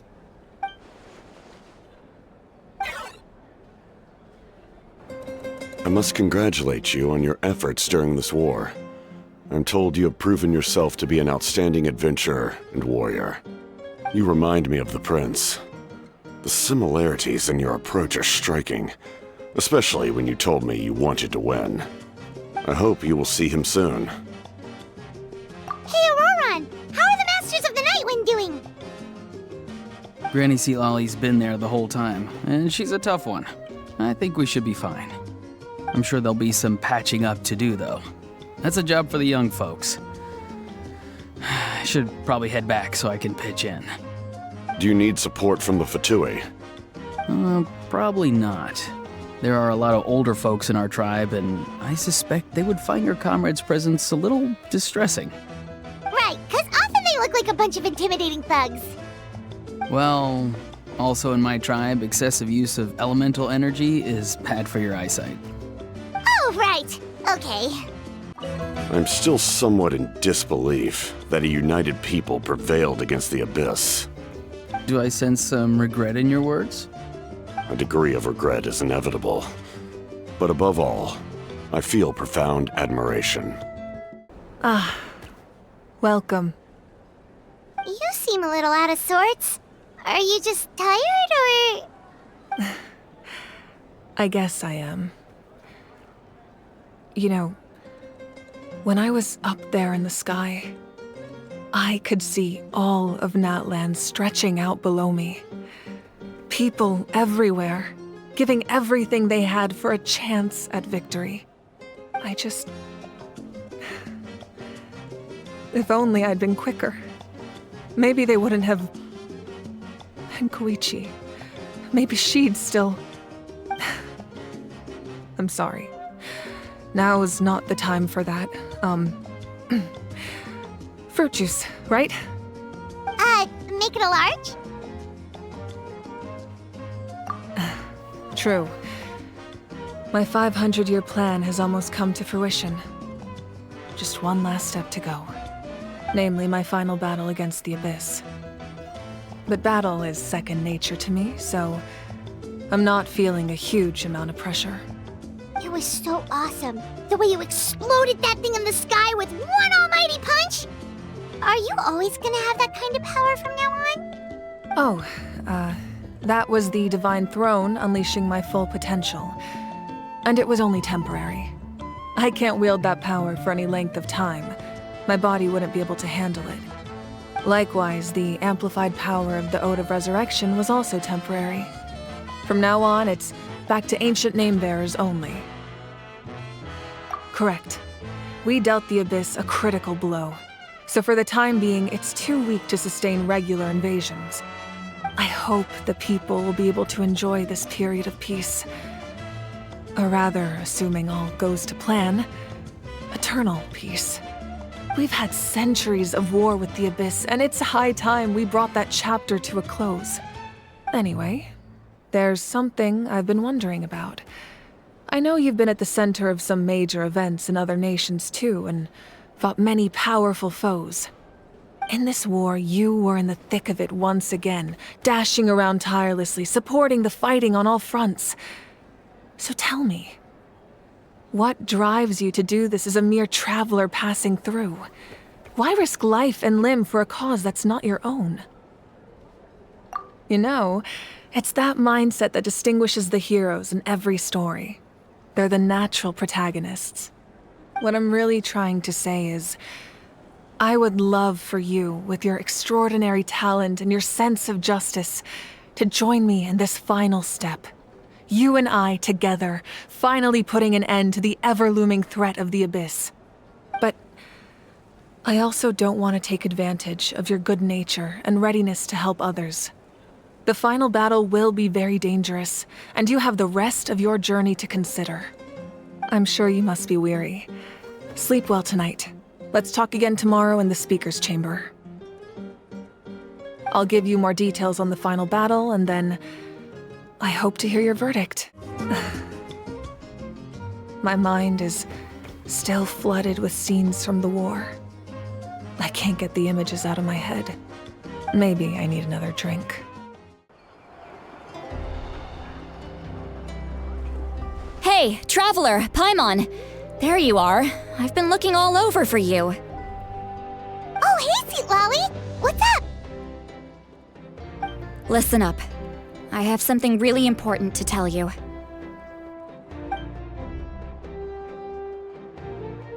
What? Are you serious? Natlan must pay the price for Mawika's use of the Ruler of Death's power. That price is death. And only Mawika's death can clear the debt. I had thought that the Ruler of Death might have a change of heart after seeing the people of Natlan come together and fight so bravely, but... Even now that the war's over and the threat to Natlan is gone, it looks like that death is still set in stone. I had to know your thoughts. I want to save her, but I can't do it alone. Okay, good. That makes me feel a little better. Thank you for standing up for us. There's clearly something special about you, so if anyone has a chance of defying the rules, that would be you. Oh, and please don't breathe a word of this to Mawika. I'm sure she's well aware of the cost of using the Divine Throne's power. But if she finds out that anyone else knows, it could ruin our chances to help. Got it. Mum's the word. Alright, that was the last major item on my to-do list. Now, since I've come all this way, I think it's finally time for a well-earned drink. Go easy though, yeah? Don't worry, I said a drink. That means just one. All right, you little munchkin. If you keep pestering me, I'm gonna have to get serious. I get 100 kids a day telling me they want to be the next Pyro Archon. Why should I train you? Nagging isn't gonna accomplish anything. No one can predict the future, and unless you have some exceptional jaw-dropping talent I'm unaware of. I can shoot those cornflakes in your kitchen from right here. Don't be ridiculous. You couldn't make that shot from all the way over here? Wait, hold on. You could hurt someone with that. Well, I'll be. You made the shot. The science of the canopy raised him tough. That's some real skill you got there, little lady. Maybe you really will be Pyro Archon one day.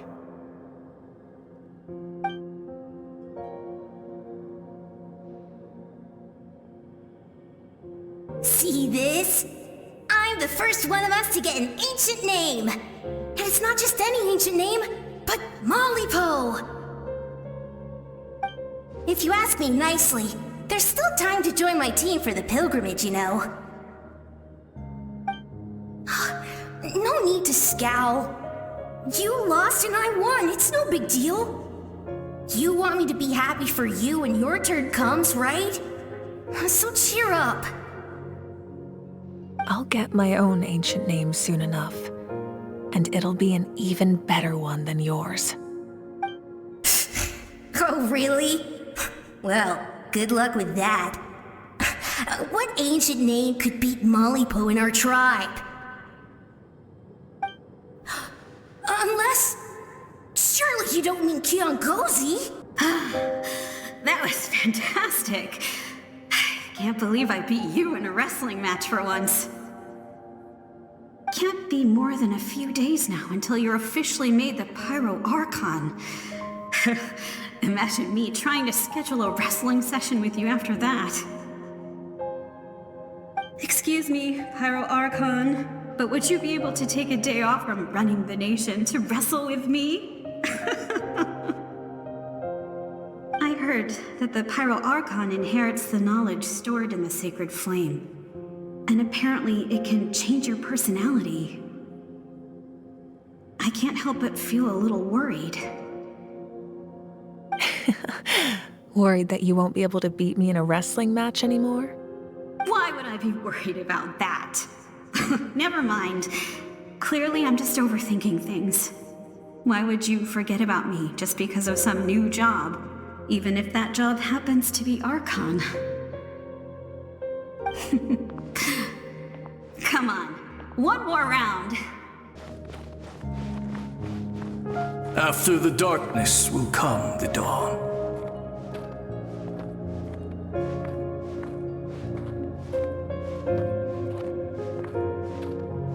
No one fights alone.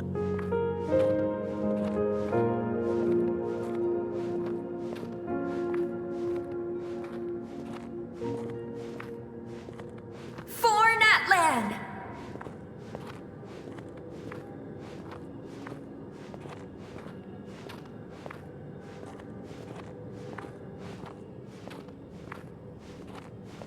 Look at the sky! It's getting brighter at last!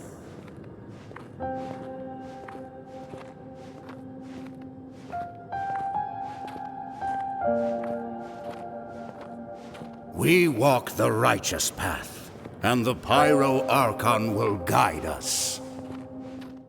The victors shall burn bright, while the losers must turn to ash. I have done what is required of me. The rules are now written into the Night Kingdom, and this will help you to stand against the Abyss. It is still not enough. All this can do is give my people courage. It will not see us through a true catastrophe. If you are to make the Natlanese alone bear the consequences of a broken world, you will have to bring more to the bargaining table. You are the greediest human I have ever met, and the fiercest negotiator. No other would seriously ask to borrow my power. My domain is death, and its power comes at a great price. The question is, are you prepared to pay? I need that power. Only a hero can truly wield it, and heroes are not afraid of dying. No, a fear of death is ingrained in all living things. If the wielder of this power cannot conquer their fear, countless innocent lives will be claimed in their stead. For only then can the price be paid. Those are the rules. Mine is a nation that will not yield to the Abyss, and it will certainly not yield to your rules. As their culture and civilization is transmitted through the generations and their faith grows, the people will go from strength to strength and reach heights that even I cannot dream of. Very well. I shall agree to help you. But I am merely a shade, and I do not have as much freedom to do as I please as you might think. Then what do you propose? Keep this a secret. If I am questioned about it, I will deny all involvement and claim that treacherous Xbalanque stole my power. That will not be a problem. Thank you. I am glad we could reach an agreement. Come in. As you know, I've asked you to come here to discuss the task of wiping out the Abyss. Oh, but first, any progress on the ancient name? I'm surprised she was willing to help you, and by extension, me. I'm very grateful to her.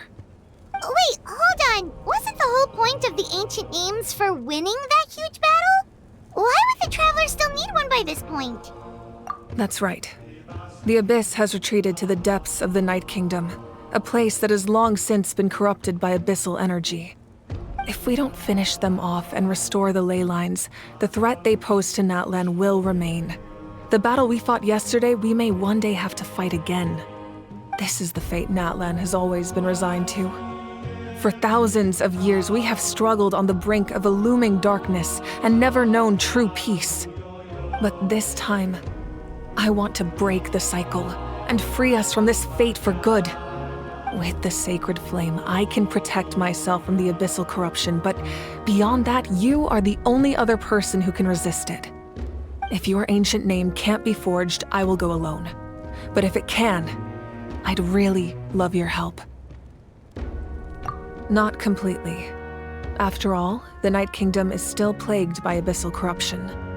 But when I used the power of the Divine Throne, it dispelled a lot of that corruption. Plus, your ancient name is a special case, so the Lord of the Night will take special care of you. In short, the Ode of Resurrection still has a number of limitations, but I can promise that it will work reliably on you. Whoa. Are we forgetting something here? What about Paimon? What's her place in all this? What? You mean we'll be separated? The Abyss is extremely devious. If you two go there together, you can bet they'll make Paimon their primary target just to put us in an impossible position. Paimon wasn't that worried, but now she's petrified. What will you do without me? Okay, well, Paimon needs to think about this because you're really asking a lot of her, but give Paimon some time and she'll do her best to rise to the challenge. I greatly appreciate it. Everyone in Natlan knows how important this final battle is. You will be remembered and revered long into the future, until the end of time. As I've said, if you have any other questions, please ask away. The work of rebuilding is underway, and people are flocking to join the effort. With everyone rallying together, I'm sure it won't be long before there's no trace left of the damage done by this war. The healing process, on the other hand, that's a bigger obstacle to overcome. Many are grieving, and there's simply no replacing the ones we lost. As the sun rises once more and we rediscover the ability to believe in the future, we must never forget their sacrifice. As I've said, if you have any other questions, please ask away. False sky. I have heard this expression before, but I think this was the first proof of its existence. I think there's a lot of investigating to be done to understand what the fragments behind the sky are and why they were hidden in the first place. However, from what the Adventurers Guild tells me, neither the split sky phenomenon nor the fragments have ever been observed in any other nation. My guess is that the Heavenly Principles wants them kept a secret. I just hope they don't cause me any trouble over it. Oh, you should be fine. We did something much crazier back in Fontaine and we're still here. Well, that's good to know. Anyway, the line I'm going with for the masses is astronomical anomaly. And I don't expect much of a backlash. Meanwhile, we can look into it at our own pace. As I've said, if you have any other questions, please ask away. That wasn't their souls we saw, but a snapshot of them in time. All the work of the ancient name engravers 500 years ago, who made some special modifications to their names. Their souls returned to the Night Kingdom long ago, and will have been reborn in Natlan since, albeit in a different form. For all we know, they may have already lived many new lives by now. And so, even though we will never meet again, they will always be by our side in one way or another. I think that gives another layer of meaning to the phrase "no one fights alone." As I've said, if you have any other questions, please ask away. We have a temporary alliance, but I can tell that saving Natlan is not his only goal. Yeah, Paimon still doesn't get why saving Natlan would be so important to him in the first place. Unless he's just a good guy who wants to avoid another Khaenri'ah. But somehow Paimon doubts it's that simple.